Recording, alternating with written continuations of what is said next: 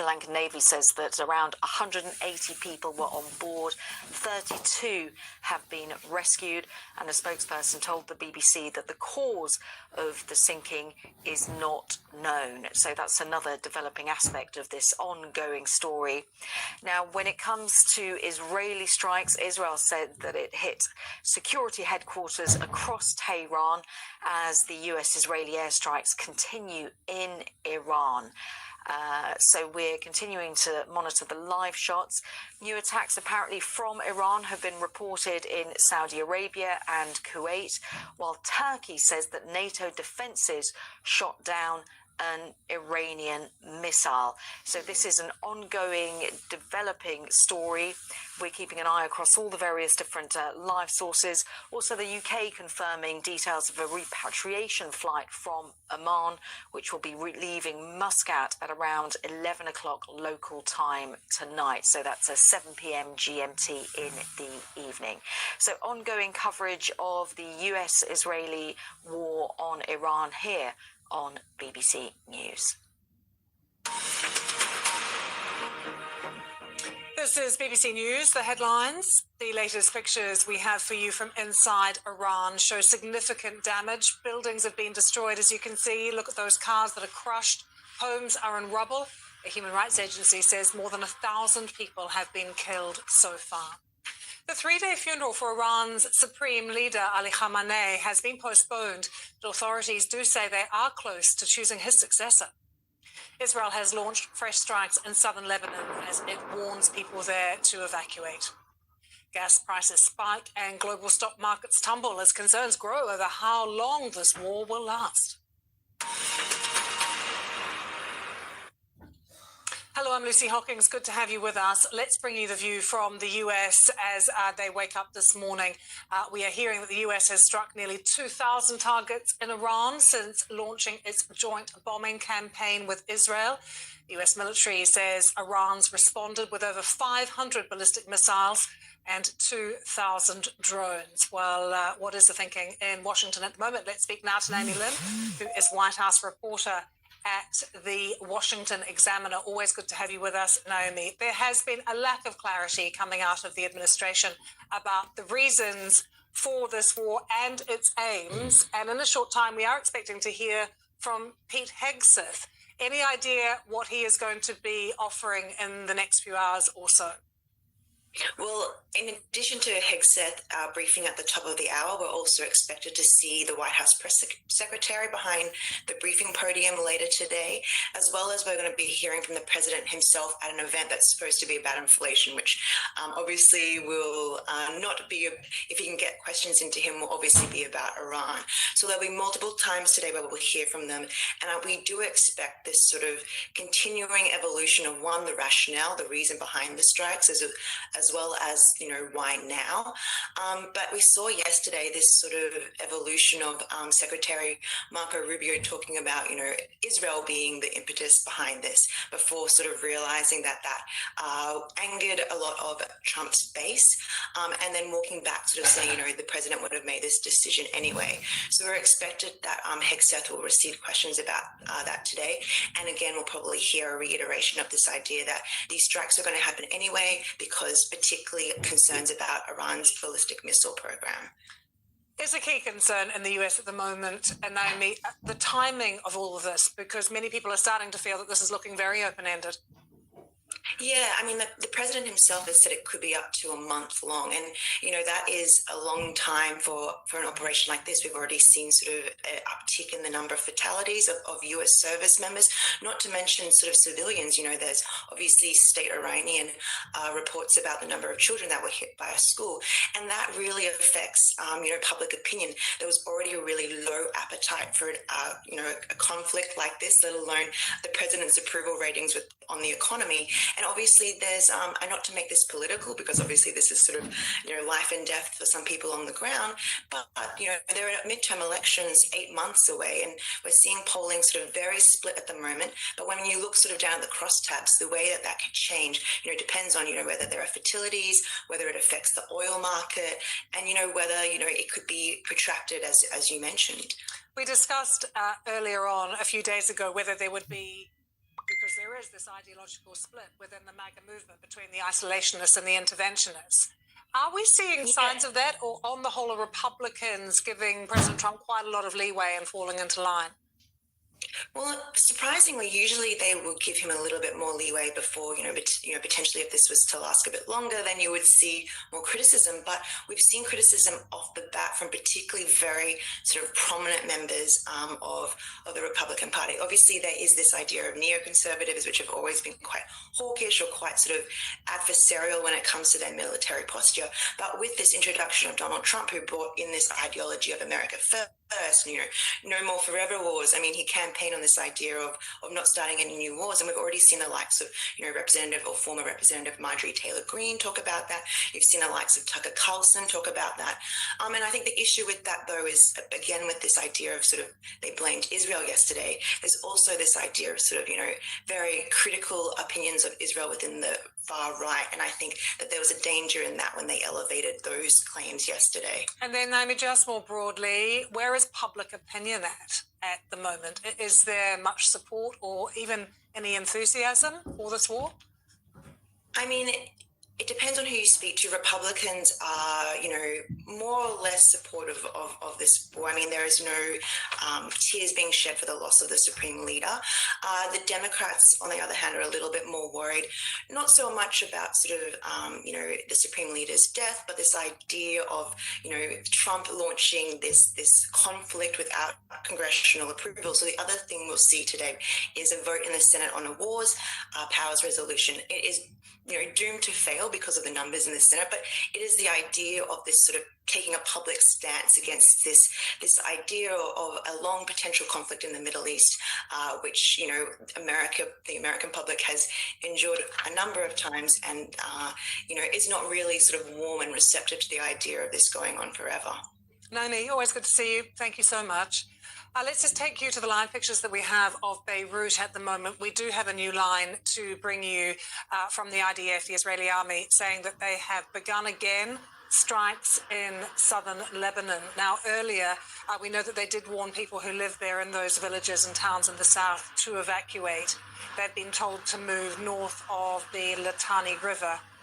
And that warning came ahead of these expected military operations, and we now know that they are underway. So the Israeli army has begun strikes in southern Lebanon. Well, Donald Trump, let's talk more broadly again about the relationship between different countries who are caught up at the moment, those that are critical and those that are supportive of the US and Israeli action. Donald Trump was critical of Sir Keir Starmer for not allowing the US military to use British bases to attack Iran, also scathing of the Spanish Prime Minister for making the same decision. President Trump vowing to block Spanish trade to the US. What is not clear, though, is if that is actually something he can do. So let's have a listen to the Prime Minister of Spain, Pedro Sánchez. La posición del gobierno de España se resume en 4 palabras. No. The Spanish government's position can be summed up in 4 words: no to the war. The world, Europe and Spain have been here before. 23 years ago, another US administration led us to another war in the Middle East, a war that in theory was said to eliminate the weapons of mass destruction of Saddam Hussein and take democracy and safeguard global safety. But in perspective, it had the opposite effect. It created the biggest wave of insecurity since the fall of the Berlin Wall. The Iraq War created a drastic increase in jihadist terrorism, a serious migration crisis, and a surge in the price of energy and also the cost of living.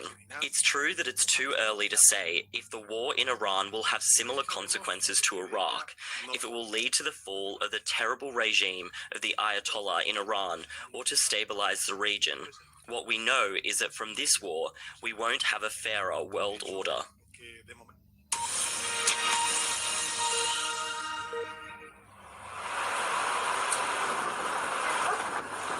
We just wanted to take you to Jerusalem because there have been the sound of sirens ringing out across Jerusalem, and our correspondents in the region have had to take shelter because of the intensity of the warnings and the air raid sirens that are going off. Let's just listen and see what we can hear.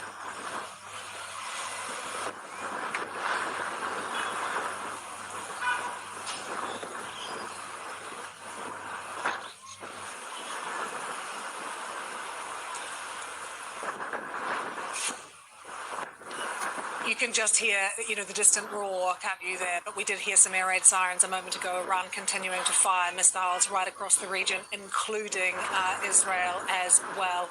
Missiles and drones have targeted not only cities like Jerusalem, but also Saudi Arabia and Iraq as well. We are hoping to talk to Yolanda Nell. You'll know her well, our Middle East correspondent who is in Jerusalem. She's had to duck down to a shelter, but we hope to return to her as soon as things are a little calmer in Jerusalem. So do stay with us around the world and across the UK. This is BBC News.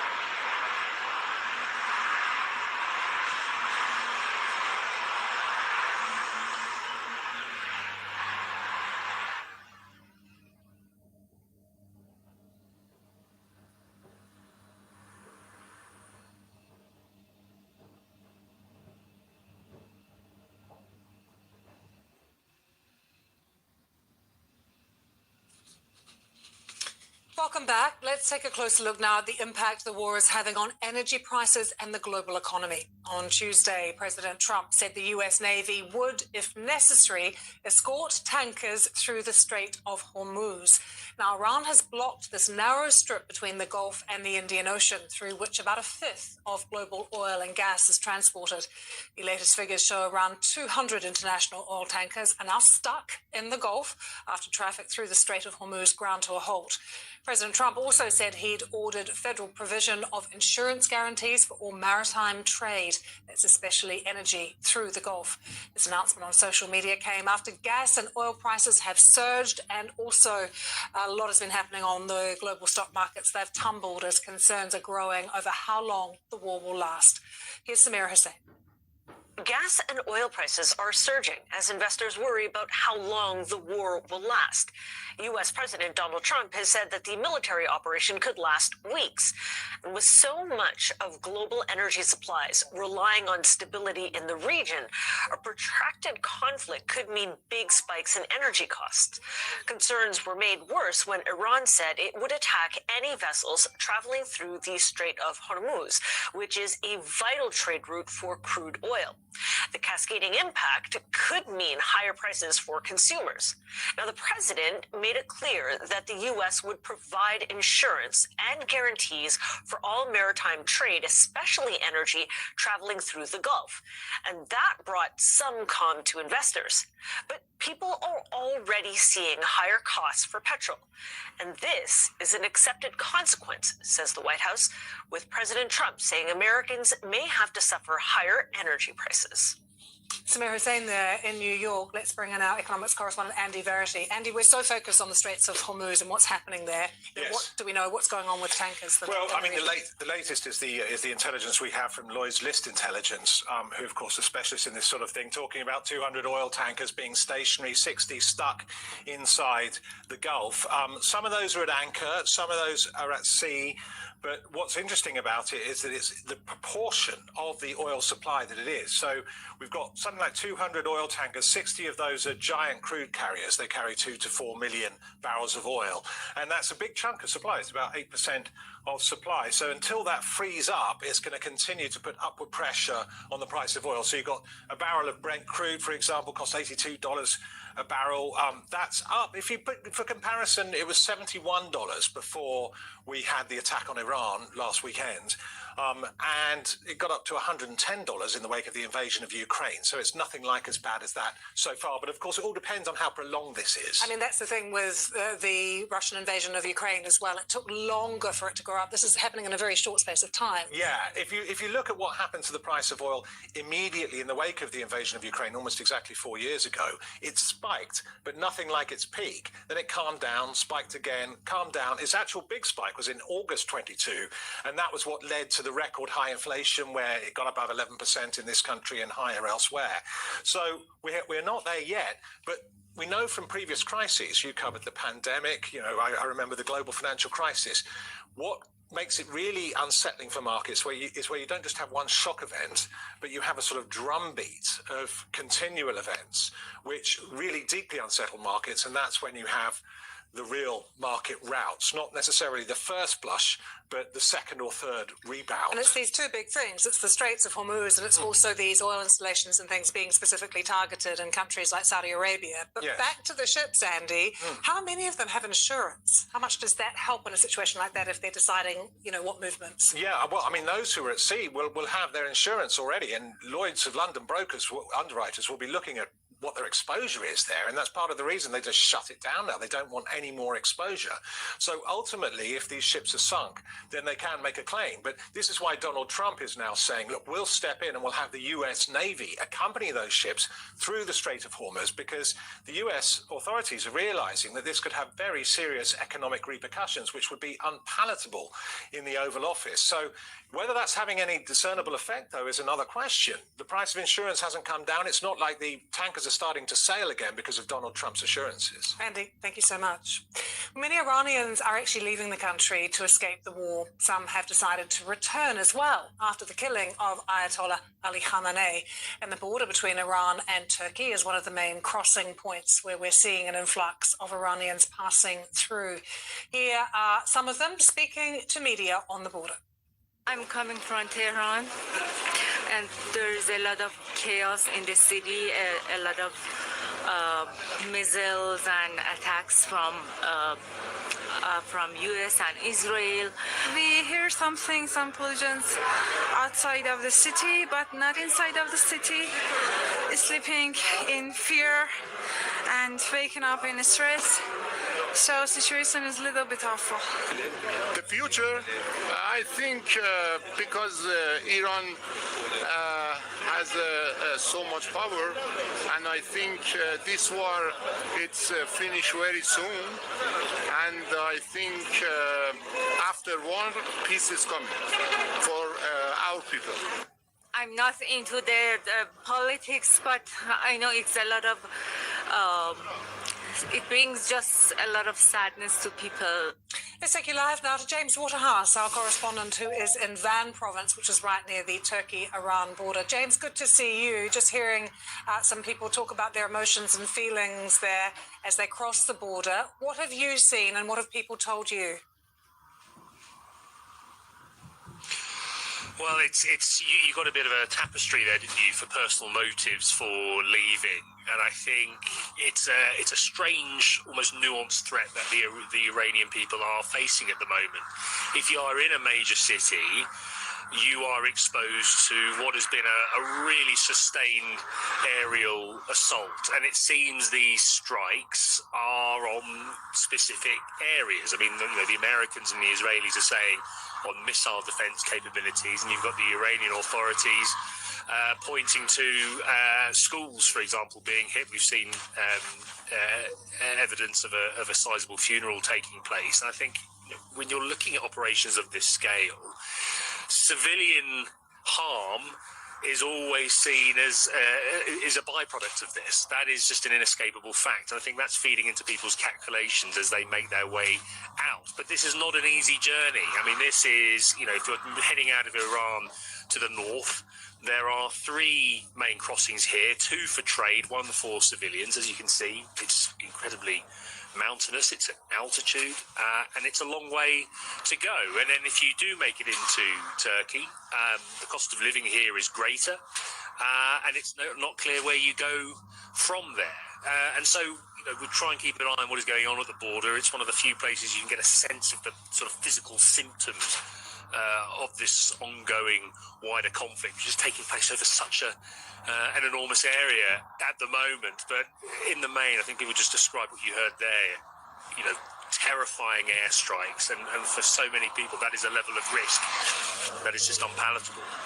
James, while we've been speaking, we've also been keeping an eye on some statements coming out of NATO here in Europe, where they say they are condemning Iran's targeting of Turkey. Can you help put that into context for us and the Turkish reaction to the fact that Turkey has now intercepted this ballistic missile that was fired from Iran? And Turkey, of course, is a NATO member, which represents quite an escalation.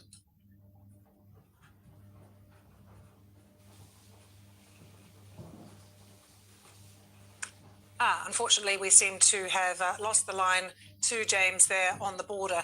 But just to tell you more about that NATO conference, that press conference that we've been keeping across, or statements rather, we condemn Iran's targeting of Turkey. Our deterrence and defence posture remains. That coming to us from NATO. To remind you, though, an Iranian ballistic munition was detected heading towards Turkish airspace. It passed through Iraq and Syria and was then intercepted. So a lot of anger about this in Turkey at the moment as well. And of course, Turkey is a NATO member, and so we're now getting responses from NATO as well, saying that they condemn Iran's targeting of Turkey. Well, let's bring you now more on an exclusive interview that we've conducted here at the BBC with the former US ambassador to the United Nations, Samantha Power. She has said that to her knowledge, there is no evidence of an imminent threat that would have served as justification for bombing Iran. She's been speaking to one of our chief presenters, Katrina Perry. Given the failure of talks through the Biden administration and in the last year to reach another deal, a successor to the JCPOA, was this situation somewhat inevitable, or could it have been avoided? Well, I think we have to go back to what the JCPOA achieved, which was at least one of the stated objectives of this war that has been launched, namely to disable Iran's nuclear program. I mean, to have secured an agreement, it was so hard-earned, the endless negotiations to give rise to the JCPOA, to reduce Iran's nuclear stockpile by 98%, to allow the most intrusive inspection nuclear monitoring regime in the history of the world, and to rip that up gratuitously, as President Trump did in his first term, only then in his second term to launch a war to try to achieve it, or at least, again, one of the reasons, one of the alibis for fighting this war, to achieve what had been achieved before. And what is so maddening is, had President Trump stayed within the negotiated agreement, his decision space would have been just the same as it was in this administration, just the nuclear program would have been defanged through peaceful means, and a scenario like this could have been avoided. So I don't think, even in a circumstance where that deal could not be conjured up again, you can imagine the lack of trust on the Iranian side to make those kinds of concessions when it had been ripped up once. So we did not achieve that in the Biden administration. But the very absence of a negotiated framework doesn't mean you then bomb a country with no rationale justified to the American people, justified to the Congress, and clearly no plan for what comes next. They would say that there was an imminent threat to the US and an imminent threat to the close ally of Israel. In all your time having access to all of this classified information, did you see evidence of that sort of imminent threat or one building? Well, they describe an imminent threat today, but again, it was not long ago that they said that the nuclear program had been obliterated and declared victory after the so-called 12-day war. One thing I know, Katrina, is that if these individuals in the Trump administration or in the Israeli government had evidence of an imminent threat, the BBC would be leading with that evidence. In other words, they would be shouting that evidence from the rooftops. There is no evidence of an imminent threat that has been made available either in highly classified settings in Washington, such that members of those committees would be able to vouch for the imminence of that threat, or publicly. How dangerous a moment is this for the world right now? I mean, we're seeing that Iranian retaliation through the region. We're also seeing this striking of US embassies, US military bases there. It's a terrifying moment because The United States is very isolated. It went to this war with Israel, despite having a history of launching attacks either in self-defense, collective self-defense, or for other reasons with partners. This is really an unusual circumstance to be this isolated. You have Iranian command and control, if not shattered, certainly in chaos right now. And I've heard one colleague liken it to a machine gun that has been thrown on the floor and is just firing wildly in all kinds of directions. And one just doesn't know when a mass casualty event is going to happen. Already a mass casualty event appears to have happened inside Iran by virtue of an American strike on a school, killing lots of kids. But so far, again, casualties have been confined to U.S. servicemen and women. But even the way that is talked about by the White House is different than anything I've seen in my lifetime. There's a kind of lack of gravity to discussing the deaths of Americans. That's very, very unusual. It's politically very, very strange. An update to bring you on what is happening off the coast of Sri Lanka. We have been reporting on the fact that around 140 people are missing after an Iranian Navy ship has sunk off the coast of Sri Lanka. We now have news to bring you from the Reuters news agency that the US military is the one that carried out this strike that hit this warship off the coast. Now, 3 US officials have told Reuters that it is the US military who carried out the strike. Speaking on condition of anonymity, they said it was carried out by a US military submarine. And earlier, the Sri Lankan authorities have been speaking to the BBC Sinhala service, saying they had rescued 32 people who were on board the ship and recovered several bodies from the sea. But just confirming for you that the US military say they have carried out a submarine from the US Navy has carried out a strike on this Iranian ship just off the coast of Sri Lanka. Do stay with us. We'll be live at the Pentagon shortly. Pete Hegseth is expected to appear in the next few minutes. We'll take you there live.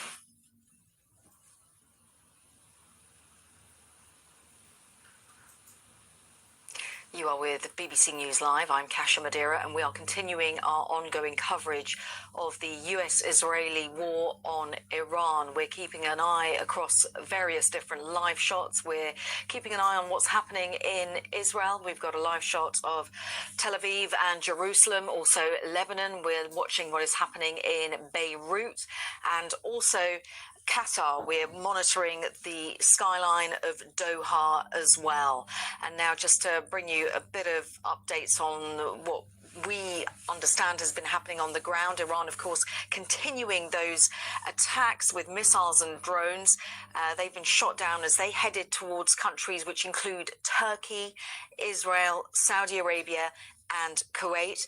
Now, NATO air defences destroyed a missile which was passing through Iraqi and Syrian airspace as it approached Turkey. Kuwait saying that it was intercepting a wave of missile and drones. Cyprus also dealing with a possible suspicious object close to its airspace. A large explosion has also been reported in Tehran, of course, in Iran, where Israel has said that it has begun broad-scale strikes. So we continue to monitor the live shots of these various skylines. We know in Beirut we've been seeing plumes of smoke. Another development in this story, which has so many different areas, of course, around 140 people missing after an Iranian Navy ship sank off the coast of Sri Lanka. Sri Lankan Navy saying that around 180 people were on board, 32 have been rescued. And so, again, that's another line that we're looking at. Of course, what is happening in the Middle East has been a topic of conversation and debate in Prime Minister's Questions Time, which took place just around half an hour or so ago. It just ended. The leader of the opposition, Kemi Badenoch, asking questions of the Prime Minister. Let's just listen in to what was said a little bit earlier in the House of Commons. I would say to Labour MPs, we are in this war whether they like it or not. What is the Prime Minister waiting for? Prime Minister, Mr. Speaker, let me give a little more detail because for a number of weeks now, we've been pre-deploying our capabilities to the region. In doing so, we've been liaising very closely with the United States as the House would have expected. Therefore, radar systems were pre-deployed. Ground-based air defence was pre-deployed, counter-drone systems were pre-deployed, and F-35 jets were pre-deployed.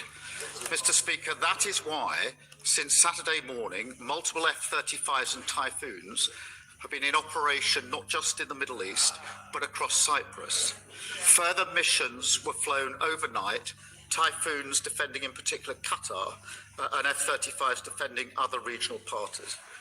We're resupplying our air defence missiles today.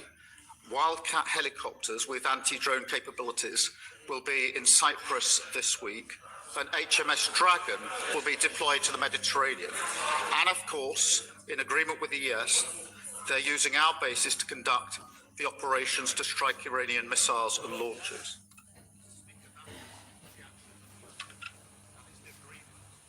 So the Prime Minister there being pressed by the leader of the opposition as to the UK involvement or not when it comes to this ongoing war, the US-Israeli war against Iran. We've got continuing coverage across the BBC. Live from London, this is BBC News. Iran continues to fire missiles across the region as it comes under intense attack from the United States and Israel. We'll be hearing in a few minutes from the US Secretary of Defense.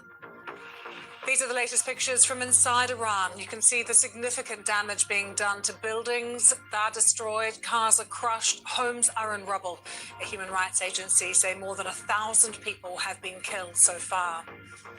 There are reports that the US military has carried out a strike on an Iranian warship. This is off the coast of Sri Lanka. Around 140 people are thought to still be missing. The three-day funeral for Iran's supreme leader, Ali Khamenei, is postponed, but authorities say they are close to choosing his successor. Israel launches fresh strikes in southern Lebanon as the Israeli military has warned people in all the towns and villages in the south of the country to leave. We will bring you the latest live from the Middle East and the wider region on day 5 of the Iran war here on BBC News.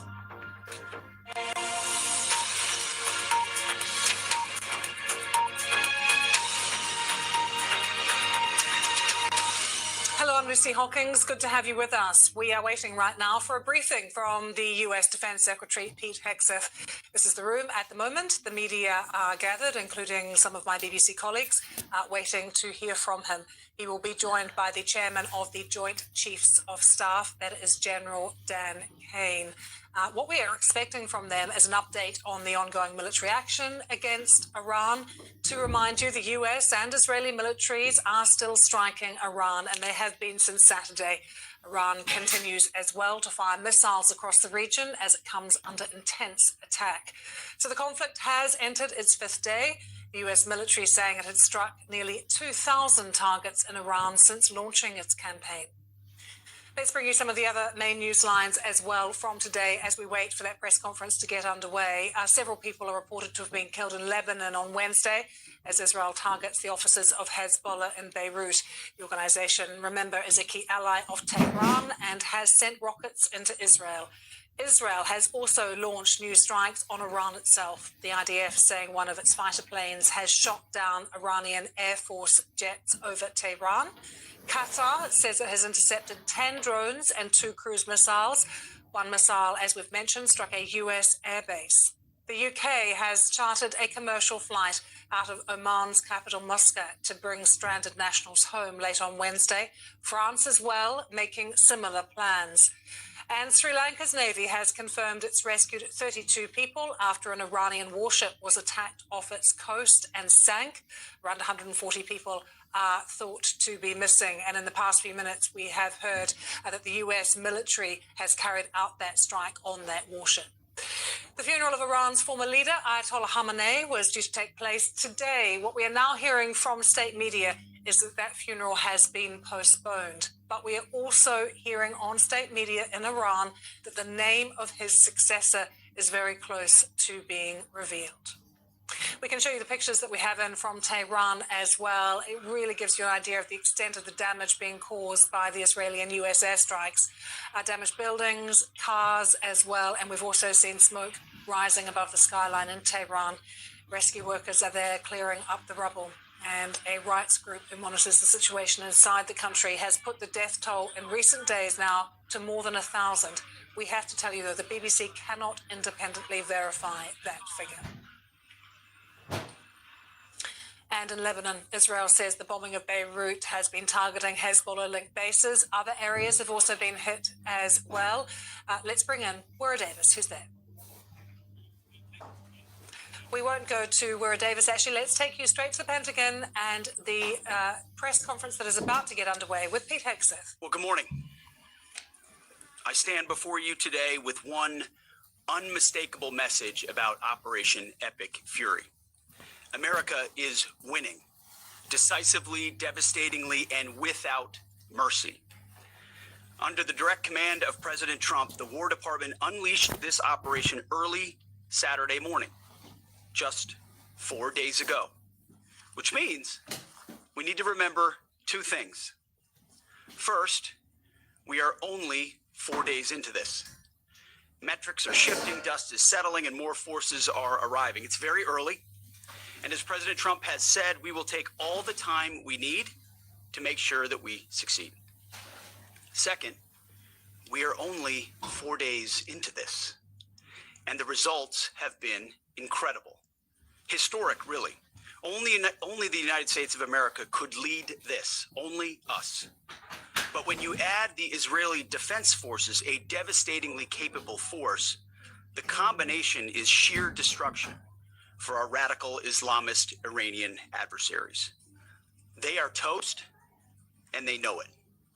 Or at least, soon enough, they will know it.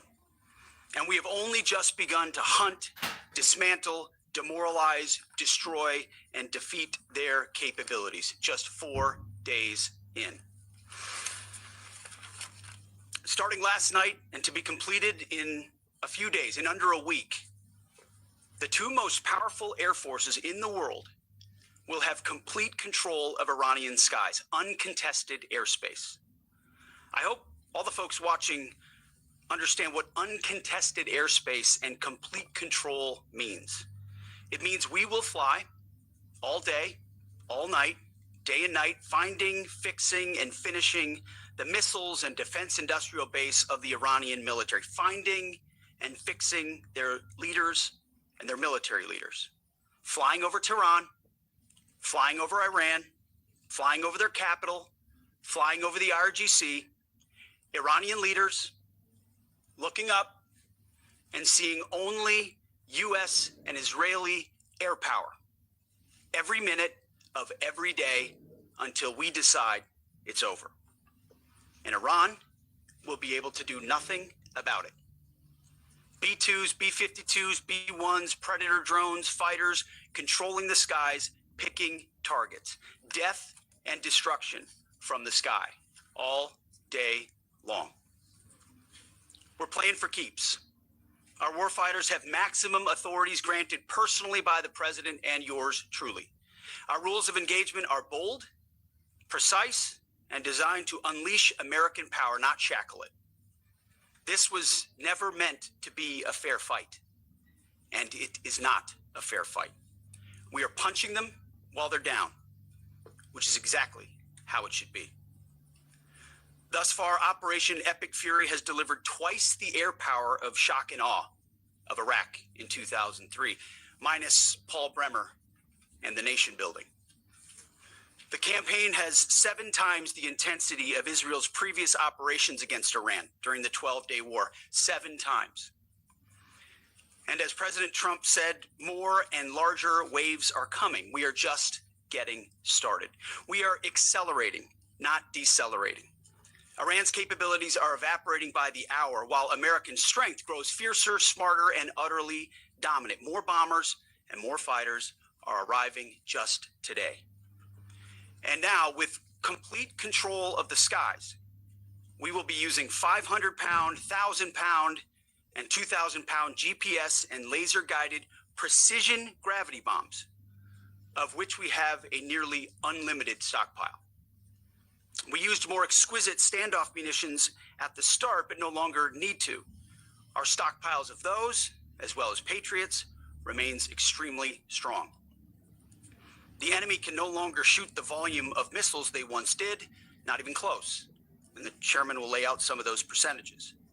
So our air defenses and that of our allies have plenty of runway.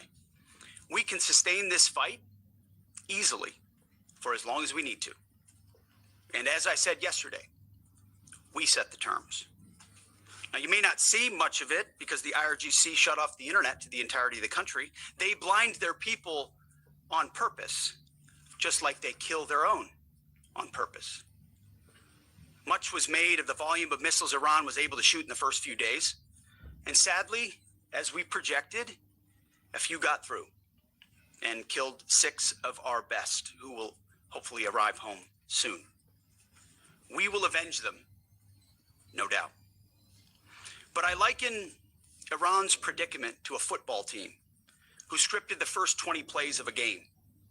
The team knew what plays to run because their first few drives were scripted. But now that the game has started and the blitz is on, they don't know what plays to call, let alone how to get in the huddle and call those plays. Iran's senior leaders are dead.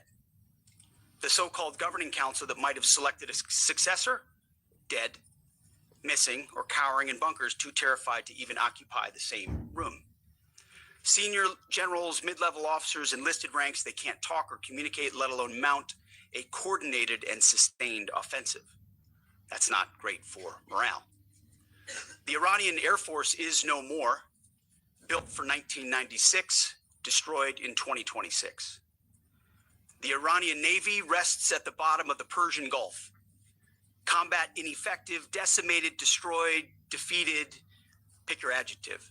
In fact, last night, we sunk their prize ship, the Soleimani. Looks like POTUS got him twice. Their Navy, not a factor. Pick your adjective, it is no more. In fact, yesterday, in the Indian Ocean, and we'll play it on the screen there, an American submarine sunk an Iranian warship that thought it was safe in international waters. Instead, it was sunk by a torpedo. Quiet death. The first sinking of an enemy ship by a torpedo since World War II. Like in that war, back when we were still the War Department, we are fighting to win. Also, yesterday, the leader of the unit who attempted to assassinate President Trump has been hunted down and killed. Iran tried to kill President Trump, and President Trump got the last laugh.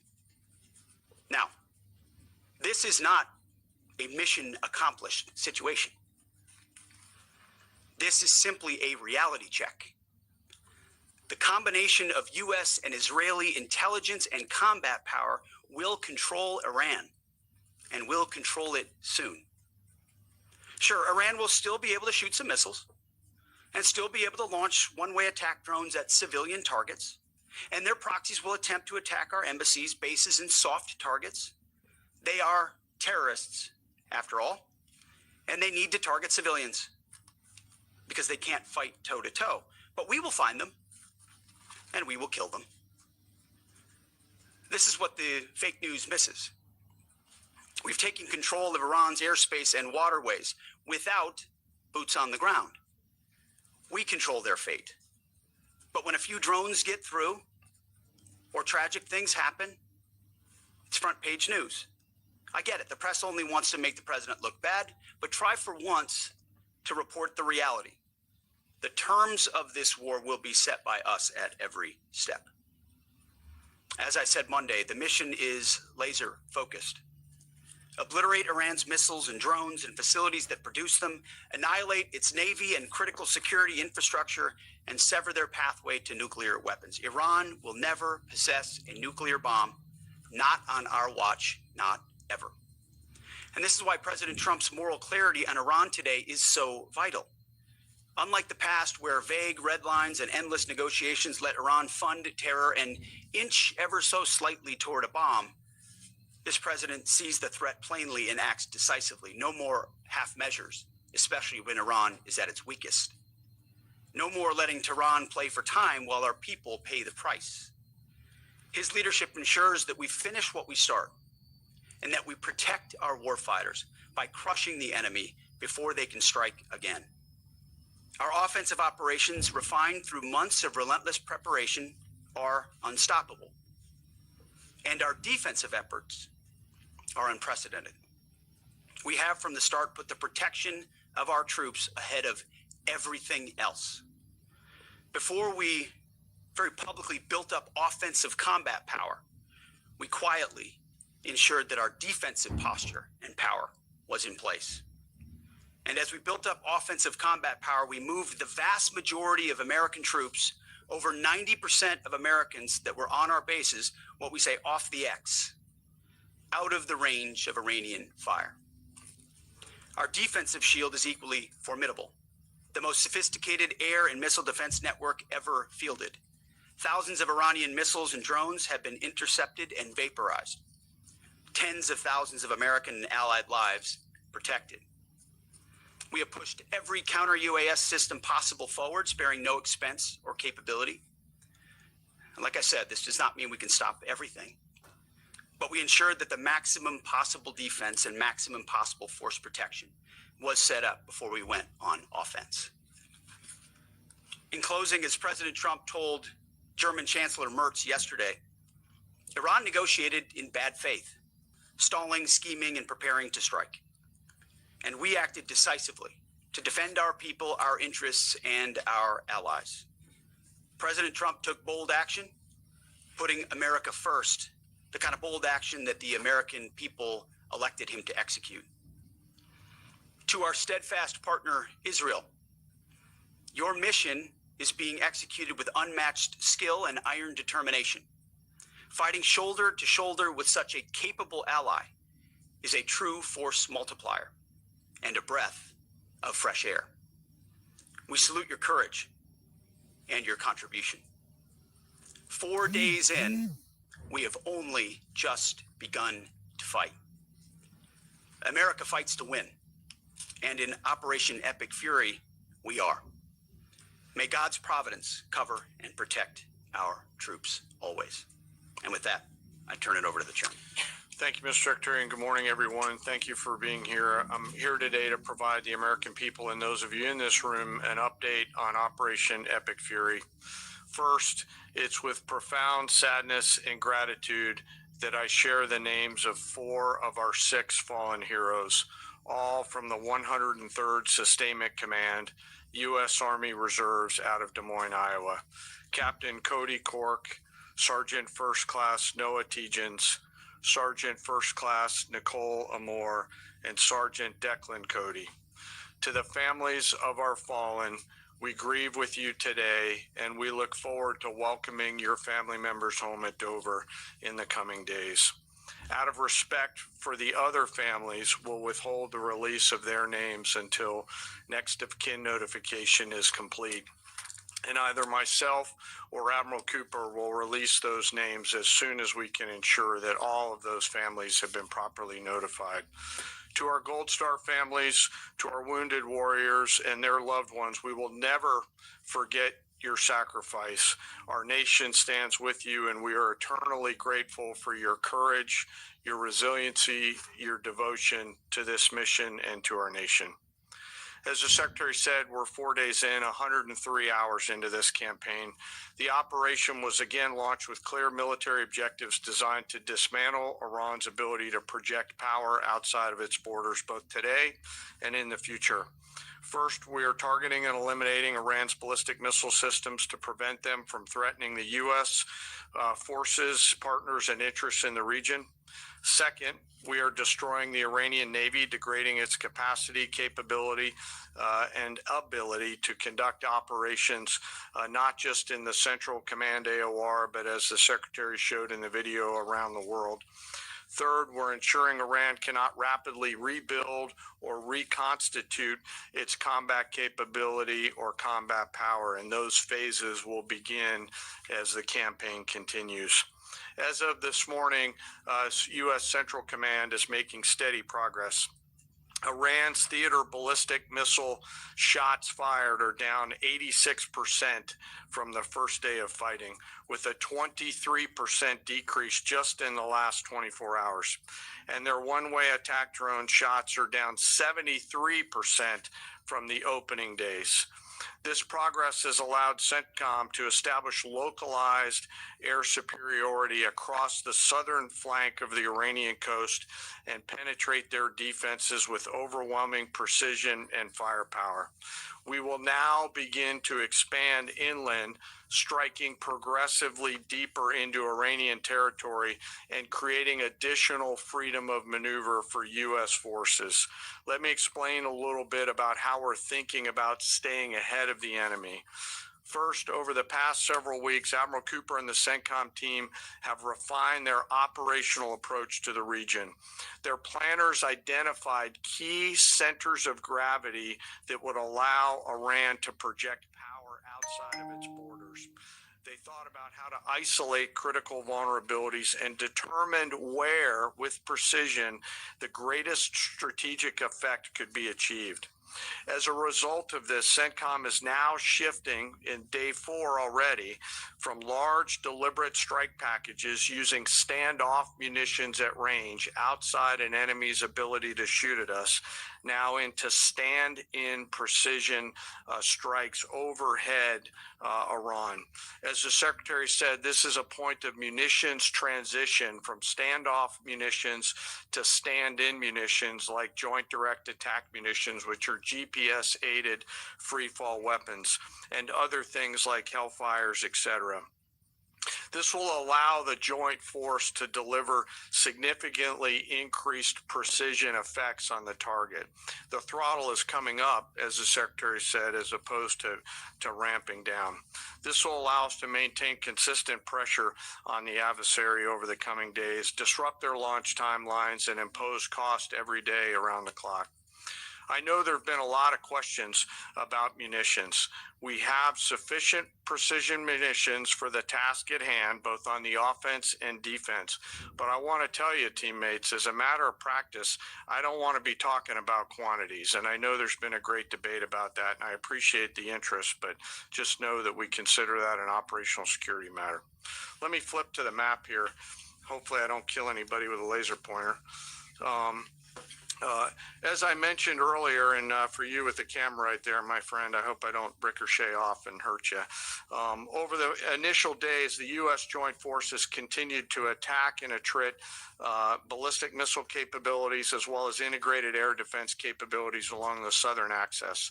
Along the northern axis, Israel and the Israeli Air Force has predominantly been working integrated air defense targets along the northern flank, as well as medium-range ballistic missile capability as well. From the sea, the USS Ford has continued to project combat power here, as well as the bomber pulses that we talked about in the opening days of this briefing. Along the southern axis, the USS Abraham Lincoln Strike Group has continued to provide pressure from the sea along the southeastern side of the coast and has been attriting naval capability all along the strait and up into the Arabian Gulf at a size and scale sufficiently to address the targets required. To date, we've hit over 2,000 targets, as Admiral Cooper said in his video last night.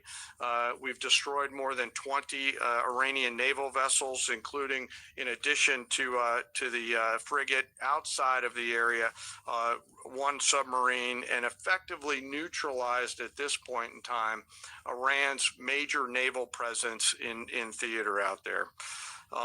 As the Secretary showed the video, for the first time since 1945, a United States Navy fast attack submarine has sunk an enemy combatant ship using a single Mark 48 torpedo to achieve immediate effect, sending the warship to the bottom of the sea. I want to remind everybody that this is an incredible demonstration of America's global reach. To hunt, find, and kill an out-of-area deployer is something that only the United States can do at this type of scale. Over the next 24 to 48 hours, CENTCOM will continue to strike infrastructure and naval capability, and we'll continue to assess our progress against the military objectives. It does take time for us to collect that information and to assess en route. Much of our intelligence, surveillance, and reconnaissance capability is currently hunting and killing ballistic missile launchers and one-way attack capability. We're precise in that assessment, and we call balls and strikes in that assessment. We take that matter seriously. Iran, on the other hand, has been indiscriminate and more imprecise in their attacks. They fired more than 500 ballistic missiles and more than 2,000 drones, striking innocent civilian targets throughout the region. Our partners are answering the call to defend themselves right alongside us. Jordan, Bahrain, Saudi Arabia, the UAE, Qatar, and Kuwait are all defending their people with their own combat capability, with precision and restraint. Jordanian air defense crews recently intercepted a cluster of Iranian one-way attack drones headed to Amman. Bahrain's air defense forces shot down an inbound drone approaching Manama's maritime infrastructure, protecting both their population and critical shipping lanes. Saudi Patriot batteries stopped a salvo of ballistic missiles aimed at energy facilities near Dhahran. The UAE neutralized multiple drones targeting Abu Dhabi's industrial zone, demonstrating speed and precision. And Qatari fighters for the first time have shot down 2 Iranian bombers that were en route to their location. Together, these nations are helping to defend themselves and project power as required against the enemy. We're 100 hours in. It's still very early, as the Secretary said, but the balance is shifting. We've always got to remember that these operations are complex, dangerous, and far from over. Our soldiers, sailors, airmen, Marines, Guardians, and Coast Guardsmen remain in harm's way, and we must be clear-eyed that the risk is still high. This is combat. Let us never forget this. As we continue, I ask that we hold all of our deployed teammates in our thoughts, those standing the watch, flying the sorties, sustaining the fight, and carrying our nation's burden. And I'll stop where I started, and that's remembering our 6 fallen who will return home as soon as possible. I remain humbled, grateful, inspired by every day the valor and professionalism of our joint force. They are quiet professionals through and through, out there doing America's work through the day and through the darkness. And with that, I'll take your questions along with the Secretary. Go ahead.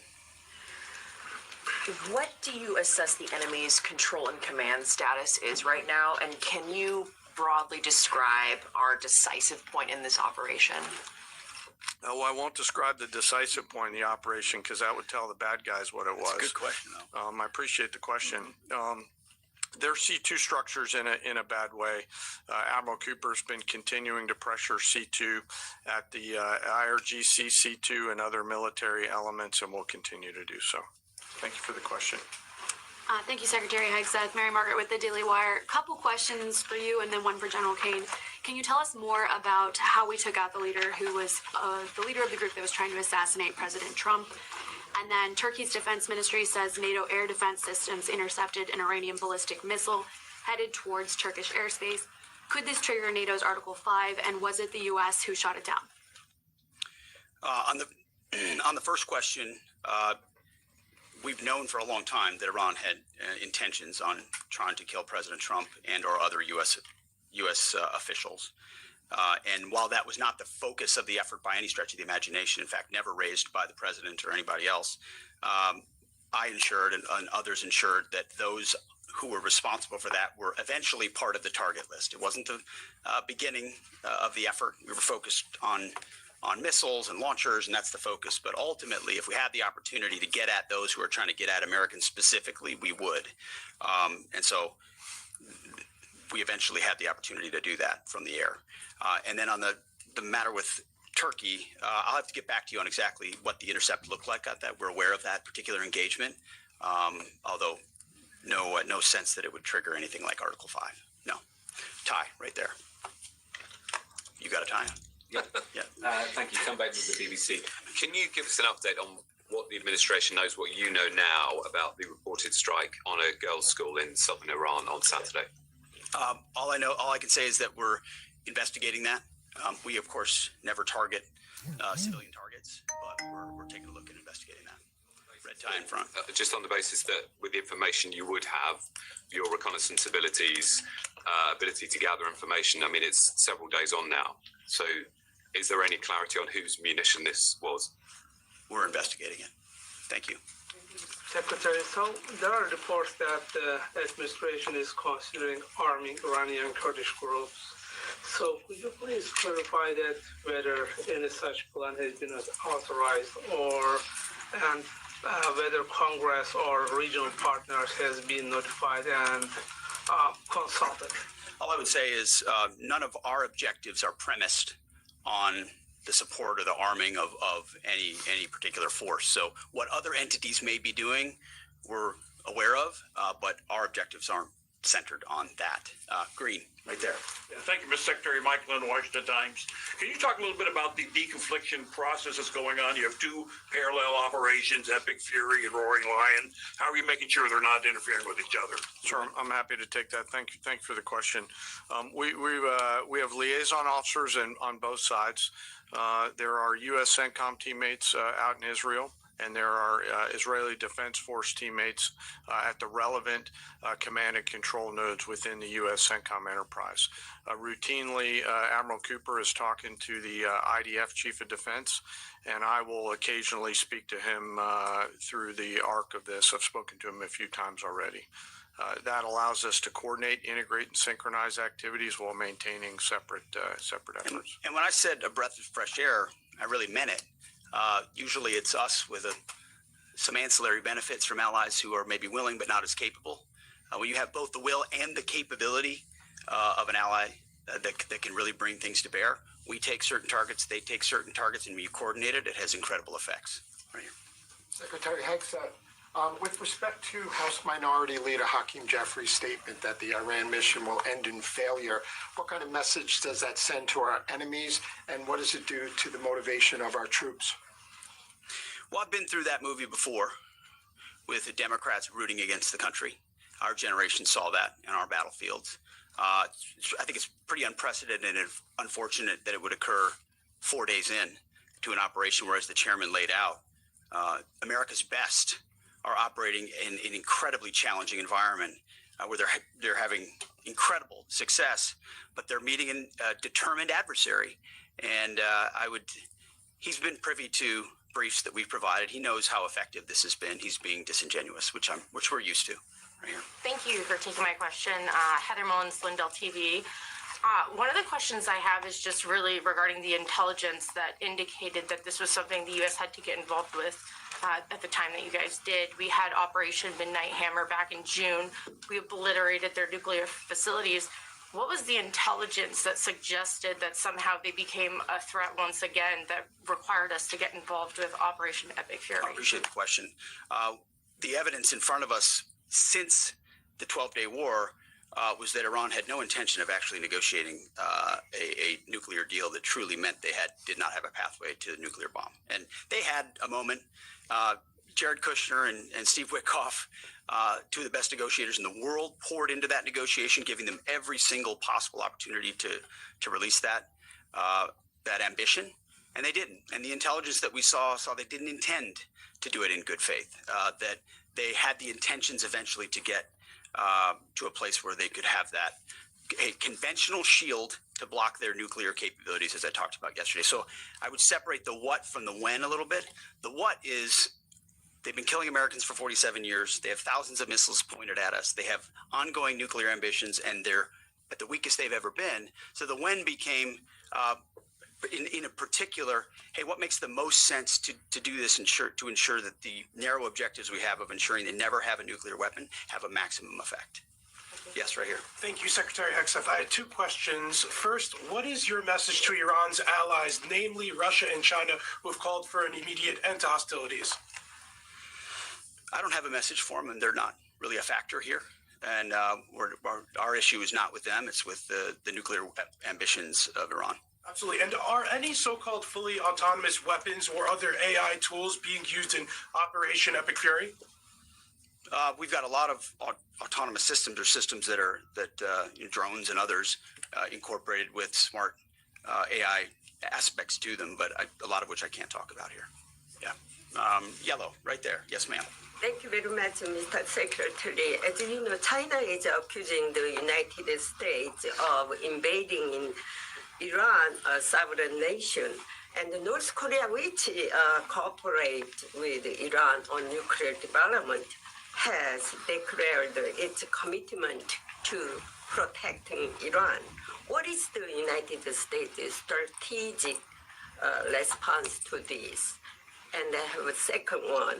How many allies joined with the United States to fighting against Iran? Do you have any numbers? Well, I think what you're seeing right now is a response in the region to the belligerence of Iran and the willingness of them to target civilian airports, civilian hotels, civilian locations, civilian oil infrastructure of their Gulf neighbors who would have preferred not to be in conflict, didn't want to, but now realize that this is something that has to be dealt with. So whether it's UAE or Qatar or Bahrain or Kuwait or Saudi, on different levels, they're reaching out to us, whether they're going on offense, which they are, whether they're giving us additional access, basing and overflight.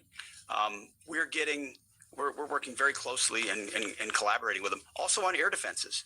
The air defense capabilities of those countries are significant, and when combined with ours and we coordinate, it brings simplicity to the shot doctrine, so we make sure we're using less munitions but being more effective with what we shoot at.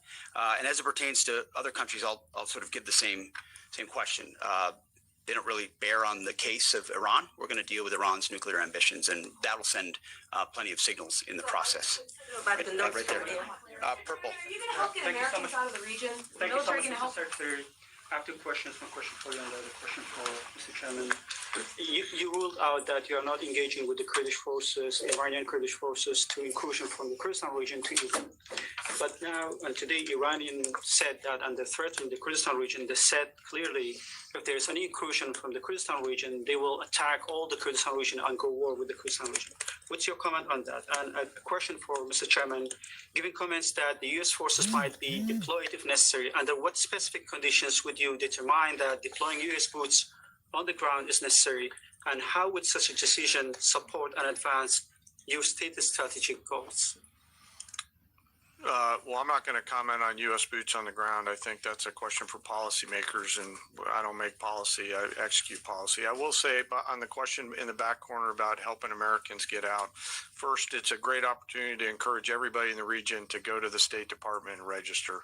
Secretary Rubio's been trying to get that word out, and I'd ask you to help us with that, to have folks register. We've also opened up space available seats as C-17s and other airplanes come in to try to help folks get out, but that's really a State Department matter. But to answer your question, that's what we've been doing. Absolutely. Last question right here. Secretary Hegseth, thank you. Reagan Reese with the Daily Caller. You touched on this in your opening remarks, but I'm hoping you could expand on it a bit. It's been reported that Iran might be trying to outlast our ability to intercept their missiles. It sounds like you guys are saying they don't have the ability to do so. Is that the case? Can they outlast us in their ability to do that? Iran cannot outlast us. We're going to ensure through violence of action and our offensive capabilities and our defensive capabilities, as I said, that we set the tone and the tempo of this fight. That's why stories and speculation about different things that try to make it look like we're limited in what we can do. The only limits we have in this is President Trump's desire to achieve specific effects on behalf of the American people. And that's why we don't talk about, you can say 4 weeks, but it could be 6, it could be 8, it could be 3. Ultimately, we set the pace and the tempo. The enemy is off balance, and we're going to keep them off balance. And we know their ability to shoot versus our ability to defend, that difference gets wider and wider every day. Our defense gets better, their offense capabilities diminish. As we are going into ammunitions that we, as we said, have tens of thousands of and can drop unlimited supplies on with even more effects than the standoff missions we have now, which is why when we say the throttle's going up, the throttle's going up and it's going to stay on high. Thank you all very much. Appreciate it. U.S. Secretary of Defense Pete Hegseth, joined there by the Joint Chiefs of Staff, General Dan Kane, at the Pentagon, just to take you through some of the key points they made about Operation Epic Fury. It was an incredibly powerful start to what Pete Hegseth said when he said that America is winning, and he said they are winning decisively, devastatingly, and without mercy. We are only 4 days in, and he said that the US is going to take all the time we need to make sure this operation is a success. And he then went on to say that they were getting historic results in this war. He said they are toast, talking about the Iranian regime, and they know it. By the end of the week, we will have uncontested airspace and complete control. Death and devastation from the sky, he said, all day long. We will control their country, and the terms of war will be set by us at every single step. That was very much the tone from Pete Hegseth. He was aggressive, he was quite nationalistic, he was pretty belligerent as well throughout, and in answering the questions too. And then from General Dan Kane, we heard that they will continue to strike deeper, progressively deeper inside Iran. And interestingly, he said that there had been a decrease in the number of missiles and drones that had been fired by Iran. Also giving details too on something that we've been reporting, which is the hitting of this Iranian warship by the US military, a submarine, striking that off the coast of Sri Lanka. And we've been speaking, the BBC Similar Service, to the Sri Lankan military, who have said that this was sunk by a torpedo.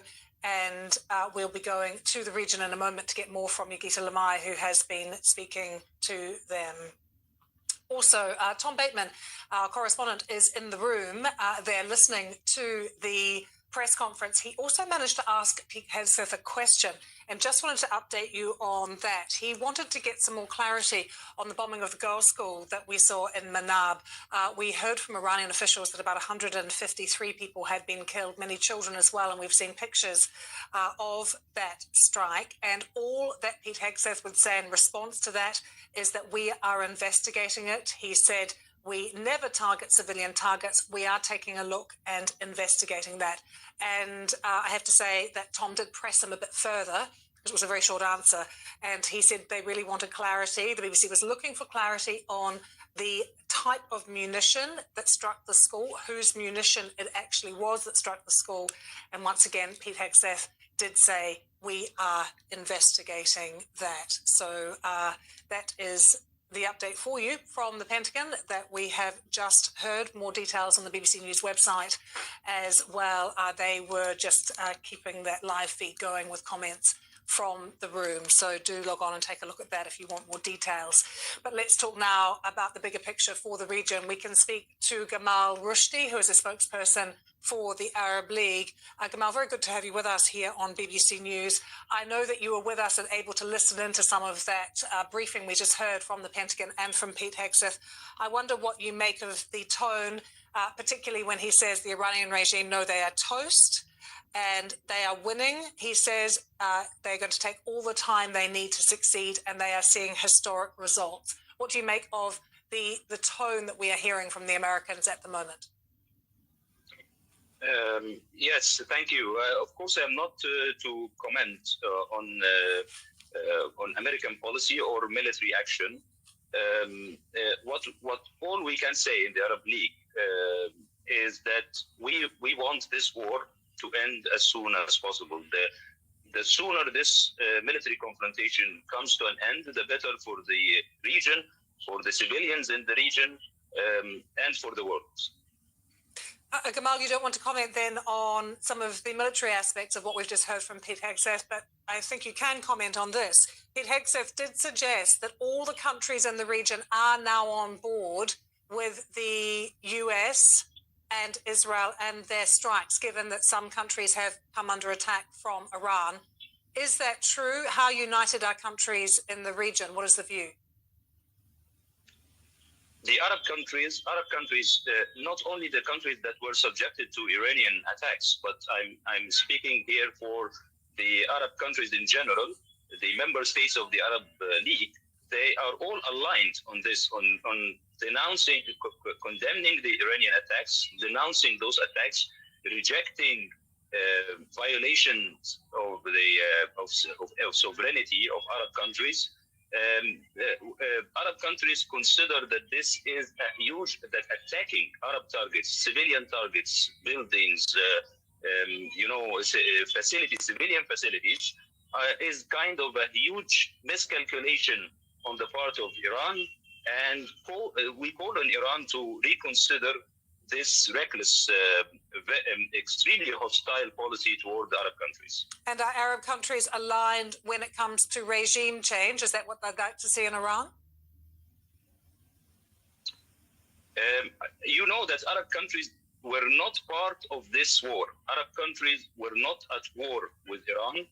Actually, to the contrary, some Arab countries, notably Oman, but not only Oman, also Qatar and Egypt and other Arab countries, they played significant roles trying to avoid the situation we are facing now, trying to avoid this war and to provide a kind of a diplomatic path.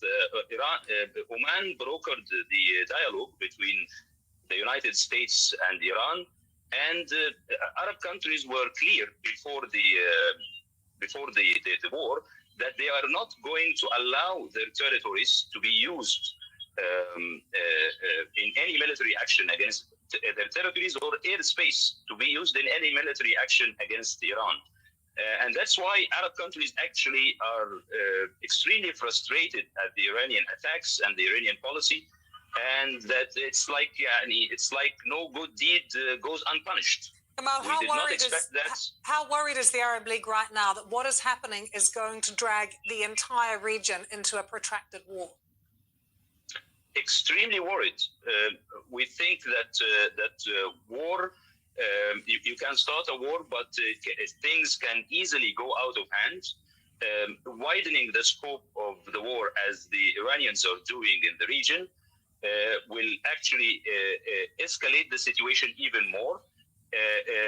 During wars, anything could be expected.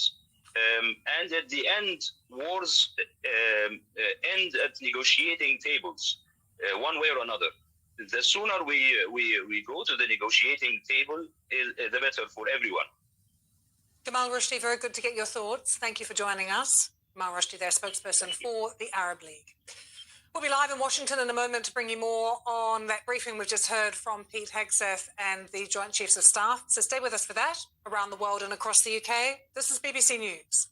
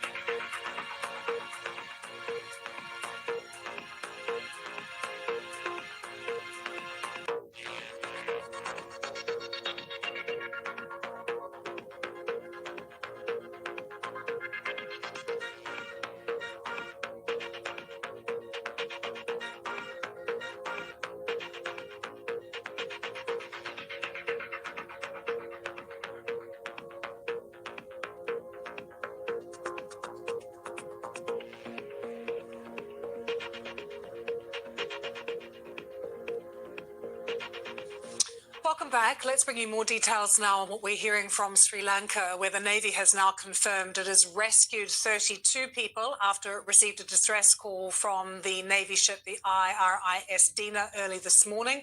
The Sri Lankan Navy confirming they believe 180 people were on board the sunken vessel.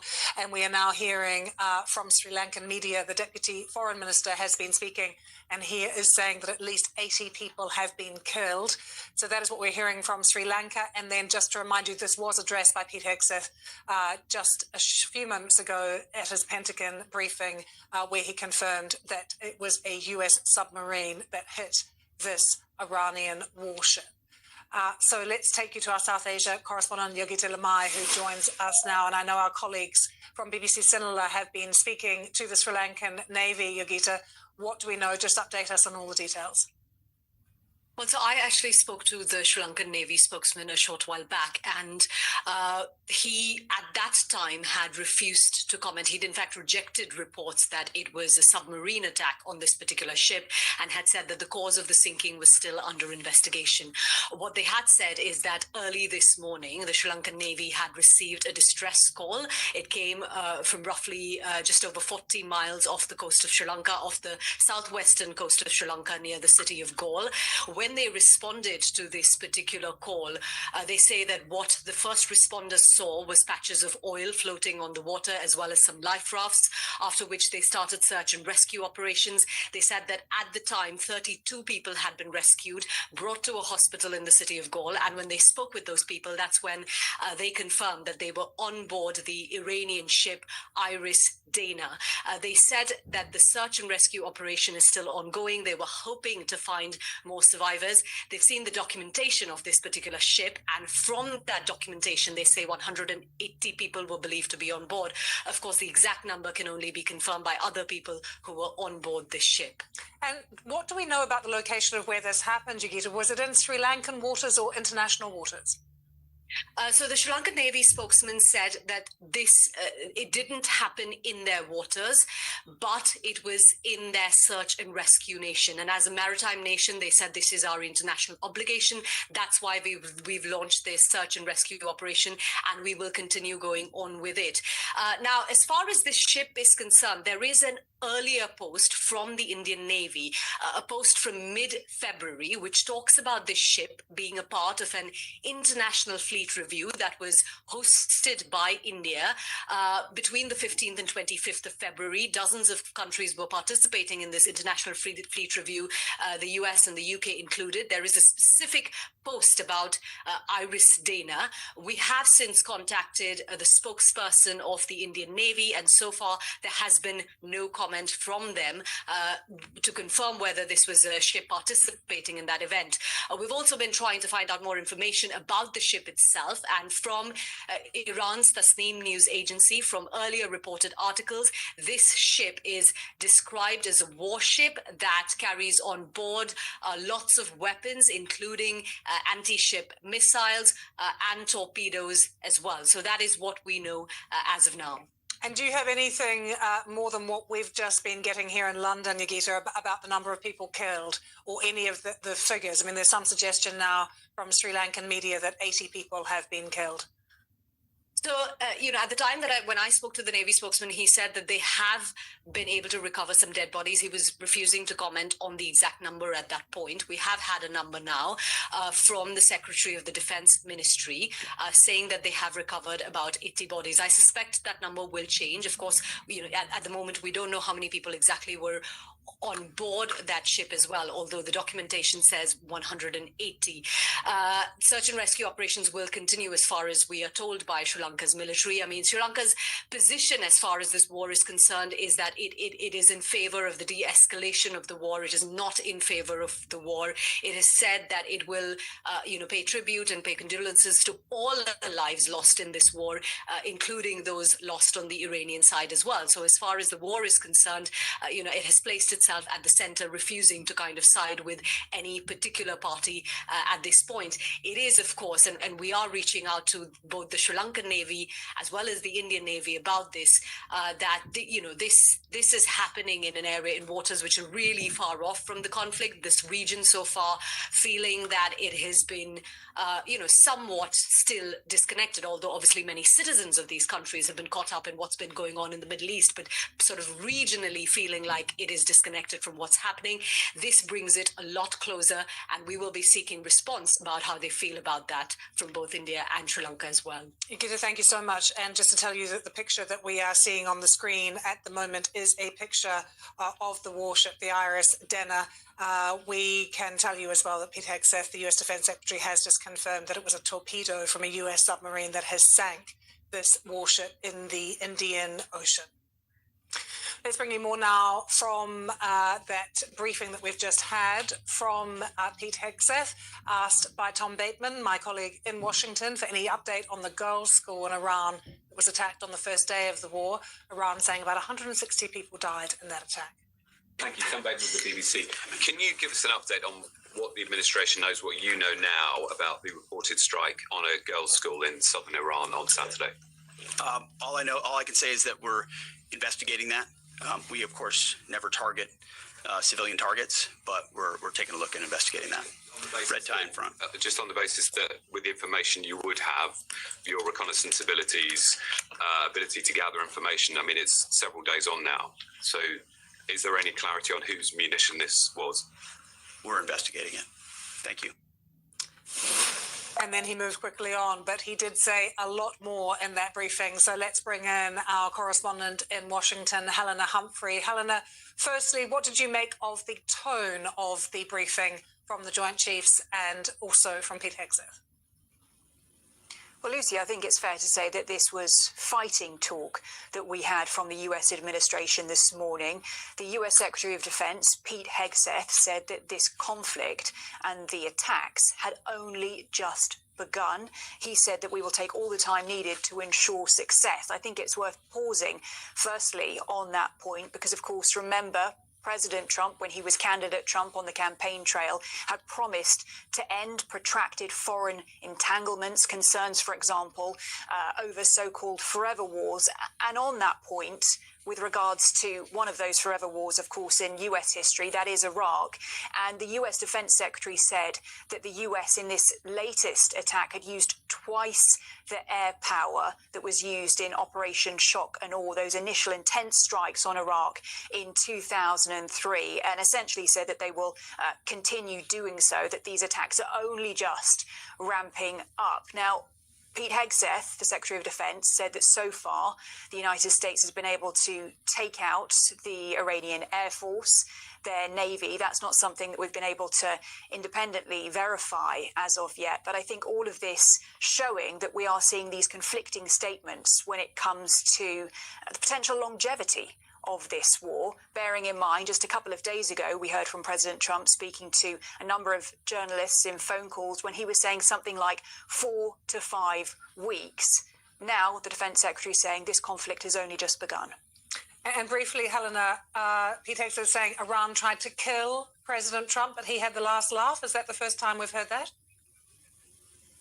Well, of course, there had been an assassination attempt, and now we know that according to the US Defense Secretary, the person who was trying to carry that out was assassinated in those latest strikes. So that is the first update we have heard with regards to that coming from the Pentagon.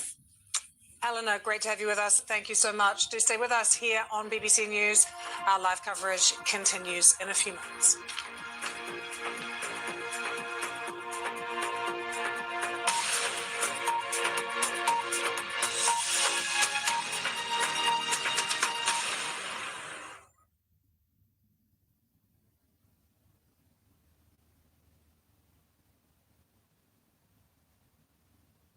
The United Nations Interim Force in Lebanon, known as UNIFIL, is a UN peacekeeping mission which has been operating on southern Lebanon's border since 1978, monitoring a ceasefire deal between the two sides.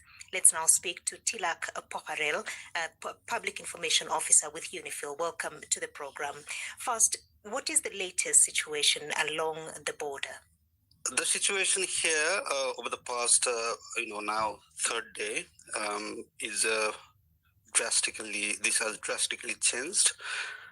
The people here have left, they are fleeing, especially areas close to the blue line, which separates Lebanon and Israel, in thousands and thousands of thousands. And streets actually here turned into like parking lots with so many people in cars and everything out, basically trying to flee to safety. Of course, our peacekeepers are there. They are there on positions, carrying out the duties they are tasked to, mandated to perform by the Security Council. So we are in touch with the parties, including the IDF and the Lebanese army, trying to de-escalate the situation. But of course, this is not only up to us. So there are many actors at play. What has been the impact on civilians who are now forced to flee? And there have been announcements from the IDF that asking many of them to leave their homes. We are not a humanitarian organization. Of course, there are like humanitarian actors very much focused on this. But from our side, what we can say is it's extremely bad situation for them. They had displaced less than 2 years ago. And they are again facing the same reality, which is extremely difficult, and especially for women, children, and all the vulnerable people here. So there's like constant, bombardment. We can see there have been airstrikes. There have been other activities here. So you told in your report before that the Israeli military has advanced further deeper inside Lebanon, which is also creating more, panic among the population. So this is not easy thing going ahead. And what does that mean for the ceasefire that was agreed between Israel and the other parties fighting? Does it hold? First of all, at the outset, I'd like to say I don't speak for the ceasefire thing, although we supported and we continue to support the implementation of that ceasefire, because we are focused on the implementation of the resolution, 1701, which gives us the mandate, and a lot of things in that resolution also overlap with the ceasefire agreement. So, has it been violated based on what you're seeing on the ground? Yes, absolutely. So it had been, we had been monitoring how often and how much violations were there. It was definitely violated even since November 2024 when this ceasefire deal was struck. But now it's been like openly challenged from both sides.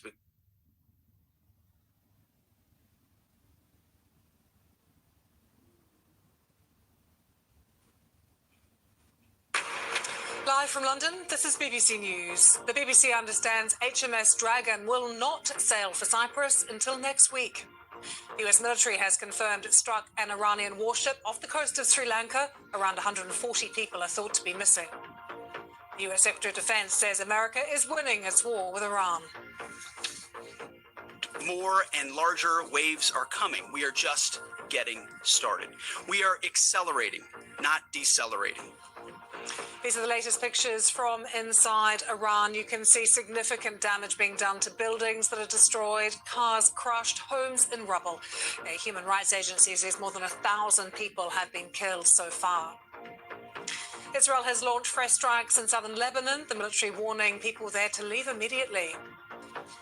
We will bring you the latest live from the Middle East and the wider region on day 5 of the Iran war, here on BBC News.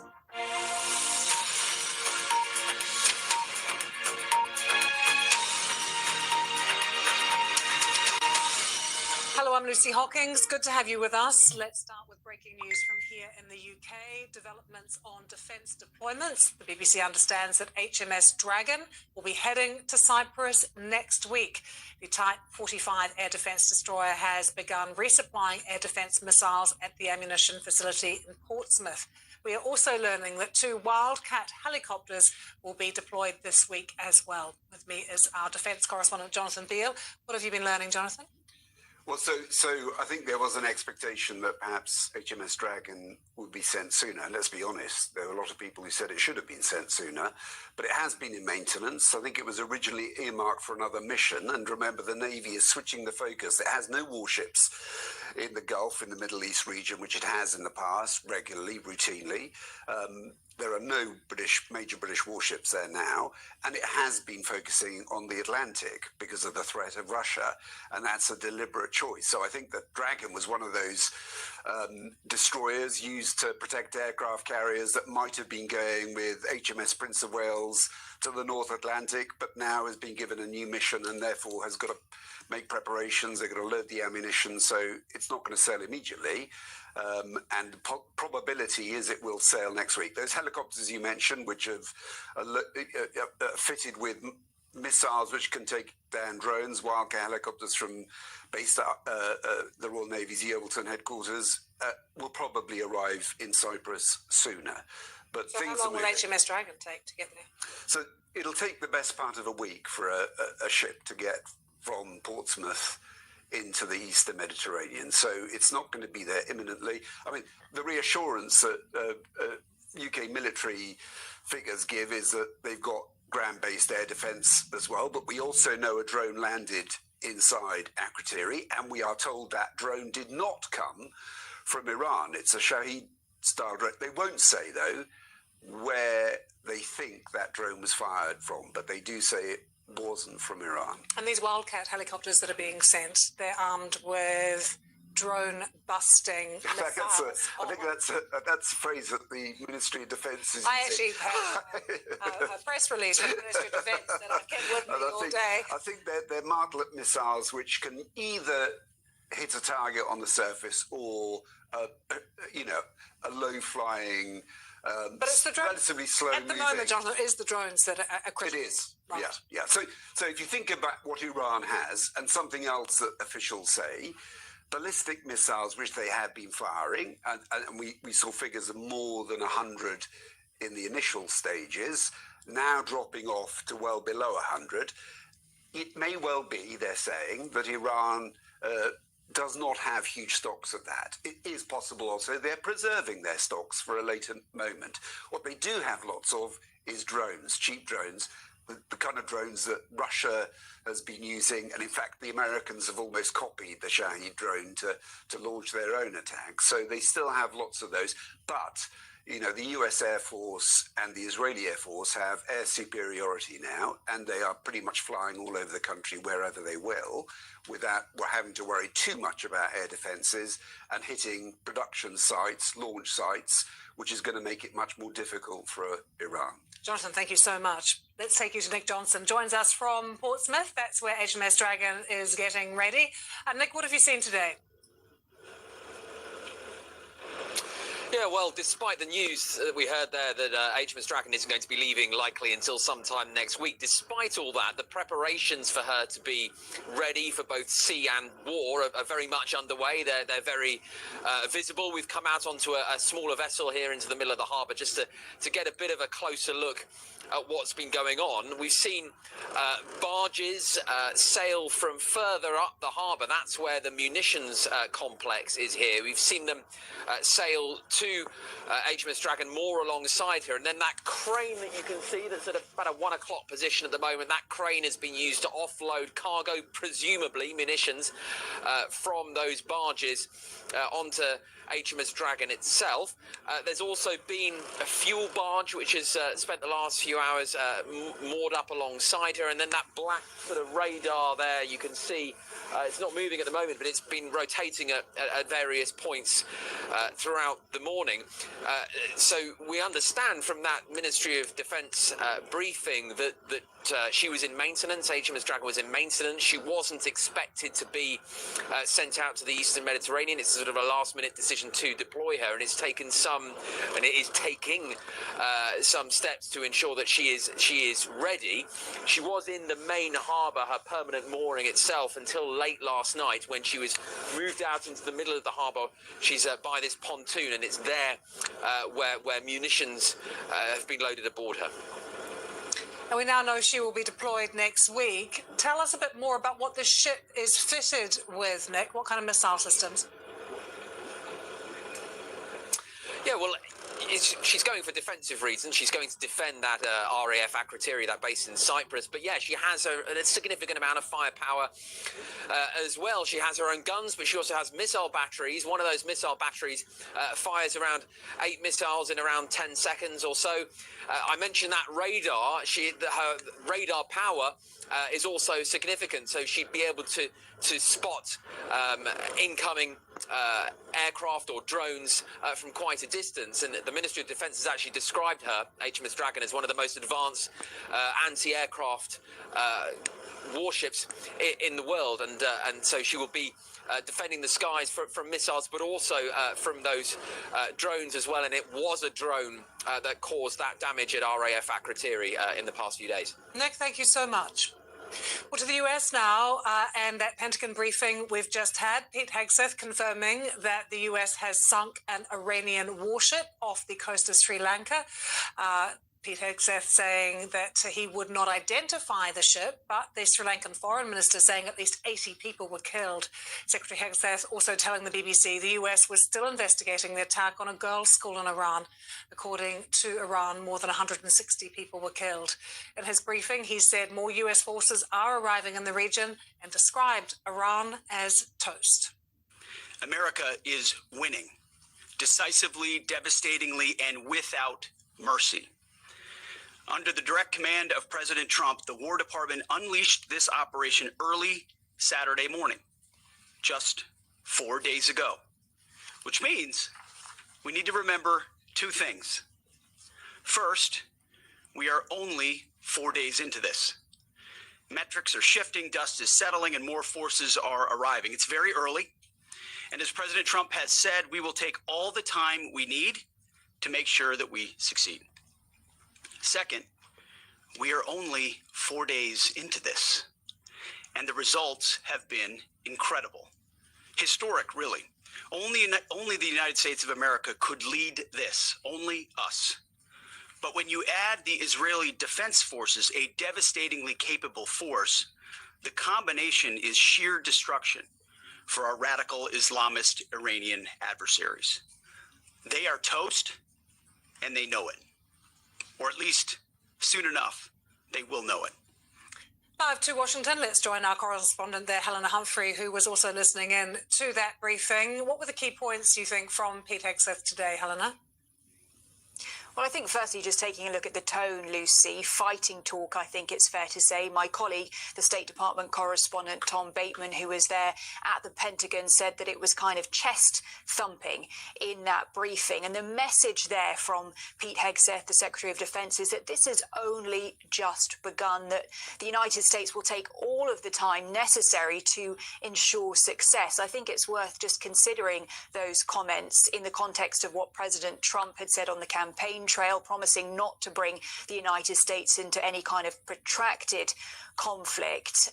Also, when previously President Trump had said he expects this operation to last between 4 to 5 weeks. But then in terms of the use of force, essentially the Secretary of Defense saying that these attacks are only ramping up, saying that the strikes in the first 24 hours of this operation were double that than what was seen in those shock and awe strikes in 2003 in Iraq. And he's saying that it's having a significant impact when it comes to, he said, the destroying of the Iranian Navy, the Iranian Air Force. That's not something that we've been able to independently verify, but Mr. Hegseth said that the use of a torpedo from a US submarine was the first time that that's been used against an enemy vessel since World War II. He also quipped with regards to another warship called the Soleimani, one of the prized warships of the Iranian fleet, saying that was also struck, saying, well, I guess President Trump got Soleimani twice, because remember, in the first administration of President Trump, there was the assassination of the elite Quds Force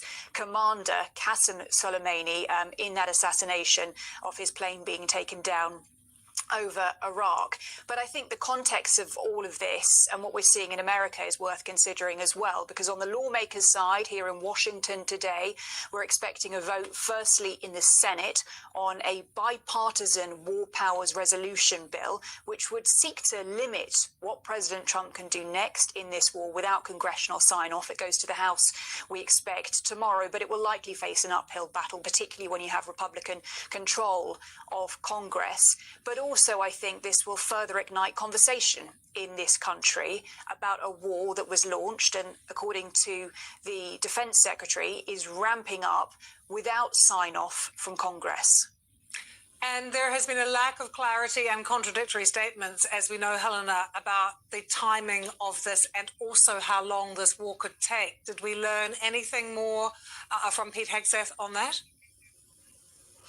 No, we didn't. And I think it was, worth bearing in mind his comments saying, look, we are only on day 4 and look at what we have achieved. And I think that was striking because, as we'd mentioned, 4 to 5 weeks had been the initial assessment from President Trump when he'd been calling up journalists. We then heard from the Secretary of Defense yesterday saying that ultimately it was in the hand of the president how long this conflict could last, whether it could be shortened or whether it could be drawn out further, essentially. Now the message from the administration that this conflict has only just begun. Helena, thank you so much. Helen Humphrey updating us there from Washington on that briefing we've just had. There is more on the BBC News website as well, though, just taking you through some of the key points that came out of that and from the Joint Chiefs of Staff as well, who was there. To stay with us around the world and across the UK, this is BBC News.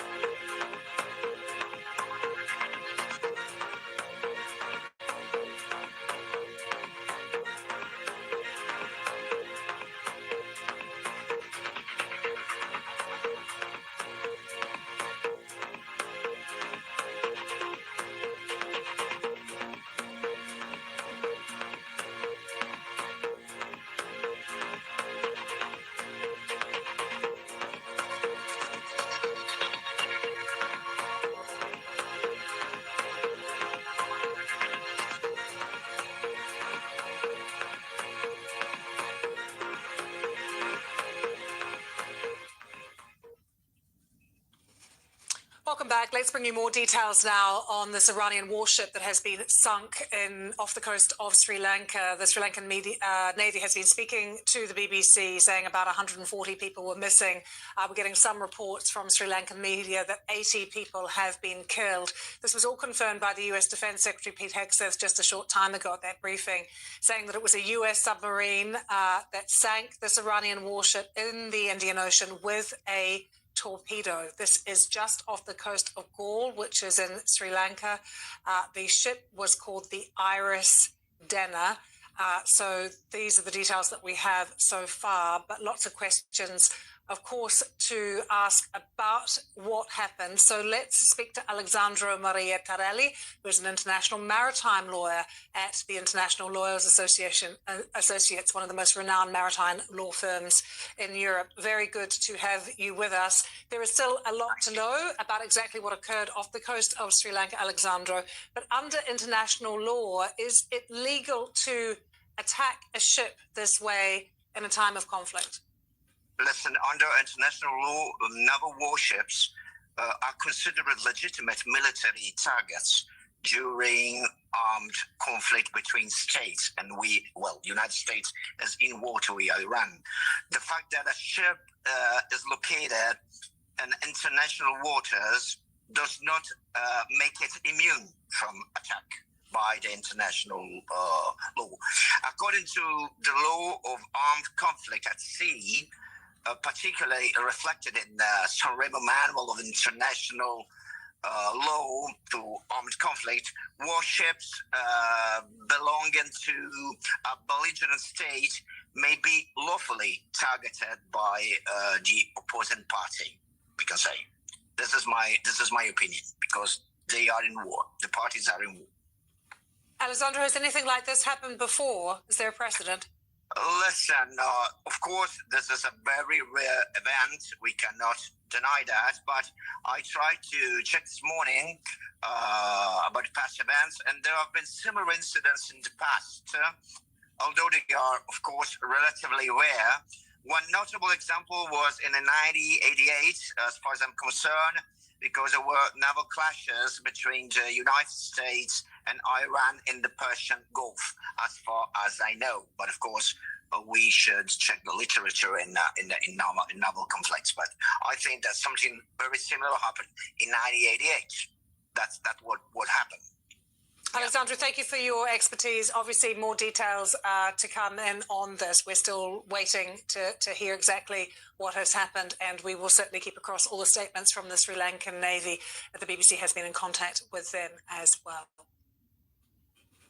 Well, let's take you back to that briefing that we had from the Pentagon from Secretary Hegseth, asked by Tom Bateman, the BBC's Tom Bateman, for any update on the attack on a girls' school in Iran on that very first day of the war. Iran saying about 160 people died in that attack. Let's have a listen to his response to that question from the BBC. Thank you. Tom Bateman with the BBC. Can you give us an update on what the administration knows, what you know now about the reported strike on a girls' school in southern Iran on Saturday? All I can say is that we're investigating that. We, of course, never target civilian targets, but we're taking a look and investigating that. Red tie in front. Just on the basis that with the information you would have, your reconnaissance abilities, ability to gather information, I mean, it's several days on now. So is there any clarity on whose munition this was? We're investigating it. Pete Hegseth there. Well, let's update you on what is happening in terms of travel. Such a worrying time for so many people who are caught up in this. And some of the British nationals stranded in the Middle East are due to be flown home later on Wednesday as Iranian missile and drone attacks against the Gulf continue to ground flights. A chartered plane is due to leave Muscat International Airport in Oman at 2300 local time. The most vulnerable will be prioritised for a seat. Thousands of foreign nationals remain stranded with flights grounded across the region. Megan Owen is here with us with all of the details. Really worrying. It is, Lucy, all over the world. And that's because air travel in the Middle East has been severely disrupted since Saturday when the US and Israel launched strikes on Iran, with over 4,000 flights a day cancelled since that airspace was closed. Now, Flight Radar, which monitors air travel, gives you a good sense of just how widespread that disruption is. Now, this is what it was like on Saturday before the strikes. Take a look at today. You can see huge gaps here around Iran and the Middle East. Now, the vast majority of global flights to countries in the region have been cancelled, and thousands of foreign nationals from all over the world are currently stranded or unable to get connecting flights. Now, between 500,000 and 1 million Americans are estimated to be in the region, and 300,000 Brits are also in the Gulf, half of whom have asked for help getting back. Now, the British Foreign Secretary, Yvette Cooper, stresses that their safety and security are a top priority, and the government is chartering a repatriation flight from Oman, which is due to leave around 11 p.m. local time this evening, with vulnerable people prioritised first. Now, the US says it's also securing military and charter planes to pick up American citizens who want to leave. Now, meanwhile, there are a few commercial flights operating out of Oman and Dubai, but these are few and far between, and there are thousands desperate to leave the region, including Theodore and Crystal, pictured here, who are stuck in Dubai and can't get home to New York, and Katie from the UK, who is in Bali. We are currently in a hotel/Airbnb for the cheaper pricing. It just made more sense to be able to cook our own food and not have to pay for breakfast, lunch, and dinner. We also contacted our local politicians back home. We're waiting on an answer from them to see if they can help us in any way possible. Currently, there is a flight due to go tonight at midnight to Dubai, but then there is no guarantee of leaving there within 2 weeks.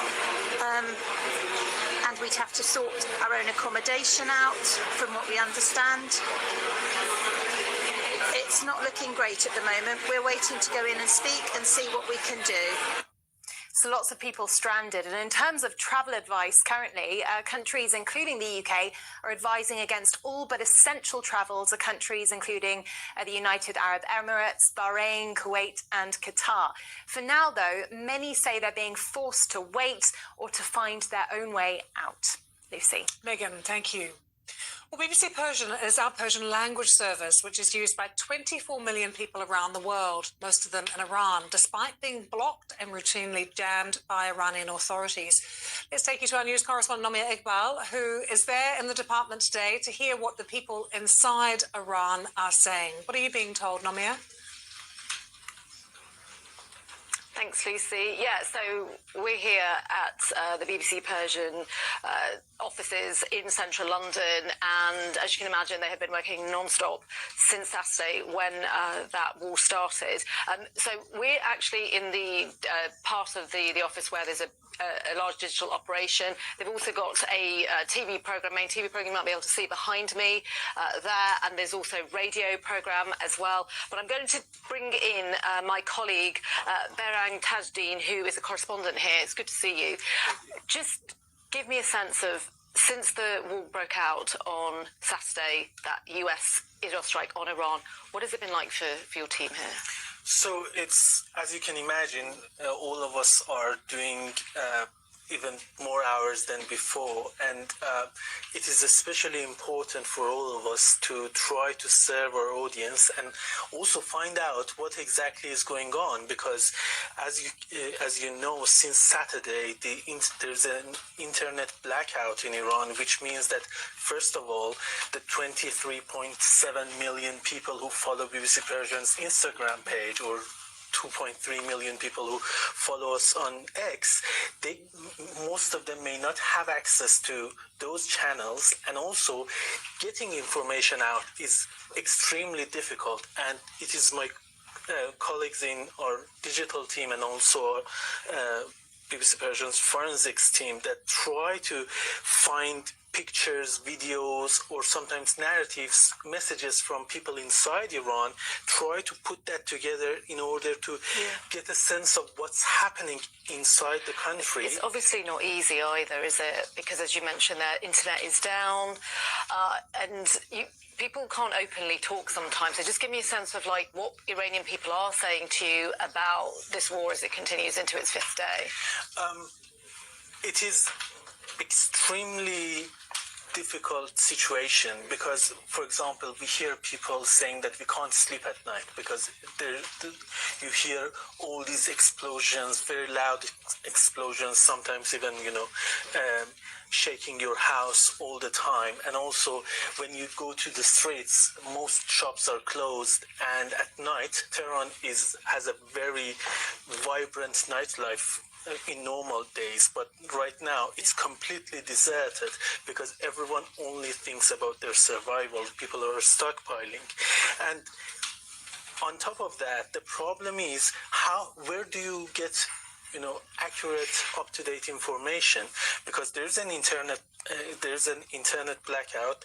Domestic media is heavily censored, heavily restricted, and foreign media, the likes of BBC Persian, they block the internet, but we are on satellite TV. We have my colleagues in Persian TV newsroom. And then the satellite is jammed. That's why in the past couple of months we have started this Lifeline Radio, which is a small team of us, providing news update once a day. But at least that gives you, if you have access to shortwave radio or medium wave radio, at least you can find out what's going on. I'll leave that. Thank you so much, Berang Tajdeen. They're just giving us a sense of what it's like for our BBC Persian colleagues to be covering this war as it continues into its fifth day. Nomia, thank you so much. To remind you, BBC Persian is our Persian language service used by 24 million people around the world, most of them in Iran, despite being blocked and routinely jammed by Iranian authorities. Stay with us. The business news is up next. Samira is waiting in the wings in New York.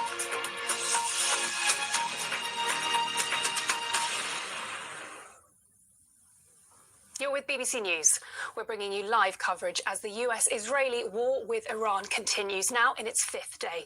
Well, let's bring you these live pictures that show you the scene across parts of the Middle East. We're monitoring the situation as events unfold. We are hearing what sounds like explosions in Jerusalem currently. In fact, let's listen into that now.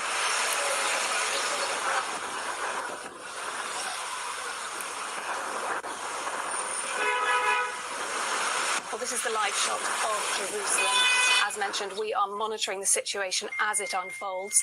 Israel has launched fresh attacks in the last few hours as the war with Iran and its supporters show no signs of letting up. So there have been fresh explosions heard across Iran also, and a US-based human rights agency says the civilian death toll there has now passed 1,000. Well, the Israel Defense Forces say one of its fighter planes has shot down an Iranian Air Force jet over Tehran.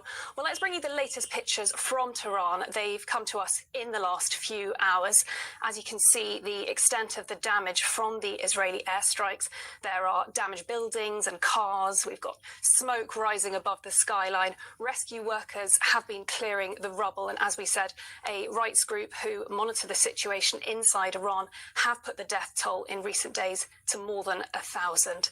Well, let's take a look at our live shot of Beirut also, so the capital of Lebanon. Several people are reported to have been killed in Lebanon today. That's as Israel targets the armed group Hezbollah, the organisation that is a key ally of Tehran and has sent rockets into Israel. Well, Iran has continued to fire missiles across the Middle East as it comes under intense attack from the United States and Israel. Missiles and drones targeting Israel, Saudi Arabia and Iraq have been shot down, but another struck a US-run airbase in Qatar. And as the conflict entered a fifth day, the US military said it had struck nearly 2,000 targets in Iran since launching its campaign. Well, US Defense Secretary Pete Hegseth has been speaking from the Pentagon just a little bit earlier today. He said that the US sank an Iranian warship in the Indian Ocean, saying that it was in international waters. He didn't name the Iranian ship that was attacked, but earlier the Sri Lankan Navy reported the Iris Denna went down in the Indian Ocean with around 140 people on board missing. They rescued 32 sailors from the water after they received a distress call. When the naval vessels reached the area, there was no sign of the warship. That's what they said. They just said there were patches of oil and life rafts on the water, and the search and rescue operation is continuing. Well, Hegseth also used this opportunity as a show of strength for America. He praised the bold action from President Trump, saying Trump was putting America first, and he used characteristically tough rhetoric. He said the results over the past 4 days have been incredible, historic, really. Those were Pete Hegseth words there. He referred to the Iranian regime, said they are toast and they know it. Well, we've also been monitoring a live shot of Doha. Qatar says it has intercepted 10 drones and 2 cruise missiles. One missile struck a US airbase there. Well, the UK has chartered a commercial flight out of Oman's capital, Muscat, to bring stranded nationals home late on Wednesday. France has also made similar plans, and the funeral of Iran's former leader, Ayatollah Khamenei, was due to take place today, but Iranian state media says it's been postponed. Reports from Iran suggest the name of his successor is close. Well, we will continue to bring you coverage across the BBC as events unfold.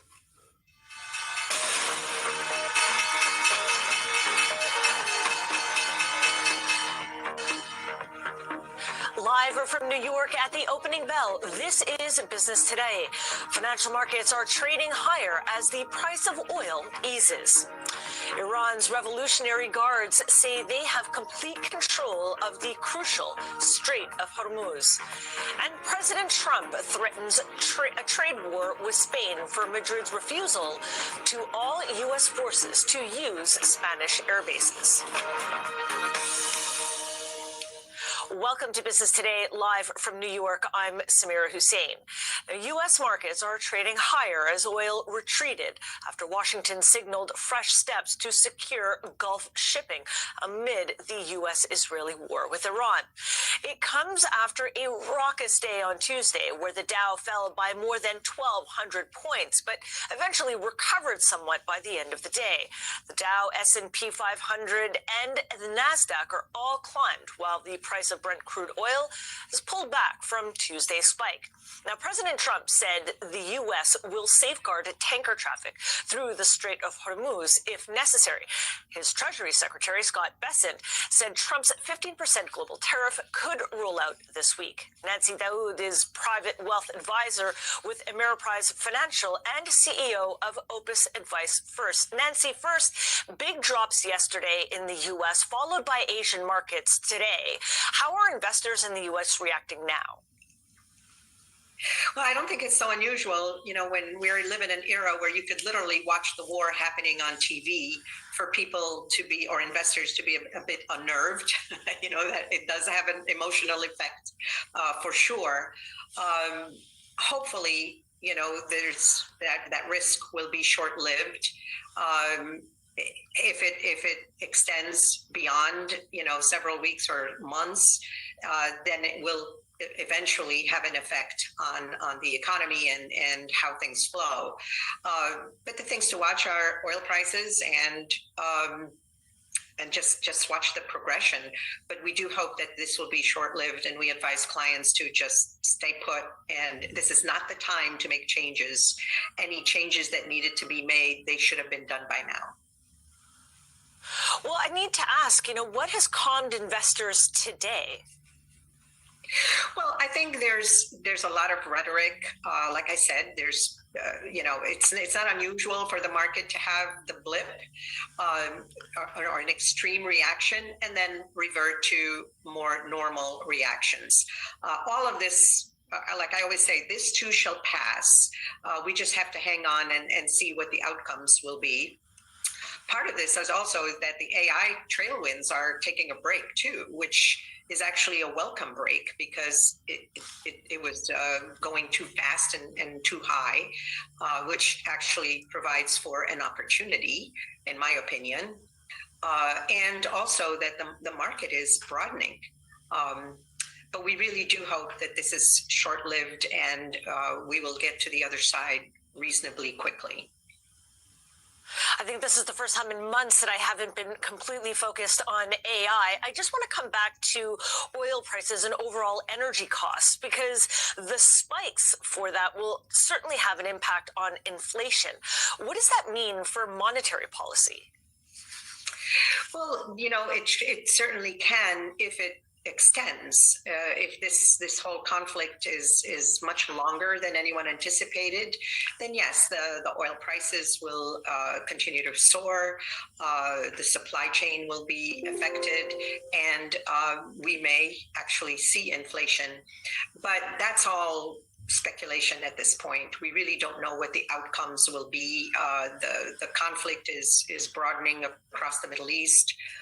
So in the end, how well can we contain the oil prices is really going to determine all of that.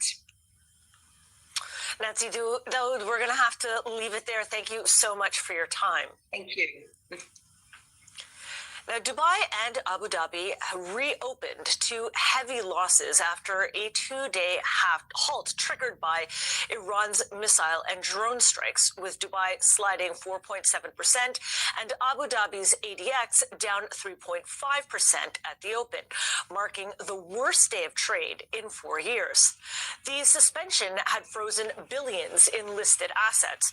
Energy names were hard hit, with Dana Gas and Taka, each down 5%, highlighting the concerns around supply disruptions and geopolitical instability. Manas Krani, geoeconomics editor at the National News, says he believes investors are taking stock of the situation. What I would say is that this market is kind of grasping for any piece of information that allows it to go slightly more optimistic. Do bear in mind, Marco Rubio, the Secretary of State in the United States of America, 24 hours ago said that much worse was to come. I would really emphasize, pause, consider that markets clutch at very small pieces of information. Right now it's about who is the leadership, who is the next supreme leader in Iran. That is the calculation of risk. Right now here in Dubai, I would say most of the Gulf nations were dealing with terror, not outright war. But Trump making those promises is what the market is clutching onto as something that may make a material difference to moving gas, oil, and shipments through the Strait of Hormuz. I would be a little bit more cautious in wrapping my arms around that.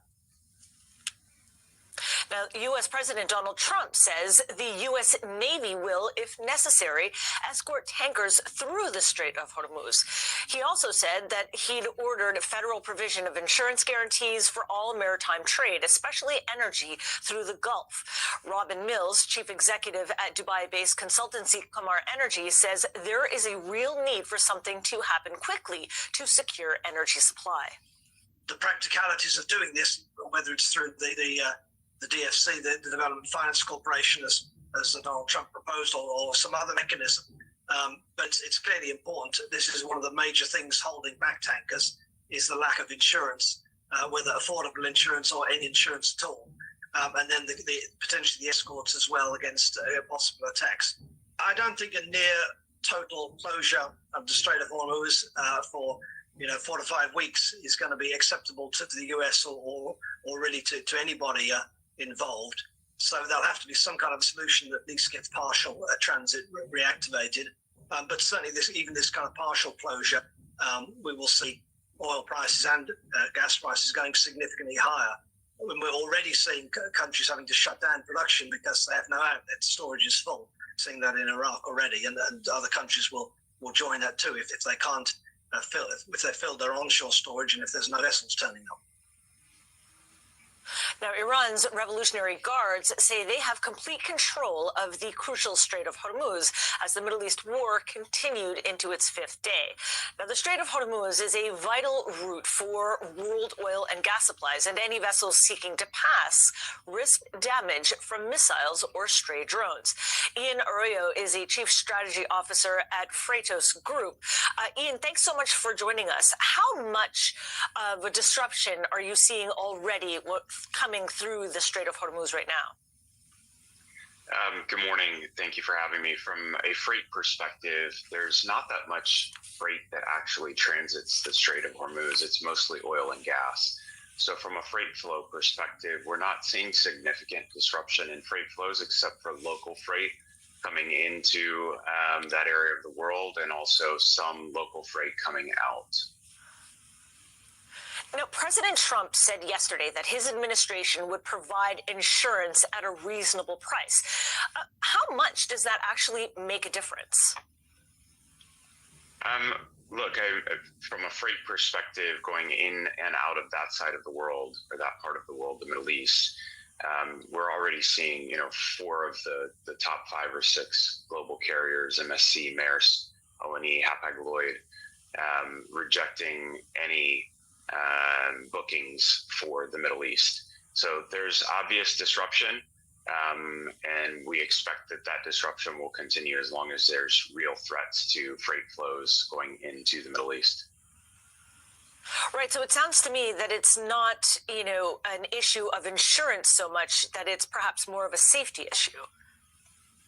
At this time, yes. I mean, as of just yesterday, MSC, the world's largest ocean freight carrier, stated that they would not be carrying goods that were already in transit into the Middle East, that all containers would be dropped off at the next available port, and that the shippers would be responsible for, either moving them or picking them back up.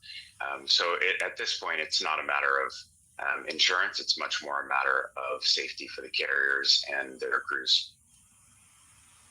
Well, I was just about to ask you another question, but I'm going to have to wrap it up right now. Ian, thank you so much for your time. Pleasure. Thank you. Global trade faces growing strain as the closure of a key shipping corridor threatens the smooth movement of goods worldwide. Against this backdrop, tensions between the United States and Spain have intensified. President Donald Trump has warned he may cut commercial ties after Madrid refused to allow U.S. forces to use Spanish bases for operations against Iran.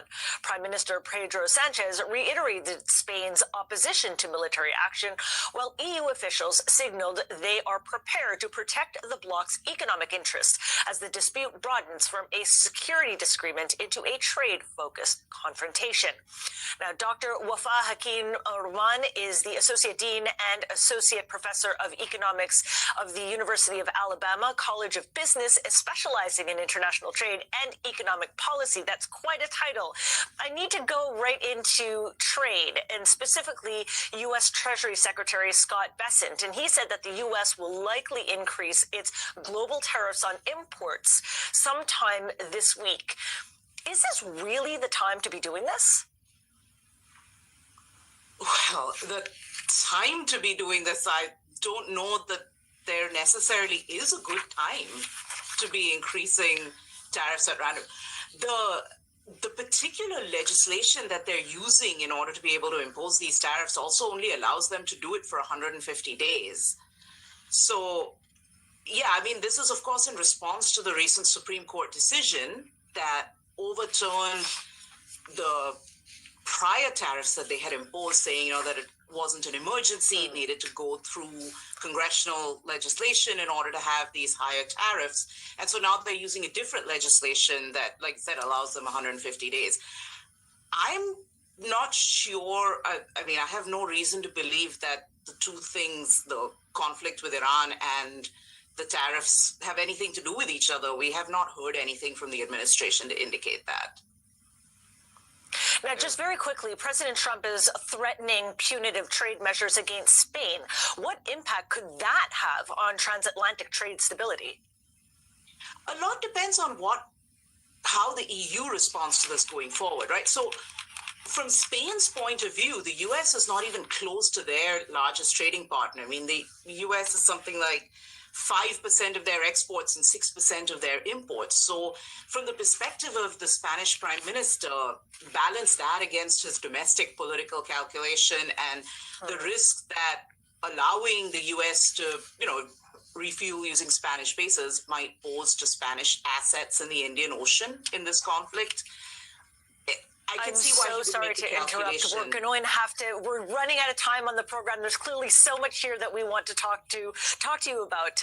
Stay with us here for more on BBC News.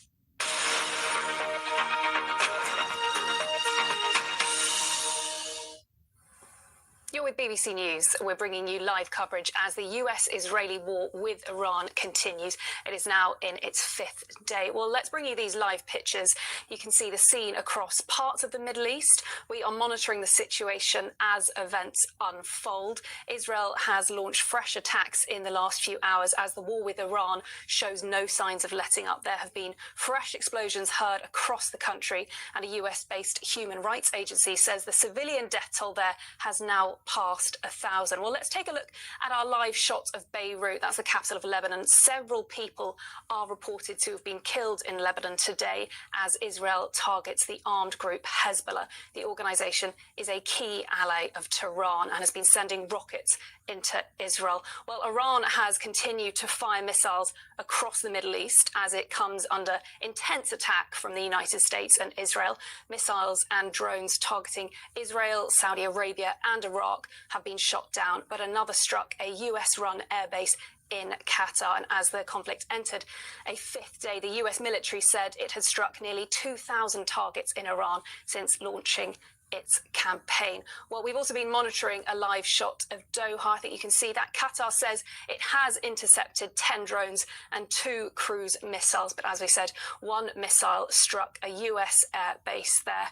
Well, we've also heard that the UK has chartered a commercial flight out of Oman's capital, Muscat. That's to bring stranded nationals home later on today. And France has been making similar plans. And the funeral of Iran's former leader, Ayatollah Khamenei, was due to take place today, but the Iranian state media is reporting that that has been postponed. But we are hearing reports from Iran that suggest that the name of his successor is very close to being announced. Well, we will continue to bring you coverage across the BBC as events unfold.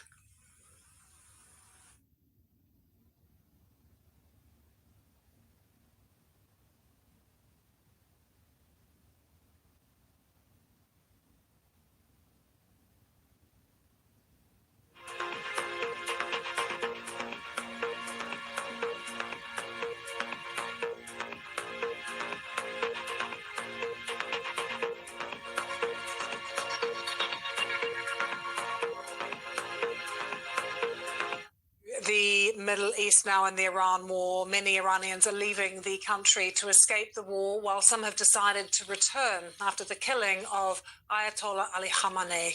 The border between Iran and Turkey is one of the main crossings, seeing an influx of Iranians passing through. Let's have a listen to some of them speaking to the media on the border. I'm coming from Tehran, and there is a lot of chaos in the city, a lot of missiles and attacks from US and Israel. We hear something, some collisions outside of the city, but not inside of the city. Sleeping in fear and waking up in stress. So situation is a little bit awful. The future, I think, because Iran has so much power, and I think this war it's finished very soon, and I think after war peace is coming for our people. I'm not into the politics, but I know it's a lot of it brings just a lot of sadness to people. Some voices there from people on the border. We'll hear in London a little earlier during Prime Minister's question, Sir Keir Starmer told MPs that protecting UK nationals was his number one priority. The Conservative leader, Kemi Badenoch, said Sir Keir should be doing more to defend British bases in the region. Let's have a listen. I would say to Labour MPs, we are in this war whether they like it or not. What is the Prime Minister waiting for? Prime Minister. Mr. Speaker, let me give a little more detail, because for a number of weeks now, we've been pre-deploying our capabilities to the region. In doing so, we've been liaising very closely with the United States, as the House would have expected. Therefore, radar systems were pre-deployed. Ground-based air defence was pre-deployed, counter-drone systems were pre-deployed, and F-35 jets were pre-deployed. Mr. Speaker, that is why, since Saturday morning, multiple F-35s and Typhoons have been in operation not just in the Middle East, but across Cyprus. Further missions were flown overnight, Typhoons defending in particular Qatar, and F-35s defending other regional parties. We're resupplying our air defence missiles today. Wildcat helicopters with anti-drone capabilities will be in Cyprus this week, and HMS Dragon will be deployed to the Mediterranean. And of course, in agreement with the US, they're using our bases to conduct the operations to strike Iranian missiles and launchers. Just a flavour of PMQs for you there. But let's just take you back to a story we were talking about before, when we were hearing from those voices on the border between Turkey and Iran. And there for us, as well as our correspondent James Waterhouse. He's in Van province on the border. Well, you got a bit of a tapestry there, didn't you, for personal motives for leaving, and I think it's a strange, almost nuanced threat that the Iranian people are facing at the moment. If you are in a major city, you are exposed to what has been a really sustained aerial assault, and it seems these strikes are on specific areas. I mean, the Americans and the Israelis are saying on missile defense capabilities, and you've got the Iranian authorities pointing to schools, for example, being hit. We've seen evidence of a sizable funeral taking place. And I think when you're looking at operations of this scale, civilian harm is always seen as is a byproduct of this. That is just an inescapable fact. And I think that's feeding into people's calculations as they make their way out. But this is not an easy journey. I mean, this is, if you're heading out of Iran to the north, there are 3 main crossings here, 2 for trade, 1 for civilians. As you can see, it's incredibly mountainous, it's at altitude, and it's a long way to go. And then if you do make it into Turkey, the cost of living here is greater, and it's not clear where you go from there. And so, we try and keep an eye on what is going on at the border. It's one of the few places you can get a sense of the sort of physical symptoms of this ongoing wider conflict, which is taking place over such an enormous area at the moment. But in the main, I think people just describe what you heard there. Terrifying airstrikes, and for so many people, that is a level of risk that is just unpalatable.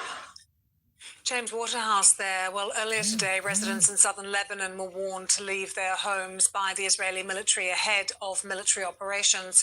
Apartment blocks we know have been hit outside of Beirut. We've seen a lot of smoke in the sky this morning as well. 5 people killed in eastern Lebanon as well as Israel carried out pre-dawn airstrikes right across the country.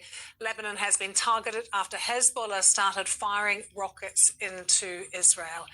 Well, let's speak now to Michelle Durhi, who is a Lebanese MP joining us from the country. Michelle, very good to see you. Not sure where you're speaking to us from, but have you seen or experienced any of these strikes today? Thank you for having me on the show. Yes, we have witnessed today in Beirut and the suburb of Beirut explosions due to the Israeli attacks on southern Lebanon, on the Bekaa and on the suburbs of Beirut. Let me start by saying that the Lebanese people are livid, they're angry, and they feel betrayed. They feel betrayed because the Lebanese government received assurances from Hezbollah that they're not going to get involved in this war. Yet, Hezbollah launched missiles without the approval of the Lebanese government, without the approval of the Lebanese people, and we find ourselves today in a very, very dangerous situation. So we are stuck in the middle. The government is trying to implement its authority on the Lebanese land. At the same time, Hezbollah having none of that and fulfilling their political agenda. So we are in a very, very difficult place at the moment. Michelle, you say people are angry. People surely must also be weary and tired of this, and I presume scared. Totally scared. People have left their homes in the middle of the night, surprised. This is why today, there is literally a humanitarian impact, catastrophic. People need shelter, people need food, people need water. We're talking about women, we're talking about kids, we're talking about people who've been flooding the south and the Bekaa every 6 months now. This has to stop. This has to end. We have to back the state authority. We have to back the legitimate government of Lebanon and its decision to take charge. We need to help them. And this is what we're going to do as a member of parliament. So how can you put pressure on Hezbollah? This is a cry, this is a call for all Lebanese people to come together. We need to support our government. At the same time, so there is a domestic effort to be done there, we're going to do it, but also there is a regional, international effort also to be done there to support the president, to support the prime minister and the government so that they can implement state authority over all the Lebanese territory. We will not go back to what happened 2 or 3 days ago, meaning we cannot live in a state where we have a militia that decides the future of the country without going back to state authority. This is over. We want to build a country with legitimacy, with sovereignty, and with a government who's solely in charge of taking the big decisions for the Lebanese population. So and what role? We are in a very, very tough place. Yeah, I was just going to say, Michelle, what role can the Lebanese army play at the moment as well? The cabinet met 2 days ago and gave the go-ahead for the Lebanese army to actually stop what we call the armed branch of Hezbollah, and the cabinet called it it's a branch that it's not under the law. They labeled it as outlaws. So we need the Lebanese army to take that decision and to implement what all the Lebanese people want, which is only the Lebanese army has the full monopoly over the weapons of this country and to stop the attack. This is beyond a ceasefire. This is beyond reaching a ceasefire, which we were all working on. This is about building the state institution, regaining the sovereignty, and regaining the trust of the Lebanese people and the international community. This is, unfortunately, we've been doing that under war, but this is the time for Lebanese institution, the Lebanese people to come together and to build again the new Lebanon we're all hoping to have one day. Michelle Durhi, very good to have you with us on the program. Thank you so much for sharing the views and the feelings of so many Lebanese people at the moment as we see exactly what Michelle was just talking about, live pictures of Beirut and that smoke in the sky where there have been attacks earlier today, but people in the south very much being told to evacuate. Many people scared and worried in Lebanon today. Do stay with us here on BBC News. Matthew is here next with all the very latest from the region and around the world. Bye-bye. Thanks for watching.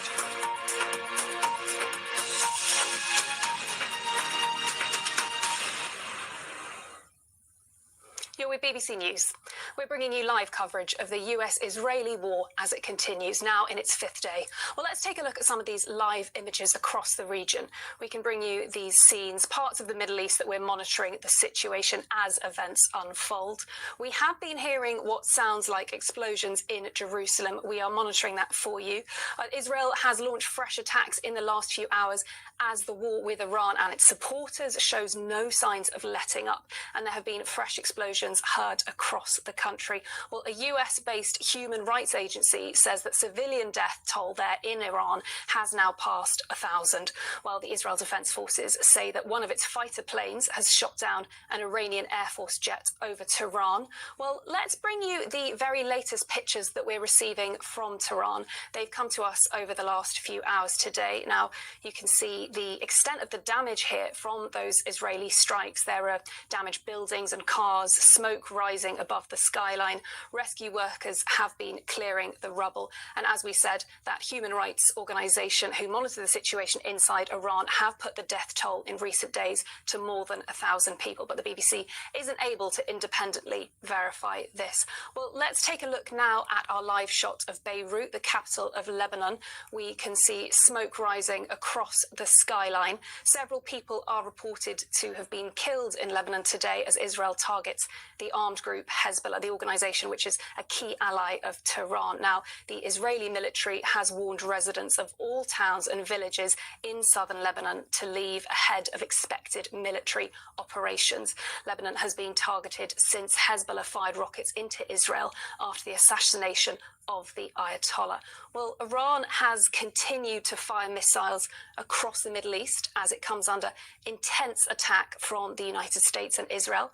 Missiles and drones targeting Israel, Saudi Arabia and Iraq have been shot down, but another struck a US-run airbase in Qatar. Now, as the conflict entered a 5th day, the US military said it had struck nearly 2,000 targets in Iran since launching its campaign. Well, the US Secretary Pete Hegseth has been speaking from the Pentagon in the last couple of hours. He said that the US sank an Iranian warship in the Indian Ocean with a torpedo that was fired by a US submarine. The Defense Secretary didn't actually name the ship, but Sri Lanka's Navy recorded at least 80 bodies and rescued 32 sailors from a distress call from an Iranian frigate. And they said that when the naval vessels reached the area, there was no sign of the warship. They just saw patches of oil and life rafts on the water. Well, that search and rescue operation is continuing. Hegseth also used this opportunity as a show of strength for America. He was praising bold action from President Trump, in his words, saying Trump was putting America first, and he used characteristically tough rhetoric. He said that the results over the past 4 days have been incredible, historic, really. That's the Defense Secretary, Pete Hegseth, speaking there. He was referring to the Iranian regime. He said they are toast and they know it. Well, we've also been monitoring a live shot of Doha. Let's take a look at that. Qatar says it has intercepted 10 drones and 2 cruise missiles. One missile, as mentioned, struck a US airbase. And the UK has also chartered a commercial flight out of Oman's capital, Muscat. That's to bring stranded nationals home late on Wednesday. France has made similar plans. We've also heard that the funeral of Iran's former leader, Ayatollah Khamenei, was due to take place today, but it has been postponed. Well, we will continue to bring you live coverage across the BBC as events unfold. Live from London, this is BBC News. Day 5 of the Iran war, the US and Israel continue to pound targets across the country. More than 1,000 civilians are reported to have been killed. America is winning, decisively, devastatingly, and without mercy. They are toast, and they know it. Or at least, soon enough, they will know it. More evacuation orders in southern Beirut as Israel intensifies attacks on Hezbollah. The US military confirms it struck an Iranian warship off the coast of Sri Lanka. At least 80 people have been killed. Iran continues to fire back with strikes reported across the Gulf, including in Saudi Arabia, Kuwait and Qatar. We'll bring you the very latest live from our teams across the region. One separate headline, a Labour MP says her husband has never given her reason to think he's broken the law following the arrest of 3 men on suspicion of spying for China.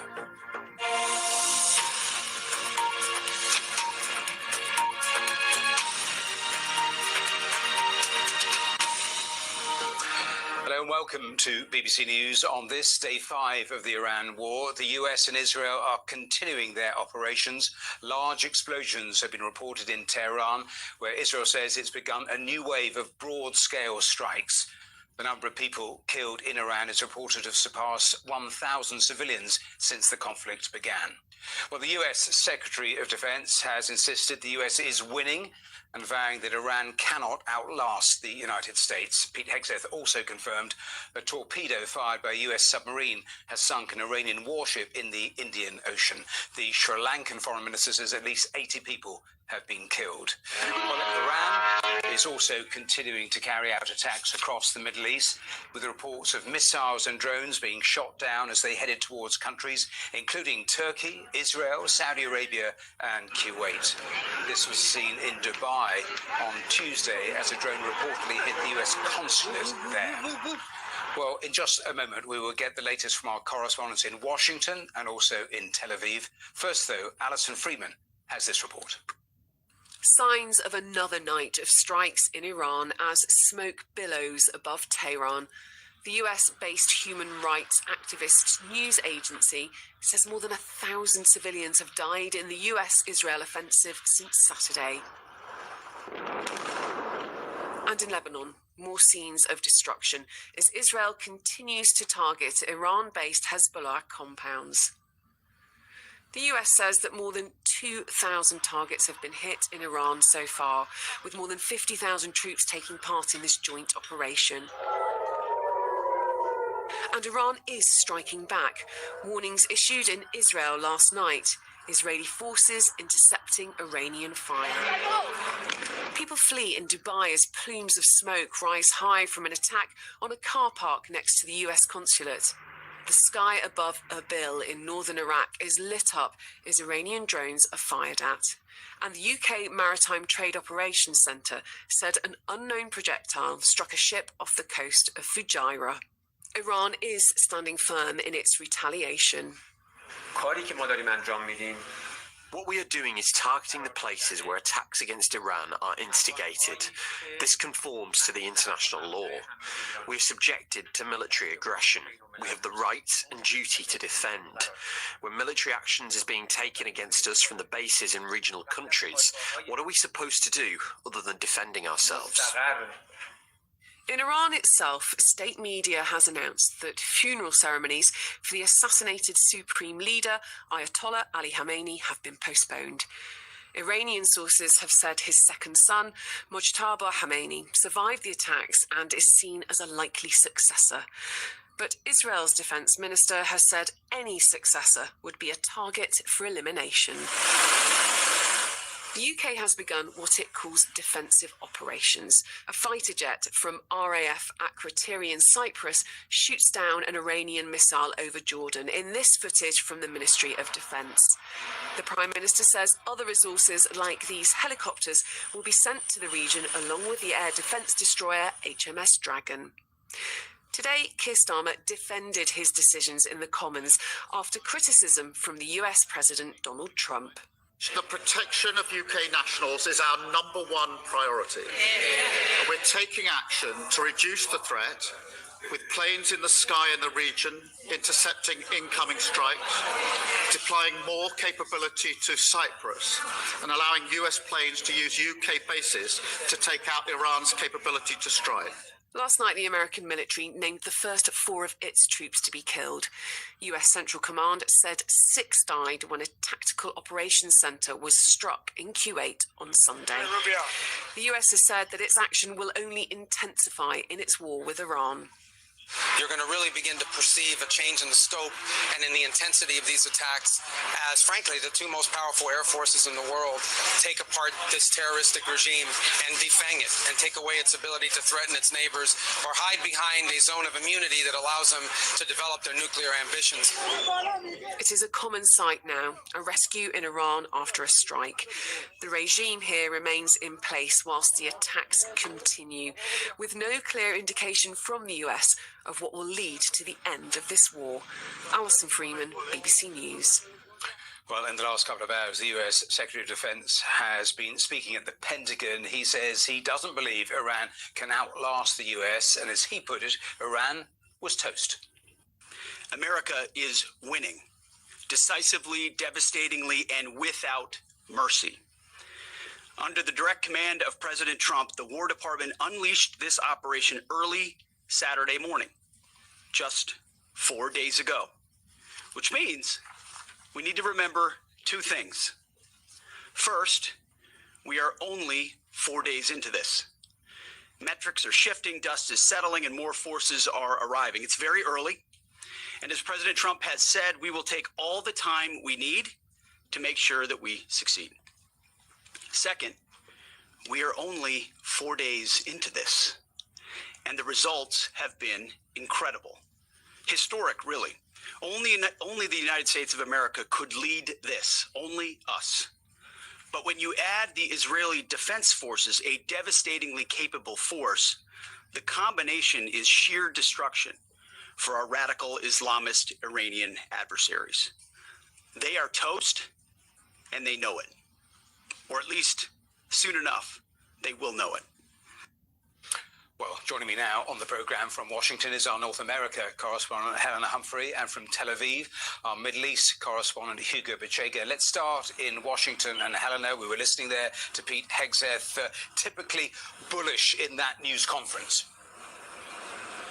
Well, I think it's fair to say, Matthew, that was fighting talk that we just heard there from the US Defense Secretary there, Pete Hegseth, in a Pentagon briefing. He said of this conflict, we have only just begun, that the United States will take all of the time necessary to ensure success. So think about that when we've got questions over the timeline of this conflict, how long it could last. President Trump had previously said in comments to the media between 4 to 5 weeks. Are we starting to see a more open-ended conflict? The concern from people in the United States about being dragged into so-called forever wars, and also with talk in mind, Pete Hegseth was saying that this is an operation that has used twice the air power that was used in Iraq in 2003, those shock and awe strikes at the beginning of this conflict. The result of all of this, he has said, is that it's taken out the Iranian Navy, the Air Force, something that the BBC hasn't been able to yet verify. However, he did put more detail with regards to the sinking of one Iranian warship off the coast of in the Indian Ocean in international waters. I think that will prompt questions in the coming hours and days with regards to protocol. And then also saying that they were able to strike another Iranian warship, the Soleimani. Essentially, the secretary quipped that President Trump had taken out Soleimani twice, because remember, he was behind the assassination in his first term of Qasem Soleimani, the elite Quds force commander at the time. So certainly, I think some pretty strong rhetoric today from the Secretary of Defense.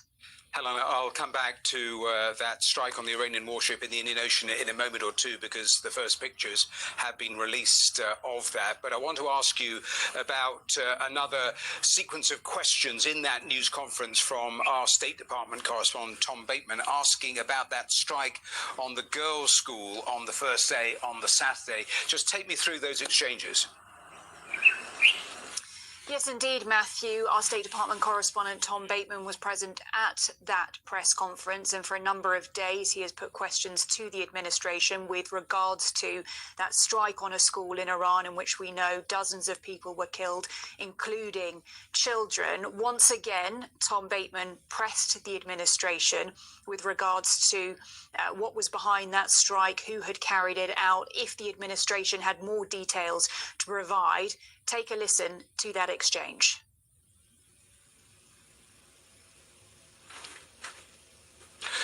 Well, Well, Helena, let us just hear that exchange between Tom Bateman and the Secretary of Defence, Pete Hegseth, because it went on a few times, questions and answers. Let's have a listen.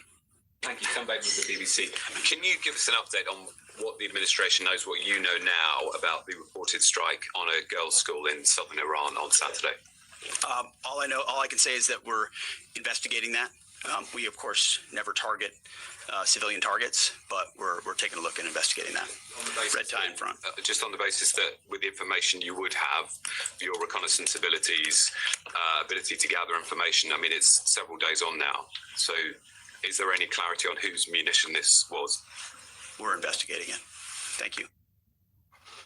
Well, a very interesting exchange. Hugo, I'll come to you in a moment, but as I was saying to Helena a moment ago, we have the first pictures that have been released by the US of that strike. It came from a torpedo in the Indian Ocean hitting that vessel. It's thought 180 people were on board the vessel. 32 apparently have been rescued. The Sri Lankan authorities saying 80 bodies have been found so far. And as Helena was saying, they stressed in that news conference that it was in international waters, but exactly as Helena was saying, there will be a lot of questions about that latest strike. Helena, I'll be back for more on that with you a little later. Let's go to Hugo Bachega.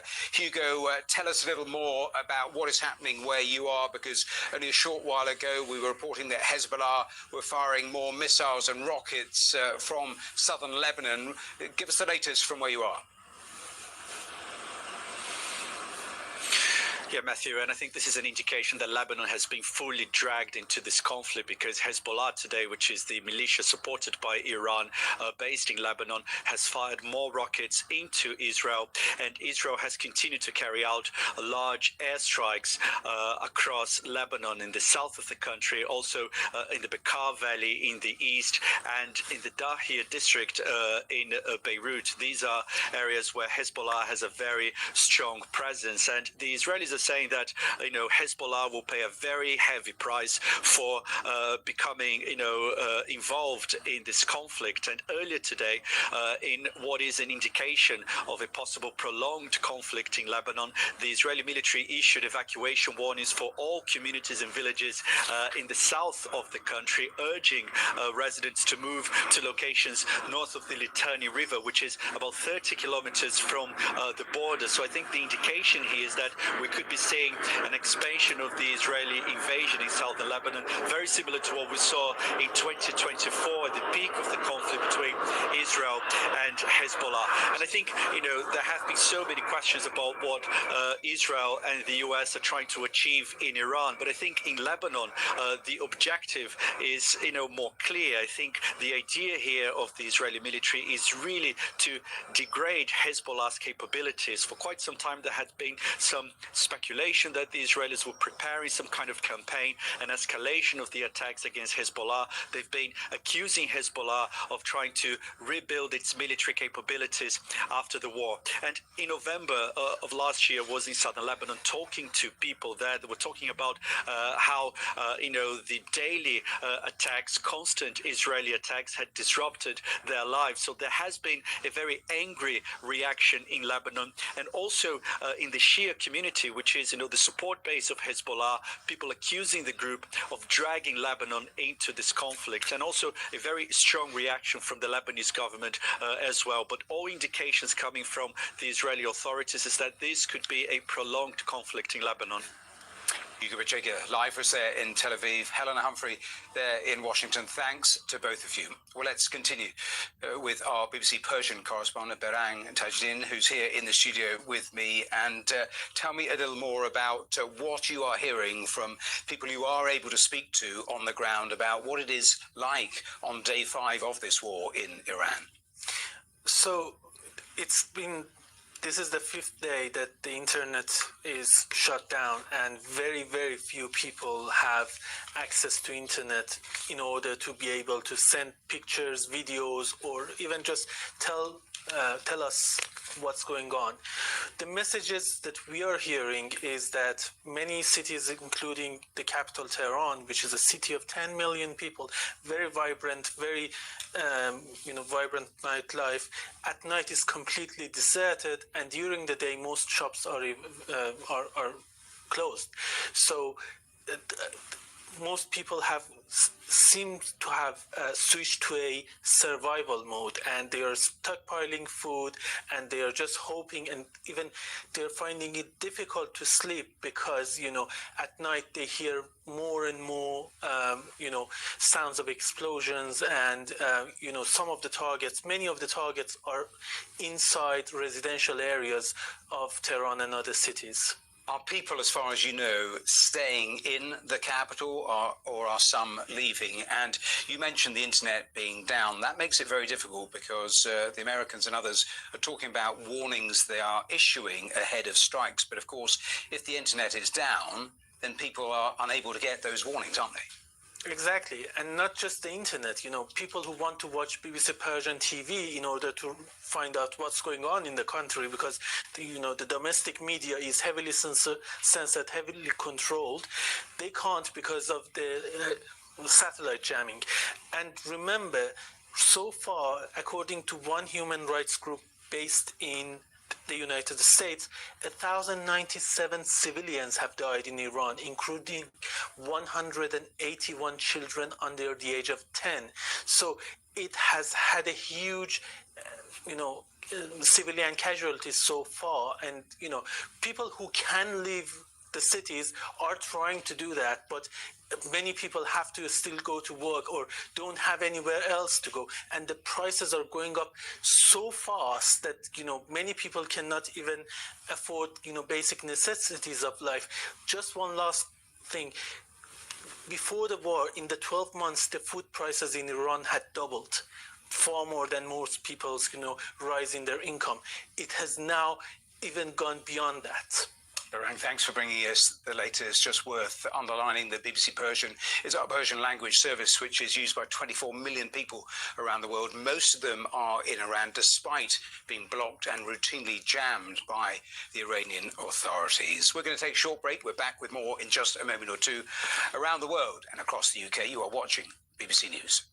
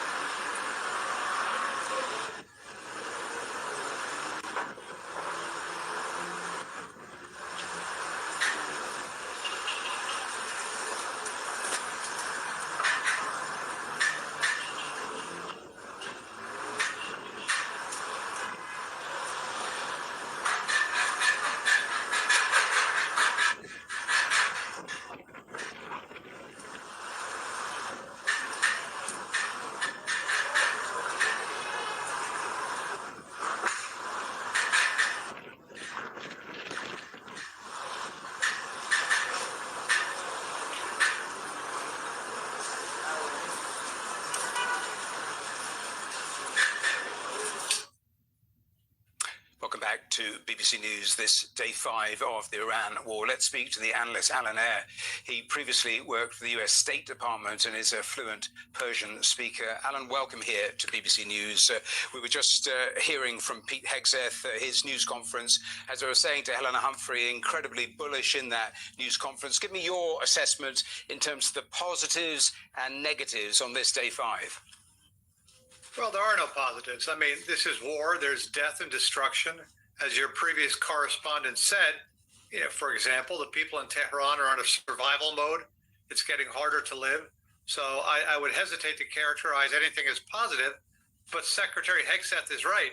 It's very successful from a military point of view. The U.S. and the Israeli military can pretty much target whatever they wish and destroy whatever they wish. Unfortunately, as your previous correspondent pointed out, that brings with it a lot of unintended civilian casualties. Yes. So this war is playing out as we expected: death, destruction, and being regionalized to the Gulf. A quick answer on this question, because Donald Trump said yesterday the worst case scenario was you would end up with someone worse in charge. You also have the fact that for ordinary Americans, millions of them in the region, they were told to get out only on day 2 of this war. When it comes to strategic planning, and you will know all about this, what do you make of it? Well, there's no doubt the U.S. government bungled the strategic planning as far as U.S. citizens in the region. It should have been giving them a heads up much sooner and should have focused on logistics to help American citizens in the region. So that was definitely an own goal. In terms of who replaces the dead Ayatollah Khamenei, it's not going to be a pro-Western, pro-American, pro-Israeli reformist.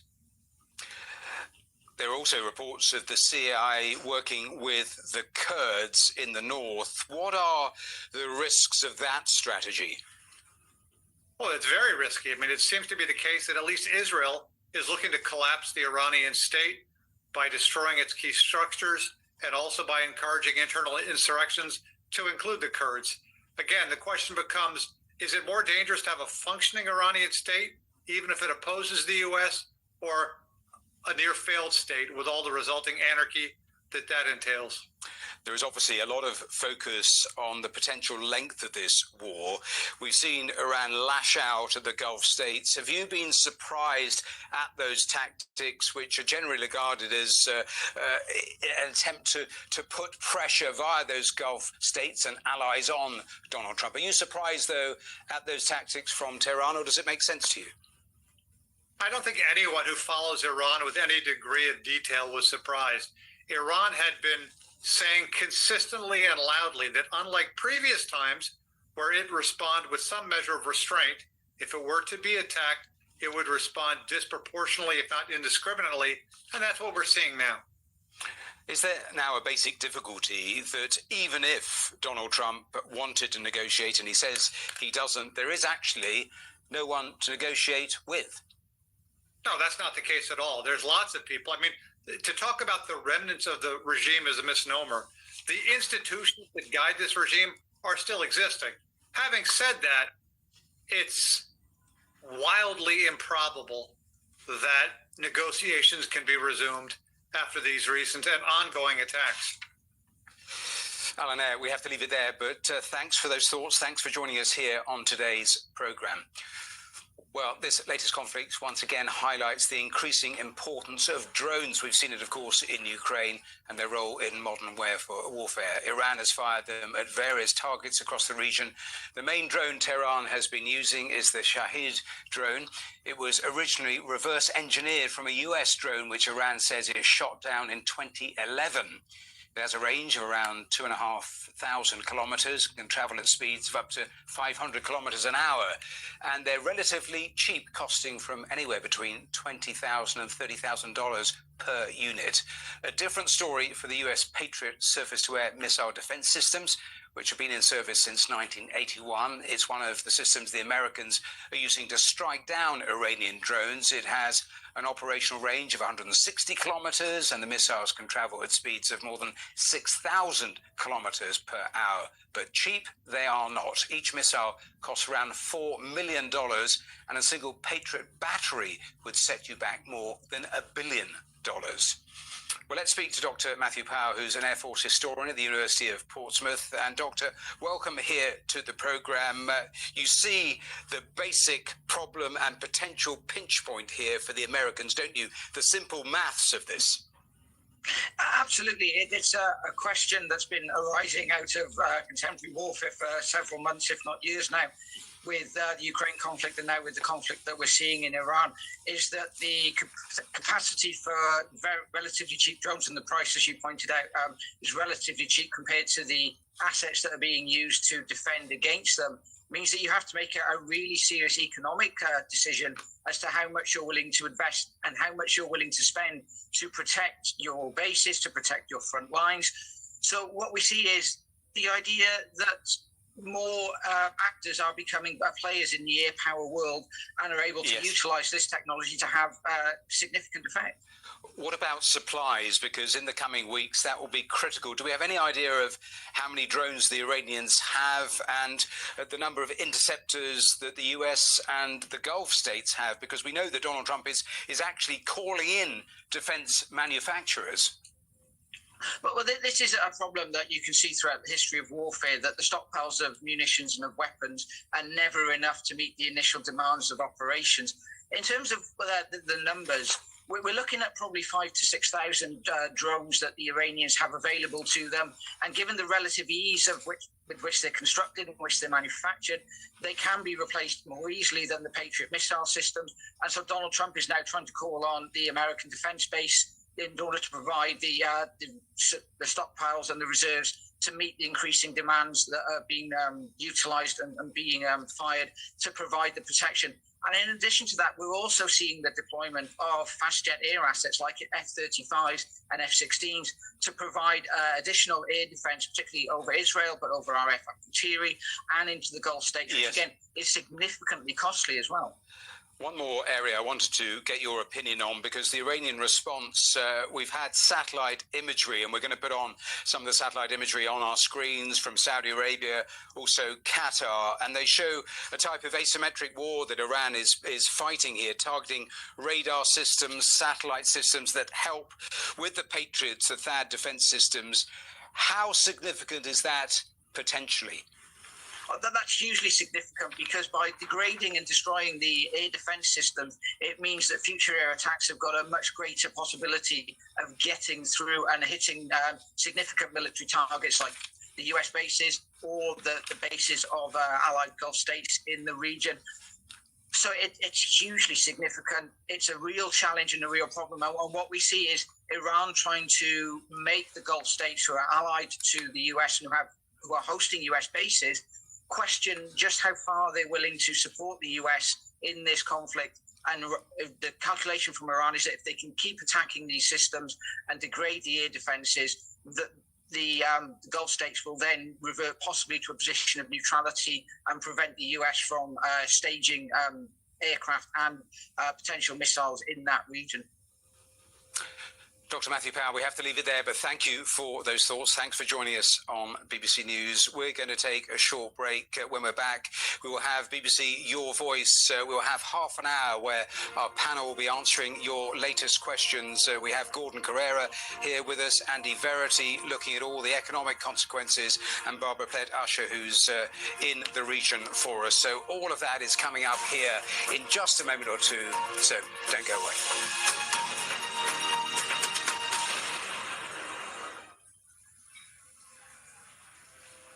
You're with BBC News. We're bringing you live coverage as the US-Israeli war with Iran continues. It is now well into its fifth day. Well, let's bring you these live pictures that show you the scene across parts of the Middle East. We've been monitoring the situation as events unfold. We have been hearing what sound like explosions in Jerusalem. We've also been seeing smoke rising across the skyline of Lebanon. I think that's the sound coming from Jerusalem that we can hear now.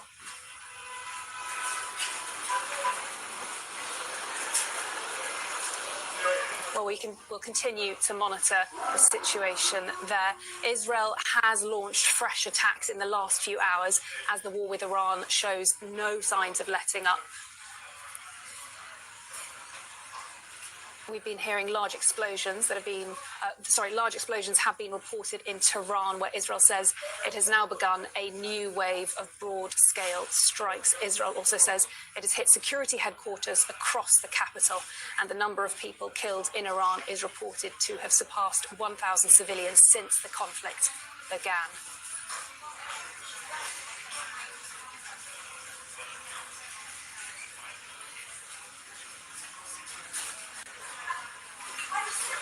We can now see a live shot of Portsmouth, where HMS Dragon is in vision. That is the British warship which is being sent to the Middle East from the UK. HMS Dragon.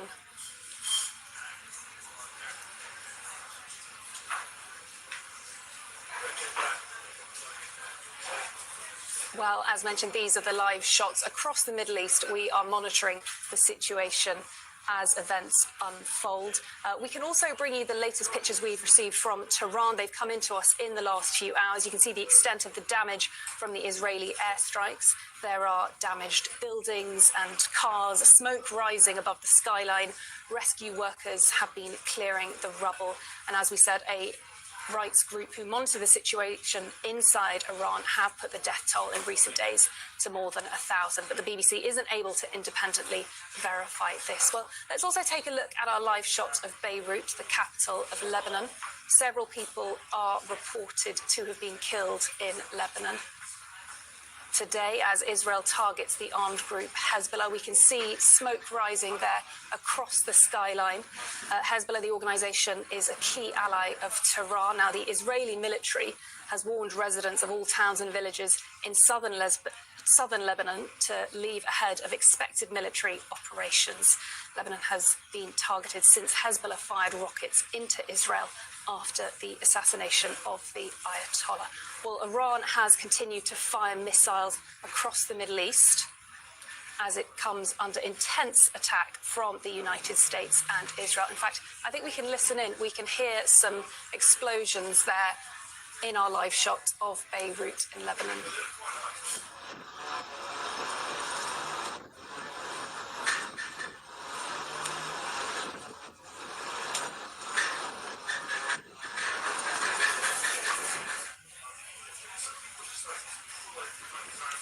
Just listening into our live shot of Lebanon, Beirut there, where we can see smoke rising above the skyline, and we've been hearing loud explosions. Several people are reported to have been killed in Lebanon today as Israel targets the armed group Hezbollah. Well, we will continue to bring you coverage across the BBC as events unfold.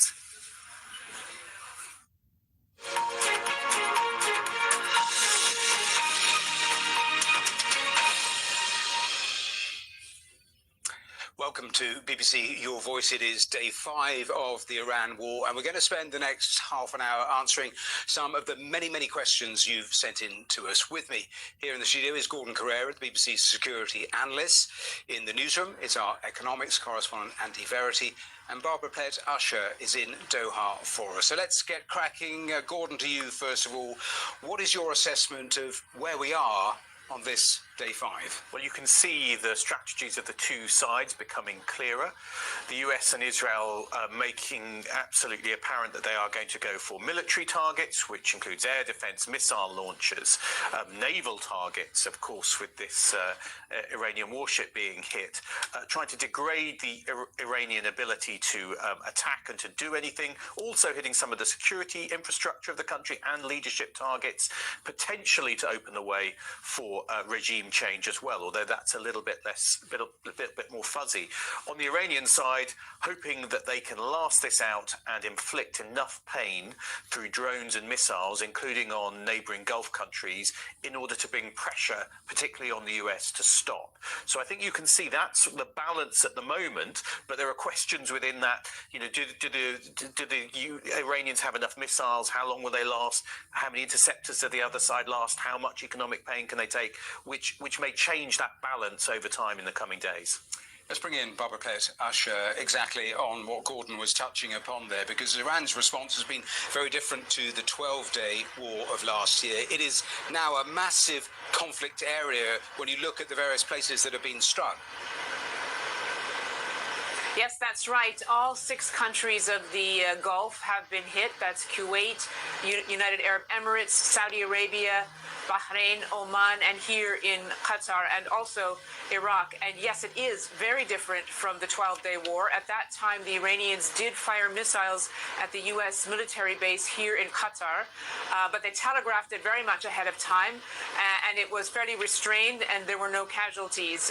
But after that, the regime decided it had acted too cautiously and made up a plan that if it felt it was being targeted directly, in other words, if it was existentially threatened, then it would respond very differently, and that is what it is doing. It has been firing drones, hundreds of drones and missiles at its Arab neighbors, the strategy being to sow chaos and to disrupt the regional economy in order to put pressure on the Arab governments, to make them really feel the pain so that they will put pressure on the United States to stop the war. Is that working?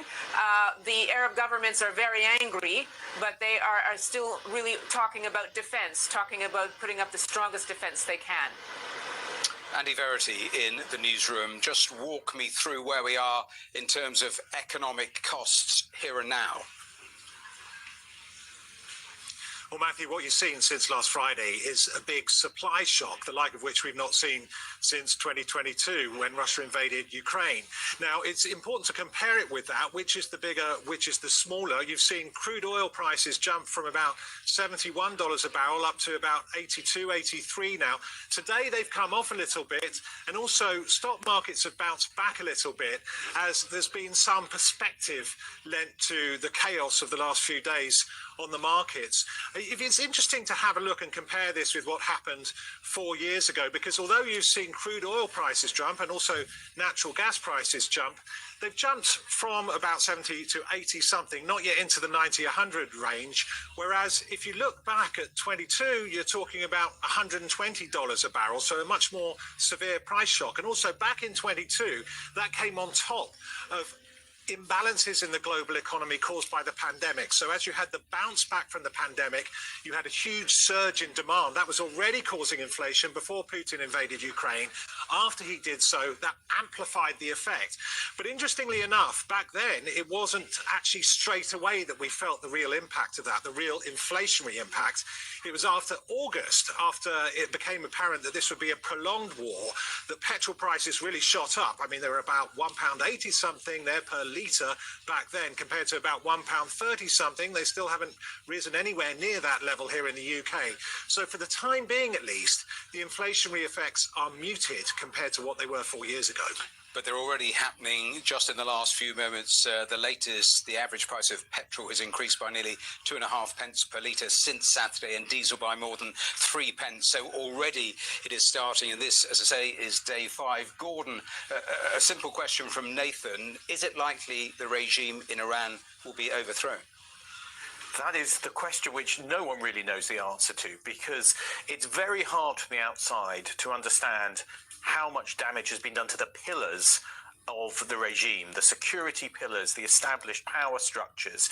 Now, we know that the US and Israel have taken out a level of leadership, including the supreme leader, but also have targeted some of those power centers, Revolutionary Guards, the military, police commanders, some of the buildings, as well as the individuals. But no one quite knows yet whether that is going to lead them to crumble, because the Iranian power system is deeply embedded. It's had time to prepare for this. It was expecting some of its top levels of leadership to be taken out. So the idea that simply by removing those you can take out the whole regime was never going to be likely. Now, is it going to change now? It is very hard to say how long and how much pressure would be needed for that to start to happen. Just a follow-up question, because over the last few days, you'll have seen the criticism aimed at Donald Trump and the administration from some that the strategic objectives have bounced around in terms of their explanations. That is the criticism. In one sense, though, I heard you talking about this earlier today. Does it give Donald Trump an out if he got to the stage where he thinks, actually, I want to bring this to an end? I think it does. I think there is confusion from the US side and ambiguity about what their reasons were for getting into this war, and therefore what their objectives are for getting out of it, effectively for finishing it. Now, that's partly because it may be quite opportunistic. It may be there are different motives for different people. But one of the results of that is that there are different states to which Donald Trump could try and claim victory. He may want regime change, but he may not get regime change, and he may instead say, well, the aim all along was simply to degrade the Iranian military, to stop its, for instance, ballistic missile capability and production. And we've done that, and we've degraded the military, and that's victory. So I think the ambiguity there is there potentially for a reason for the US between whether it wants regime change or leadership change, which is slightly different from regime change, or just degrading the military. I'll come back to that last point because it's significant, and I've got a question about that. But Barbara, let me bring you back in because, as you were telling us, the Gulf states have been targeted. Are they likely, though, to retaliate Qatar or Saudi Arabia or any of the others? Well, I would say no, because they have always wanted to do as much as possible not to escalate the situation, and they are very much focusing on defending themselves from the incoming missiles and drones, and they're doing that in strong collaboration and coordination with the United States with their defense systems. Having said that, the result of this war is that the economic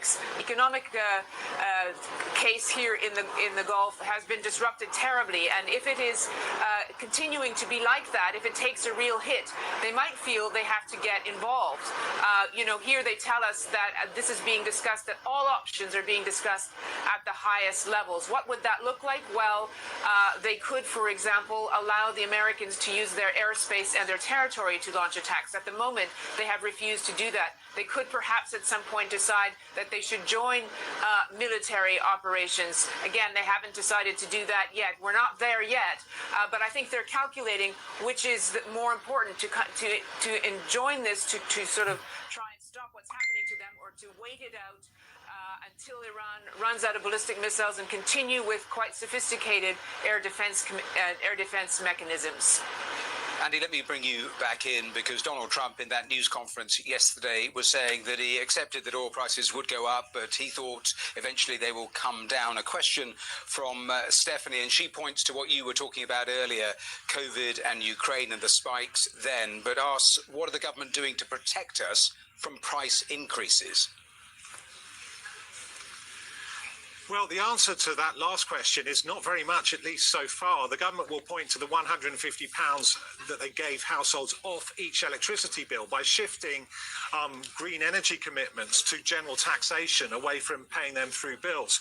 But the simple fact is, it depends on how long this lasts. So if it's quite short, if it is transitory, to use a word that was popular 4 years ago, then that's not such a big deal. But if it lasts like it did 4 years ago, 3 years ago, then that's when we get a real effect on energy bills. Already we've had some predictions from Cornwall Insight, they're the analysts of bills, saying that the energy price cap is likely to rise. They just came out with this a couple of hours ago, up to £1,801 per household per year. Now, that's not much compared to £2,500, which was the energy price cap 2 or 3 years ago. Now, at that point, the government did have to intervene on a much bigger scale and spent tens of billions of pounds subsidising energy for households and also for firms. But for example, if this keeps up, and that's the key, does it keep up for months rather than just weeks? If it does, the economic effects become exponentially more serious.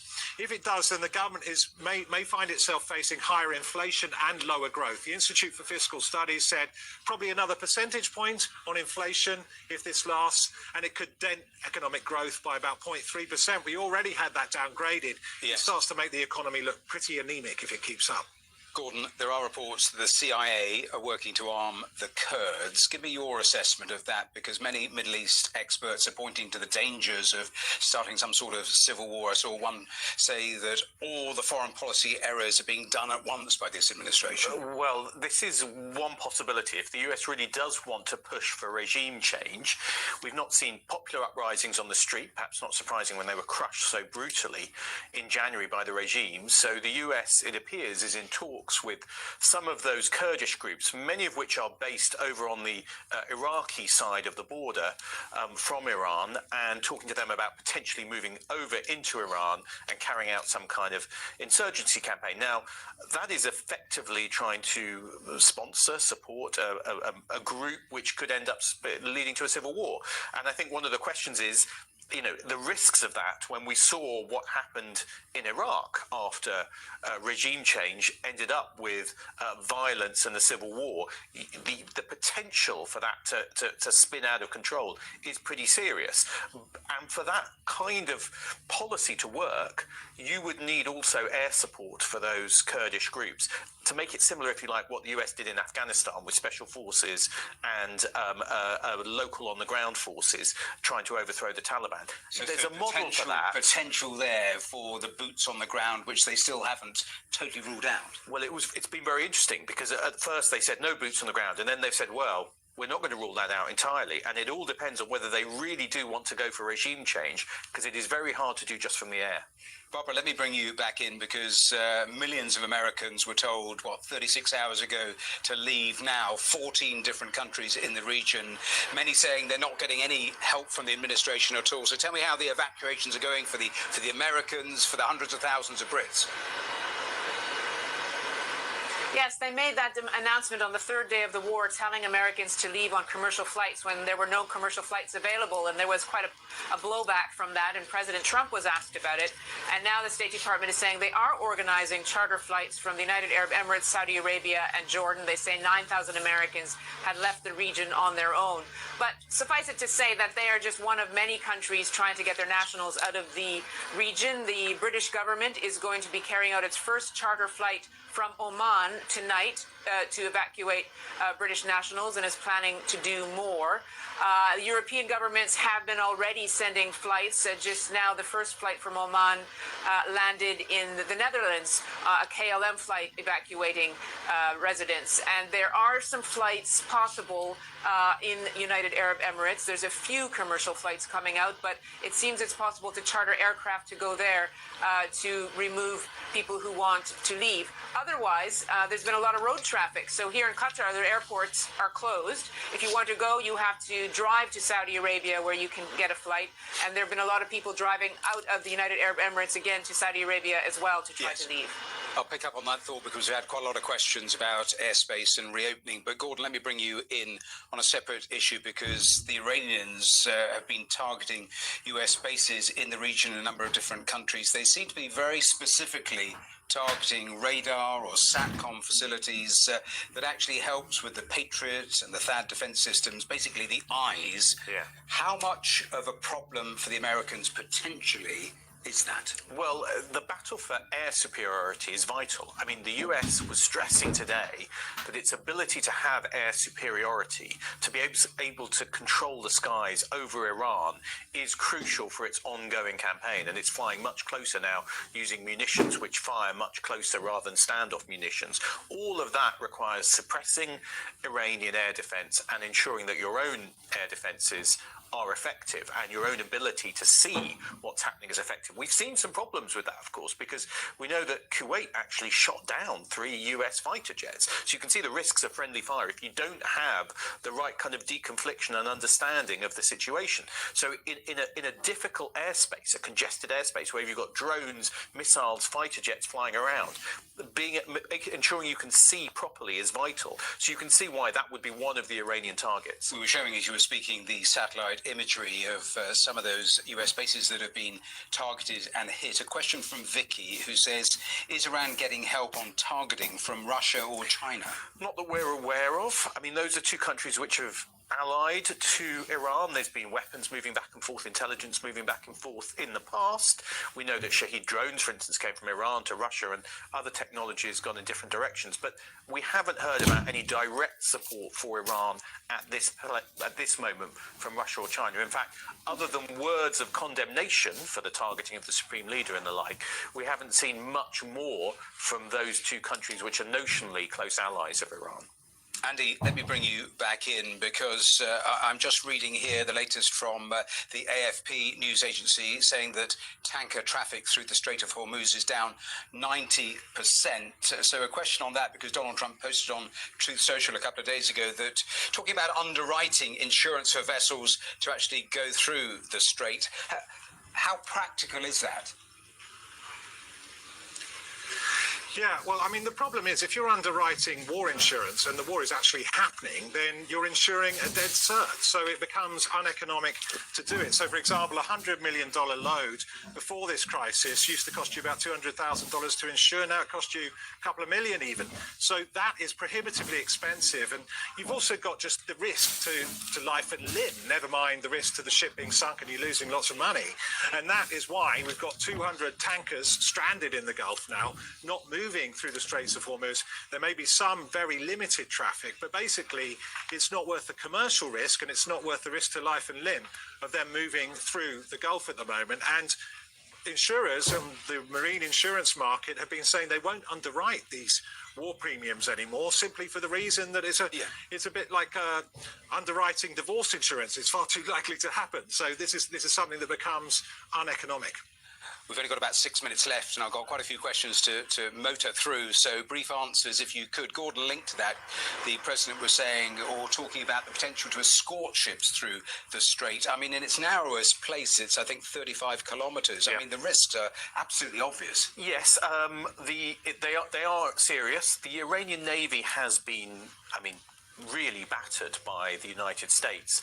There is still the possibility they could use mines and drones and other techniques to try and close the strait. I think that it's going to get harder for Iran to do that, but even the risk of that is too much for many shipping companies to take. Barbara, a quick one on this, because Will asked the question, Matt asked the questions, and there are others too. What is the latest on airspace reopening for commercial flights? So Qatar is closed. Saudi Arabia is open. Oman is open. Bahrain, Kuwait, airspace is closed. United Arab Emirates, a limited number of flights have started from Dubai and Abu Dhabi, so opening very slowly and carefully.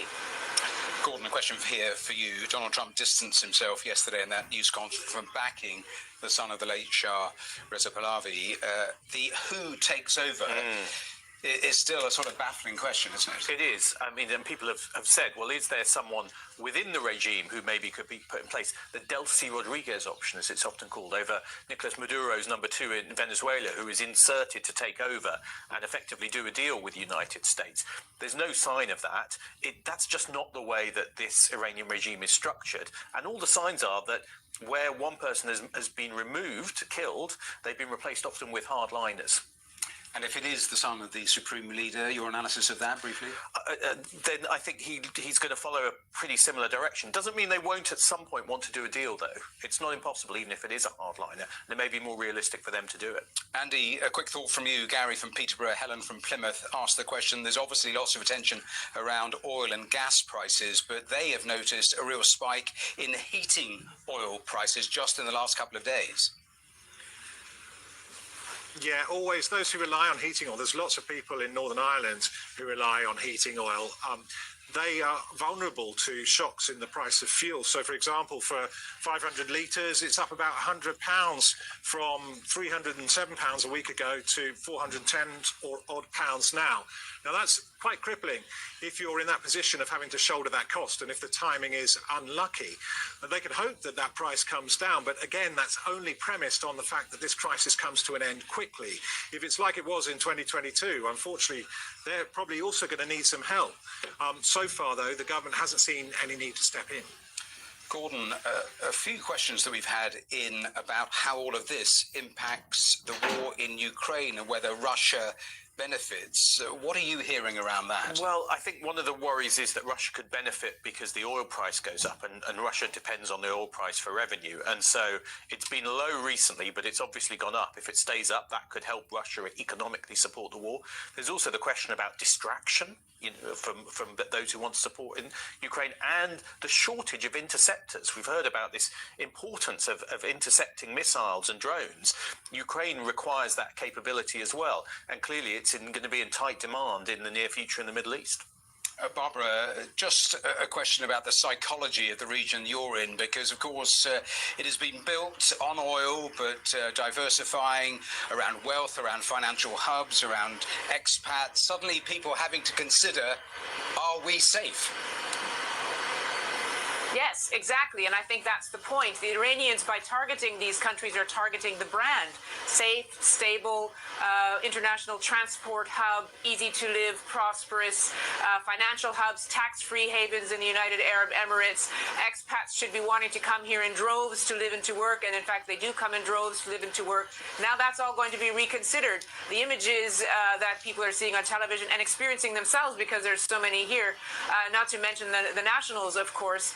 We'll see what that leads to, how quickly this ends and what comes after it.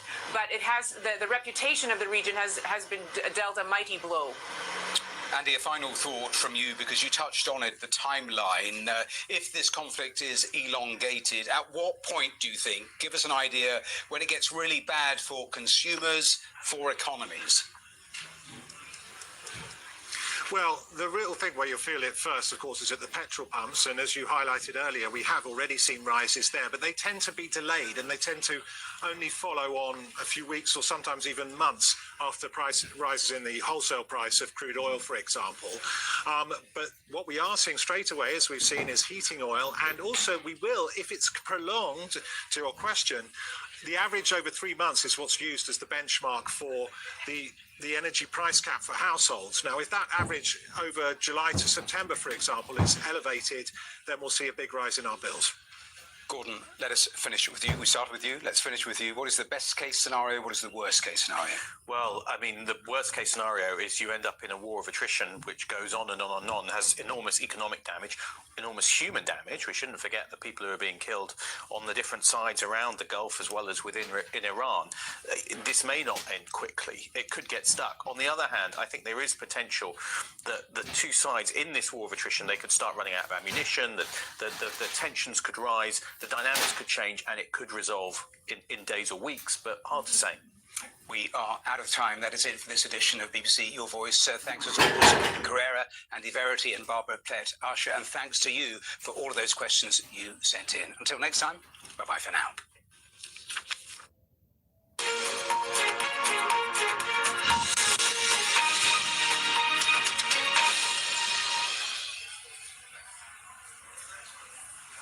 You're with BBC News.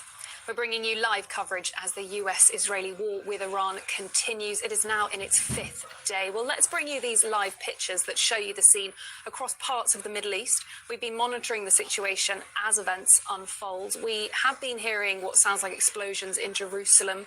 We've also seen smoke rising across the skyline of Lebanon. While Israel launched fresh attacks in the last few hours as the war with Iran shows no signs of letting up.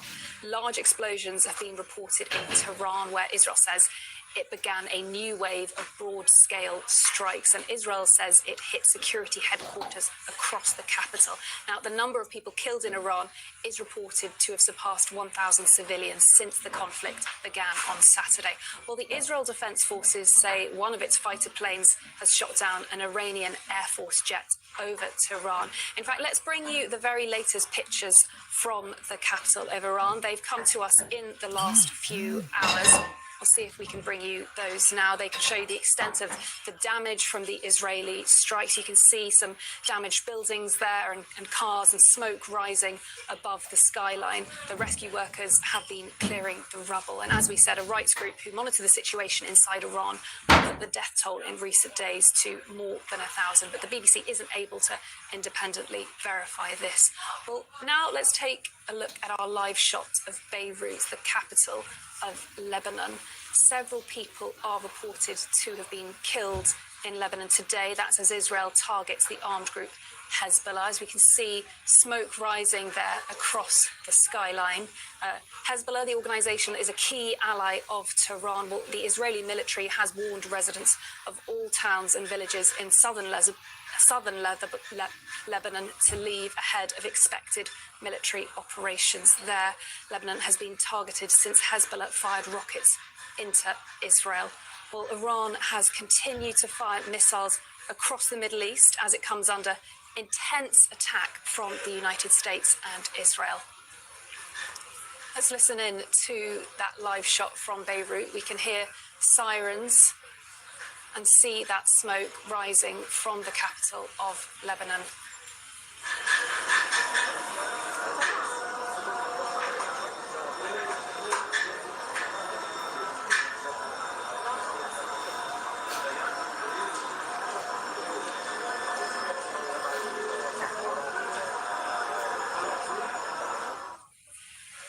Listening into our live shot of Beirut there, the skyline showing smoke rising and the sound of sirens. Well, we've also been seeing pictures in the last hour from Portsmouth in the UK where a Royal Navy warship, HMS Dragon, is preparing to head to Cyprus. Now, the Prime Minister confirmed yesterday that the ship would be heading there. The warship is currently being loaded with ammunition in Portsmouth. It's not actually expected to sail towards Cyprus this week. He said on social media that he had spoken to the President of Cyprus about deploying the Type 45 destroyer, which is the only type of equipment the Royal Navy has that can shoot down ballistic missiles. So this comes after RAF Akrotiri in Cyprus was hit by a drone. Now, the Ministry of Defence said it only caused minimal damage, but the ship is expected to take between 5 and 7 days to get to the region. 2 Royal Navy Wildcat helicopters are also being sent. They are equipped with missiles which are designed to counter drone attacks.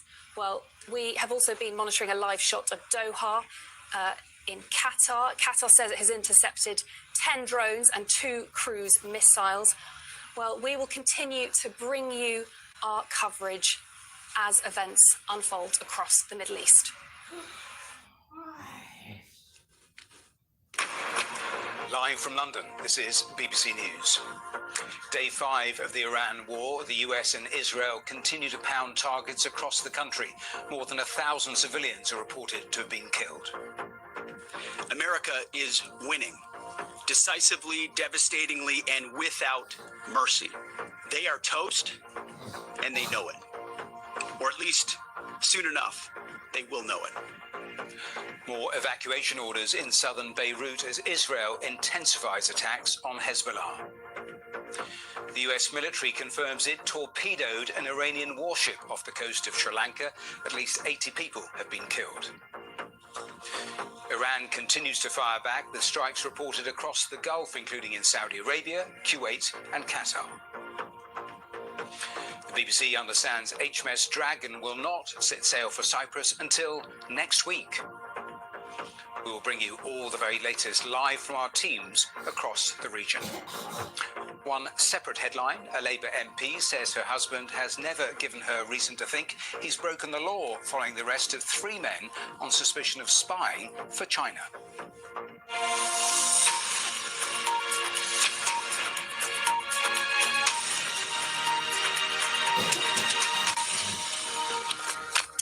Hello and welcome to BBC News. On this day 5 of the Iran war, the US and Israel are continuing their operations. Large explosions have been reported across Tehran, where Israel says it has begun a new wave of broad-scale strikes. The number of people killed in Iran is reported to have now exceeded 1,000 civilians since the conflict began. The US Secretary of Defense has insisted the US is winning and vowed that Iran cannot outlast the United States. Pete Hegseth also confirmed a torpedo fired by a US submarine has sunk an Iranian warship in the Indian Ocean. The Sri Lankan foreign minister says at least 80 people were killed. More than 30 have been rescued. Well, Iran is also continuing to carry out attacks across the Middle East, with reports of missiles and drones being shot down as they headed towards countries including Turkey, Israel, Saudi Arabia and Kuwait.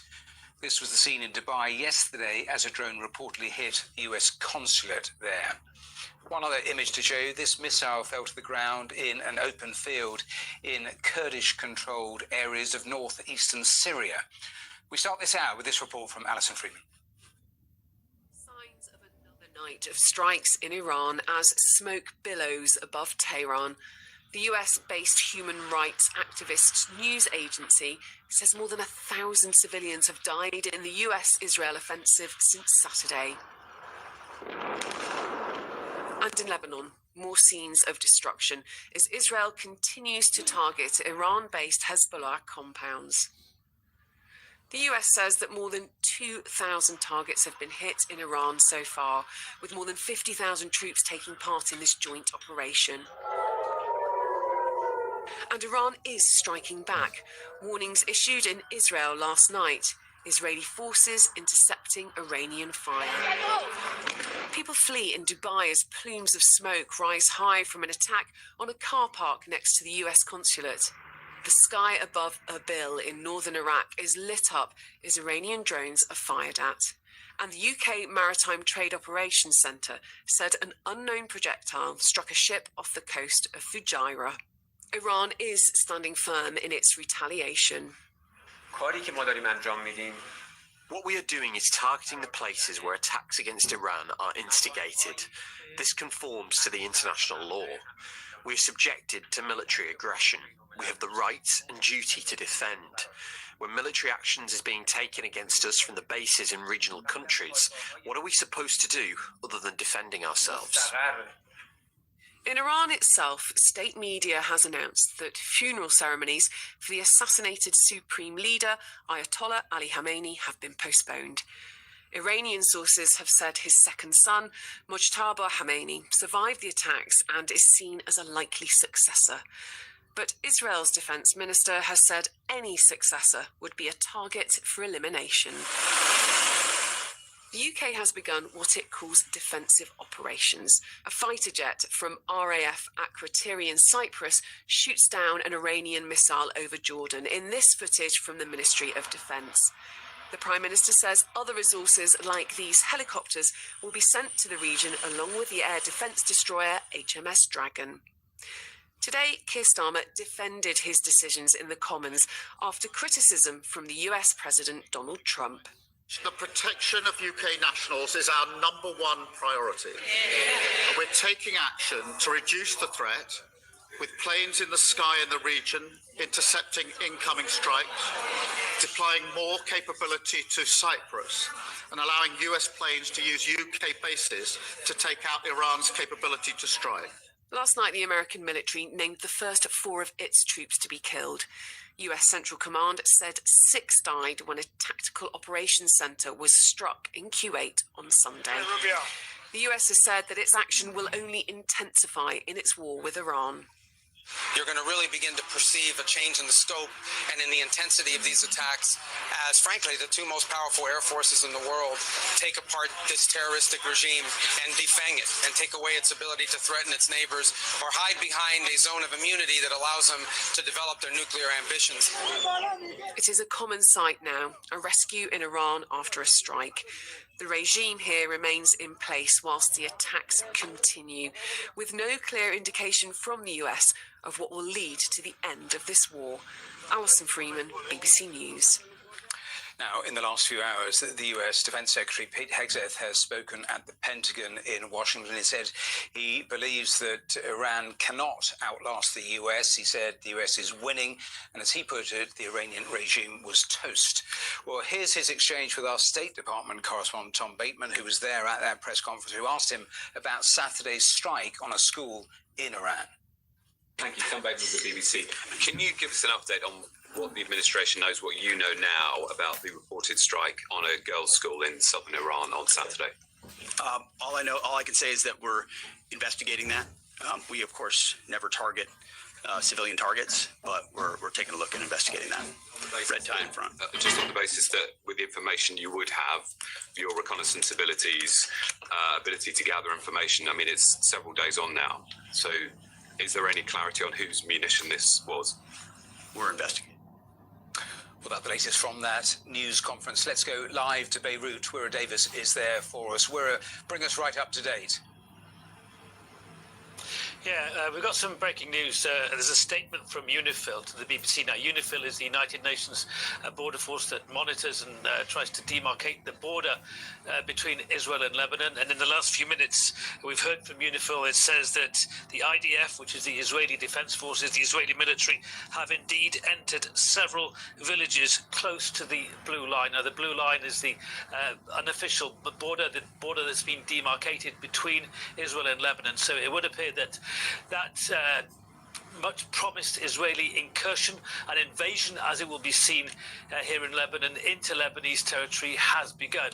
We're not sure how far and how deep Israeli forces are going to go into Lebanon, but they have issued a warning earlier today to all Lebanese civilians south of the river Litani to head north immediately. If they do not move, then they may be considered, or where they live and where they're staying may be considered as a target. It is thought that about 250,000 people will be affected by this order from the Israelis, and it appears that Israel is following through with its threat to move into southern Lebanon to stop on the first hand Hezbollah firing rockets into northern Israel and to defeat Hezbollah certainly as a fighting force. So as a confirmation there from the UN down on the border that Israeli troops have now moved into parts of southern Lebanon. You talked there towards the end of that answer about Hezbollah firing rockets. More have been fired, I gather, in the last few hours. Tell me about that. Yeah, Hezbollah remains defiant, of course. This is a response by Hezbollah, which has historically always been fiercely loyal to the Islamic regime in Iran, that they would respond after the American and Israeli-led attacks on Iran. And for the last 3 days, Hezbollah has been firing rockets towards northern Israel. Hezbollah says it is targeting Israeli naval facilities in Haifa, but it's clear that several of those rockets are heading towards civilian areas of northern Israel as well. Now, that is one reason why Hezbollah positions, not just in southern Israel, but particularly here in the Lebanese capital, Beirut, are also being targeted. In the last 3 days, more than 60 people have been killed. Those Israeli attacks against Hezbollah positions have continued. And in fact, this morning, it's not just in the southern strongholds of Beirut that those attacks are happening. We went to a hotel in eastern Beirut that was attacked overnight by Israeli forces, and also in the Bekaa Valley in eastern Lebanon, several positions or targets have been struck at by the Israelis as well. So Israel is stepping up its military campaign against Hezbollah. Briefly, of course, people there endured such a long war. Are people leaving Beirut this time around?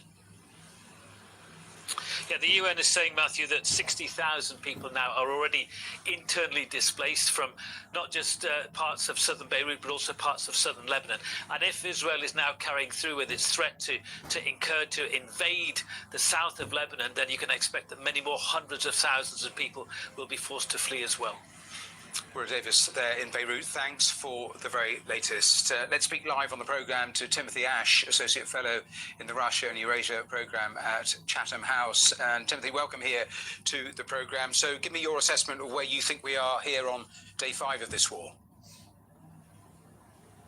Well, it looks like, it's been a game changer, really, in terms of, we've seen the previous very measured escalation strategy of Iran seems to have gone out the window. Obviously, they have very high-risk strategy from Israel and the US. So Iran has responded. Obviously, its attacks on Gulf states is out of the blue. Significant change. We've not seen that before. That's a big challenge to their business models. In particular, it's been based on diversification away from energy and oil towards tourism and logistics. And there's question marks if we don't see an early end to that, whether a lot of those tourists come back and whether that business model still endures. And what's the end game here? I mean, are we likely to see a peace deal that is durable, or as we're only, if you remember the 12-day war was back in June, so we've seen a return to hostilities relatively quickly. So I mean, is any peace deal durable? And will Iran just continue to go for a relatively high-risk strategy of continuing to send drones over to, say, the Gulf states to disrupt their economies? It is said that when the pause happened after that 12-day war, that Tehran thought that Washington perceived that as a sign of weakness, and it meant that they could resume attacks at some stage, and that is what has happened. Hence, a switch away to completely different tactics. I'm reading here from the Reuters news agency, Iran's president telling heads of neighboring states that the Israeli-US aggression left Tehran with no choice but to defend itself. That's the Iranian explanation. Of course, the Gulf states will see it entirely differently. But what is your thought about the potential duration of this conflict? Well, there's been a lot of focus on munitions in particular, and whether who can outlast the other. Obviously, the West is using very, very expensive technology and equipment. I mean, missiles cost millions of dollars, where the Iranians have Shahed drones. We've seen those in use in Ukraine in particular, and they're very low cost, $20,000. And the assumption is Iran has plenty of them. And the longer it goes on, more likely that Iran will exhaust the Gulf states and the West's anti-missile defense missiles, and that maybe means that Iran will become a bit more effective in hitting targets. So, it's a question of who can outlast the other here. What's your interpretation of those reports of the CIA working with the Kurds and the potential there and the dangers there? Well, I mean, the question people are asking is, what is the plan here from both, particularly from the US? I mean, a lot of talk about regime change. I mean, I guess the assumption was that they would take out the supreme leader, Khamenei, and then there would be a popular uprising. That really hasn't happened.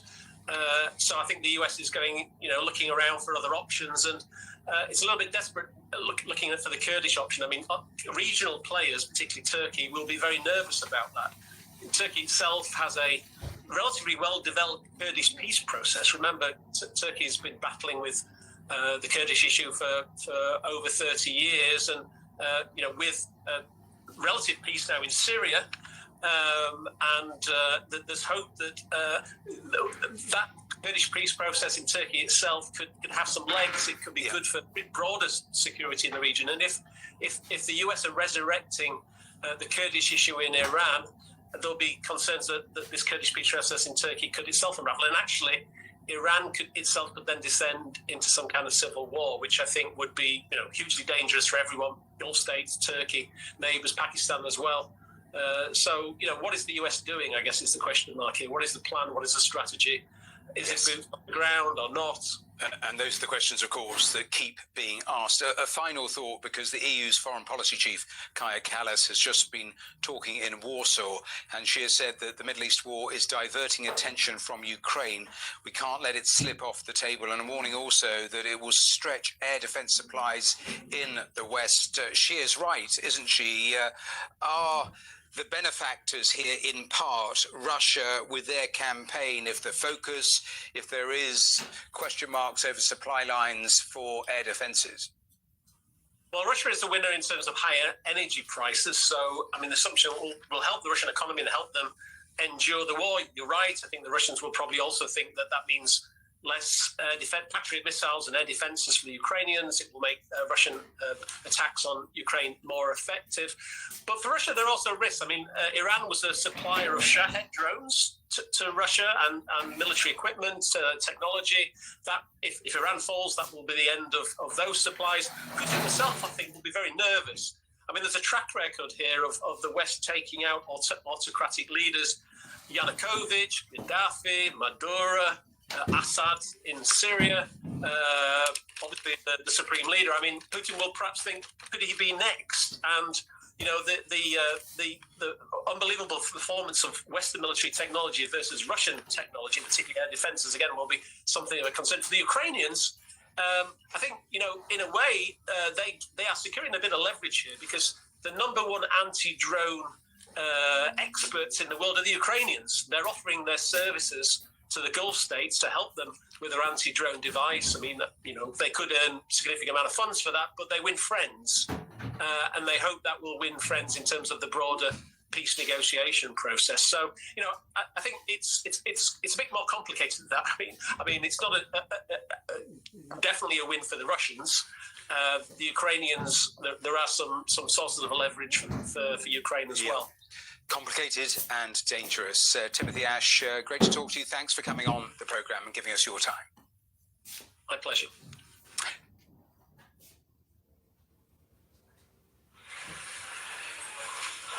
You're with BBC News. As the US-Israeli war with Iran continues on for the 5th day, we can show you some of the images we have got from across the region. These are live shots. We're monitoring the situation as events unfold. We've been seeing smoke rising across the skyline of Beirut and hearing the sound of sirens in the last hour. In fact, let's take a closer look at our live shot of Beirut, the capital of Lebanon. Getting darker there, of course. Well, several people are reported to have been killed in Lebanon today. That's as Israel targets the armed group Hezbollah, the organisation which is a key ally of Tehran. And as we heard in just the last few minutes from our correspondent in Beirut, Wira Davis, the United Nations peacekeeping mission in Lebanon has told the BBC that the Israeli military has entered several Lebanese villages near the Blue Line. That's the UN demarcated boundary between Lebanon and Israel. Now, the peacekeeping force haven't yet confirmed the scale or the duration of those incursions, but this comes after the Israeli military warned residents of all towns and villages in southern Lebanon to leave. That was ahead of expected military operations, so it sounds like that is starting. Well, we will keep you updated as we learn more about the situation. Well, Iran has continued to fire missiles across the Middle East as it comes under intense attack from the United States and Israel. Missiles and drones targeting Israel, Saudi Arabia and Iraq have been shot down, but another struck a US-run airbase in Qatar. Now, as the conflict entered its 5th day, the US military said it had struck nearly 2,000 targets in Iran since launching its campaign. Well, we will continue to bring you coverage here on BBC News. in order to be able to send pictures, videos, or even just tell us what's going on. The messages that we are hearing is that many cities, including the capital Tehran, which is a city of 10 million people, very vibrant, very vibrant nightlife, at night is completely deserted, and during the day most shops are closed. So most people seem to have switched to a survival mode, and they are stockpiling food, and they are just hoping, and even they're finding it difficult to sleep because at night they hear more and more sounds of explosions, and many of the targets are inside residential areas of Tehran and other cities.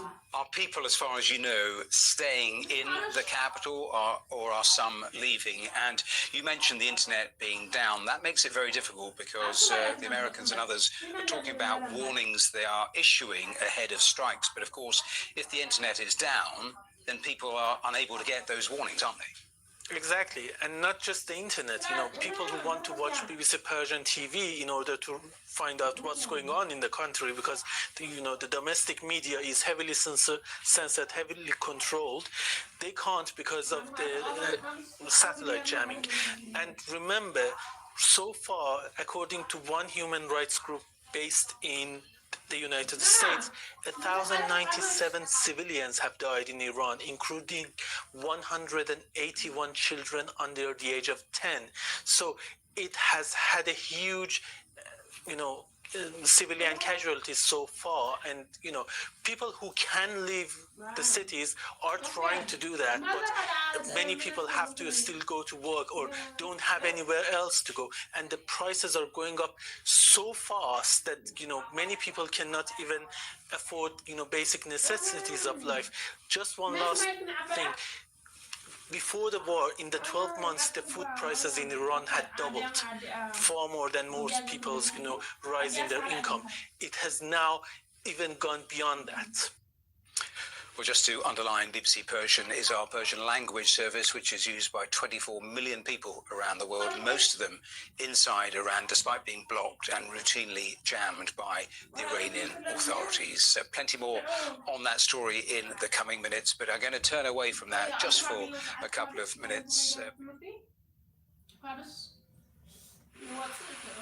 You're with BBC News as the US-Israeli war with Iran continues now for its fifth day. Well, we can show you some live shots from across the region. We've been monitoring the situation as events unfold. Israel has launched fresh attacks today. That was as the war with Iran shows no signs of letting up, and large explosions have been reported in Tehran, where Israel says it began a new wave of broad-scale strikes. Well, Israel says it hit security headquarters across the capital. The number of people killed in Iran is reported to have surpassed 1,000 civilians since the conflict began. The Israel Defense Forces says one of its fighter planes has shot down an Iranian Air Force jet over the capital. Well, let's bring you the very latest pictures that we've received from Tehran coming into us today. In fact, I think we can get those up on the screen for you now. You can see there the extent of the damage. That's from the Israeli strikes. There are damaged buildings and cars, smoke rising above the skyline, and rescue workers clearing the rubble. And as we said, a rights group who monitor the situation inside Iran have put the death toll in recent days to more than 1,000. But the BBC isn't able to independently verify this. Well, we are also monitoring the situation in Lebanon. We have a live shot of the capital, Beirut, which I think we can show you now. We've been hearing the sound of sirens and seeing smoke rising, obviously getting darker there now. Well, let's take a closer look. As I said, several people have been reported to have been killed in Lebanon today. That's as Israel targets the armed group Hezbollah. One of the organisation is a key ally of Tehran. And as we heard earlier this hour from our correspondent, Weira Davis in Beirut, the United Nations peacekeeping mission there in Lebanon has told the BBC that the Israeli military has entered several Lebanese villages. That's near the blue line, the UN demarcated boundary between Lebanon and Israel. The peacekeeping force haven't been able to confirm the scale or duration of the incursions yet, but this comes after the Israeli military warned residents of all towns and villages in southern Lebanon to leave. That was ahead of expected military operations. It sounds like this is now taking place. We will, of course, keep you updated as we learn more. Well, Iran has continued to fire missiles across the Middle East as it comes under intense attack from the United States and Israel. Missiles and drones targeting Israel, Saudi Arabia and Iraq have been shot down, but another struck a US-run airbase in Qatar. Now, as the conflict entered a fifth day, the US military said it has struck nearly 2,000 targets in Iran since launching its campaign. Well, in the last few hours, we heard from Pete Hegseth, the US Defense Secretary. He was speaking from the Pentagon. He said that the US sank an Iranian warship in the Indian Ocean with a torpedo fired by a US submarine. The Defense Secretary didn't name the ship, but Sri Lanka's Navy recovered at least 80 bodies and rescued 32 sailors after a distress call from an Iranian frigate. They've said that when the naval vessels reached the area, there was no sign of a warship. They just saw patches of oil and life rafts on the water, and that the search and rescue operation was continuing. Well, Hegseth also used this opportunity as an opportunity as a show of strength for America, praising bold action from President Trump. He said that Trump has been putting America first, and he used characteristically tough rhetoric. He said that the results over the past 4 days had been, in his words, incredible, historic, really. And he also referred to the Iranian regime, saying they are toast and they know it. Well, we have also been monitoring a live shot of Doha. Qatar says it has intercepted 10 drones and 2 cruise missiles. One of those missiles struck a US air base. You can see the live shot of Doha, 7:30 in the evening, nearly there in Qatar. Well, we've also heard that the UK has chartered a commercial flight out of Oman's capital, Muscat. That's to bring stranded nationals home late on Wednesday. France has made similar plans. And we've been told that the funeral of Iran's former leader, Ayatollah Khamenei, was due to take place today, but Iranian state media said it had been postponed. And there are reports from Iran that the name of his successor is very close to being decided. Well, earlier this afternoon, we saw pictures from Portsmouth. I think we might be able to show you some of those now, where a Royal Navy warship, HMS Dragon, has been preparing to head to Cyprus. The warship is currently being loaded with ammunition. It's not expected to sail towards Cyprus until next week, but yesterday Sakir Starmer said on social media that he had spoken to the president of Cyprus about deploying the Type 45 destroyer, which is the only type of equipment the Royal Navy has that has the capacity to shoot down ballistic missiles. So this comes after RAF Akrotiri in Cyprus was hit by a drone. Now, the Ministry of Defence said it only caused minimal damage. This ship is expected to take between 5 and 7 days to get to the region. As I mentioned, it's not expected to set off until next week. 2 Royal Navy Wildcat helicopters are also being sent to Cyprus. They are equipped with missiles which are designed to counter drone attacks. Well, we can show you live shots from across the region where we have been monitoring events as they unfold in the Middle East. We will continue to update you on events here on BBC News.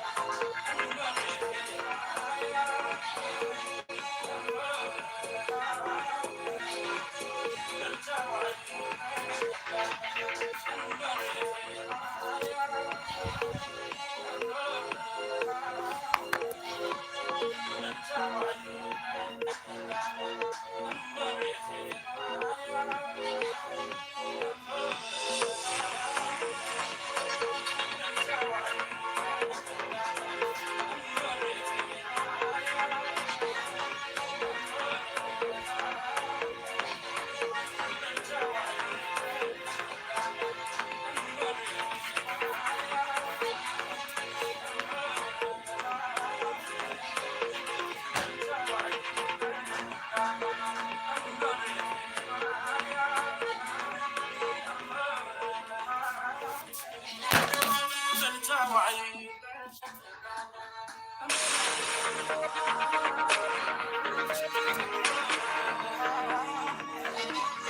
price of oil begins to fall and stock markets recover some losses. We'll take a look at what's changed the mood in the US-Israel war with Iran.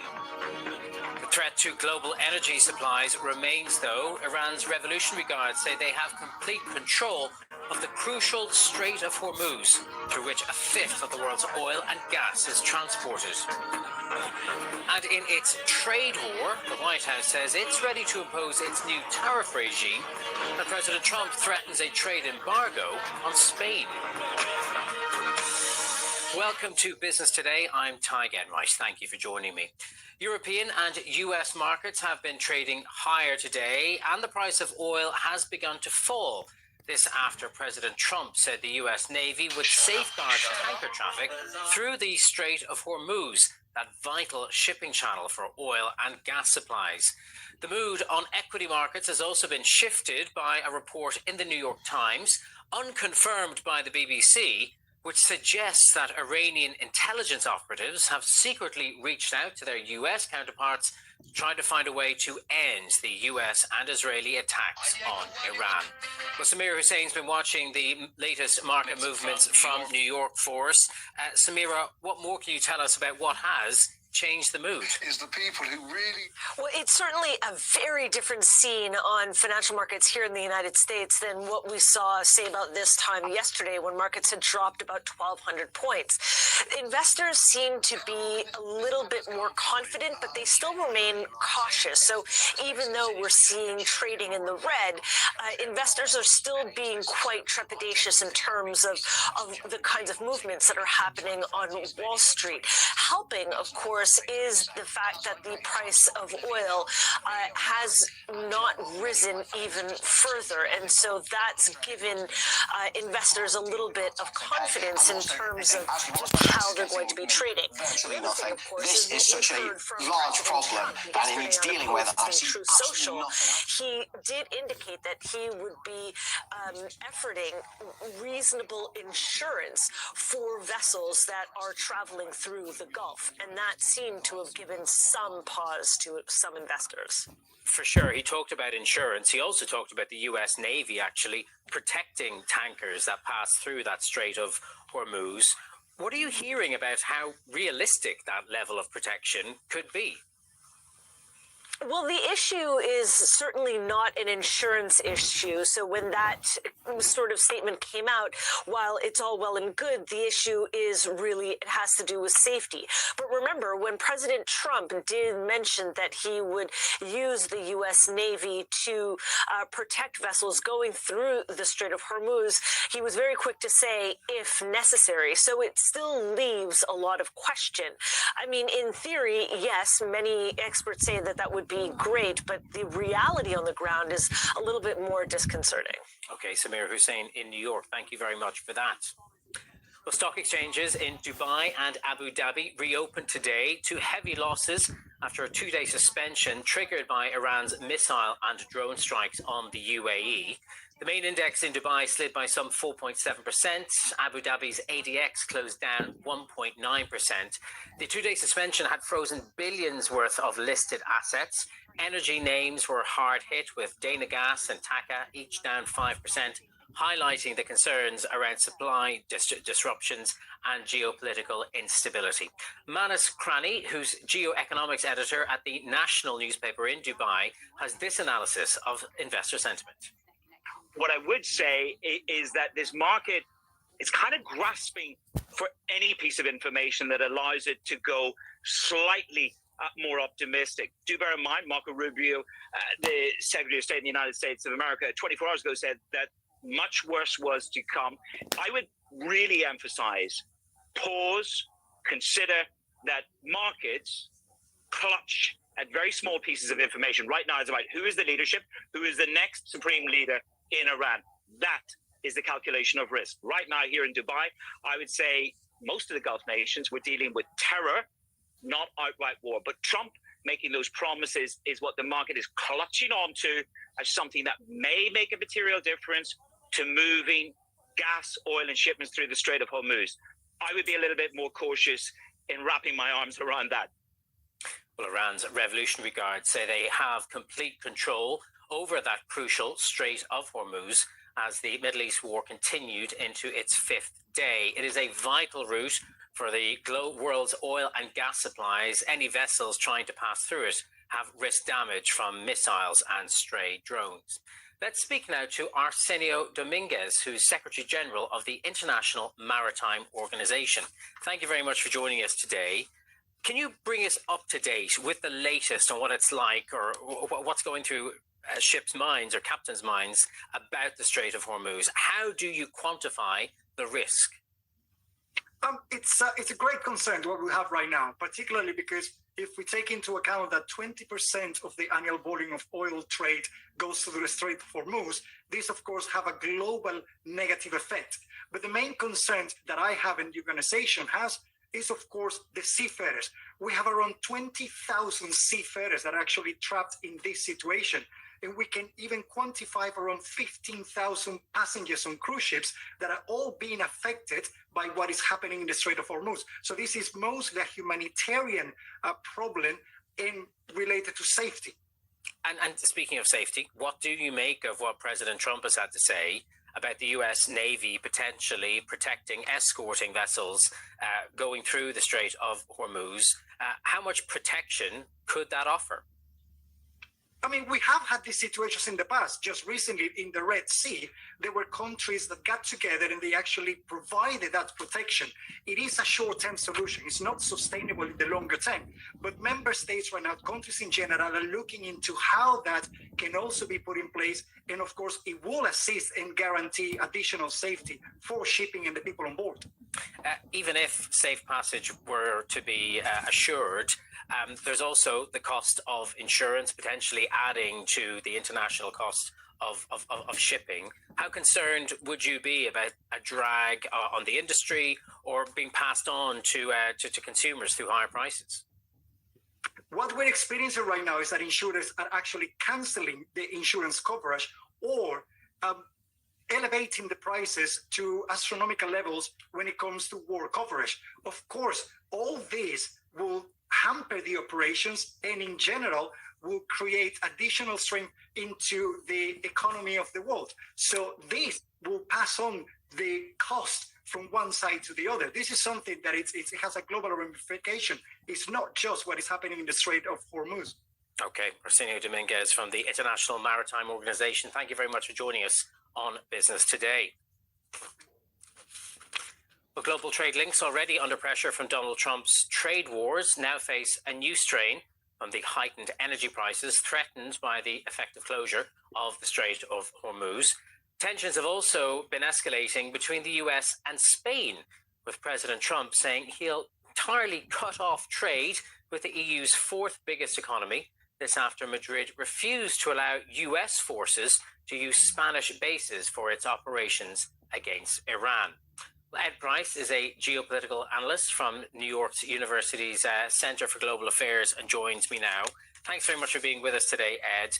Let's start with Spain first of all. Can Donald Trump single it out and cut off trade with it, considering it's a member of the EU? No, legally and practically speaking, there is no such thing as US-Spanish trade anymore. There is US-EU trade, which I think that the president is about to find out. That doesn't mean that what he's saying isn't very disruptive, and it doesn't mean that the Spanish don't have good cause to be insulted and worried, as I say. But I think that the overall strategy that the White House has currently come out with has been challenged anyway by the Supreme Court, as we saw on February 20th. And so I would caution listeners to remember that and think very carefully about whether or not Donald Trump can actually do the things that he says he's going to do in the trade sphere before they make decisions. Indeed, you mentioned there that seismic Supreme Court ruling, which ruled against the basis on which Donald Trump imposed the majority of those new tariffs that have been imposed since he came back to power. The U.S. Treasury Secretary today saying the U.S. will probably increase that global tariff on imports from the 10% that it's at now to 15% sometime this week. What do you make of that move? What do you make of the timing of that move in the midst of all the uncertainty in the Gulf? Well, we've already established that the president's use of emergency powers was illegal.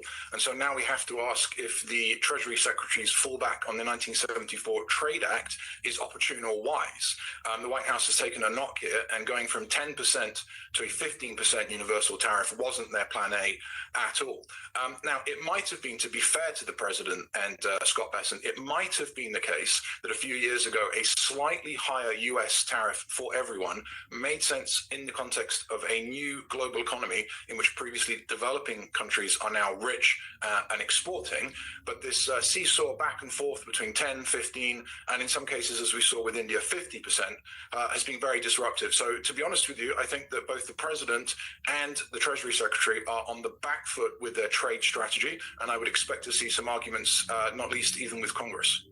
Looking at the impact of the US and Israeli strikes on Iran, how do you measure the damage that's already been done to the global economy by this war? I mean, even if it were to end right now, for how long might we be feeling its impact? Well, I'm afraid I and others who have studied economics cannot measure the damage that this war has done or will do to the global economy so far, because economics by nature is a data-led science and it looks backwards. We don't have enough time, we don't have enough data. You said earlier that the Strait of Hormuz being closed has already fluctuated global oil prices, gas prices and so on. We saw oil jump by about $10 before falling back on the president's announcement. I would expect that kind of volatility in a short-term negative energy shock for the next few weeks, if not months. However, if the operation is successful, as measured by a more friendly, or at least a less aggressive Iranian regime in place, then I imagine we'll see long-term greater energy flows. Okay, we'll leave it there. Ed Price from New York University, thank you for joining us and sharing that analysis with us here on BBC News. In other business today, France is planning a meeting of G7 finance ministers and central bank governors for talks on the Middle East crisis. The economy minister, Roland Lescure, says that the meeting, agreed with the US Treasury Secretary, Scott Bessent, will take place early next week. The aim is to assess market developments and coordinate a response as a regional conflict risks wider global economic repercussions.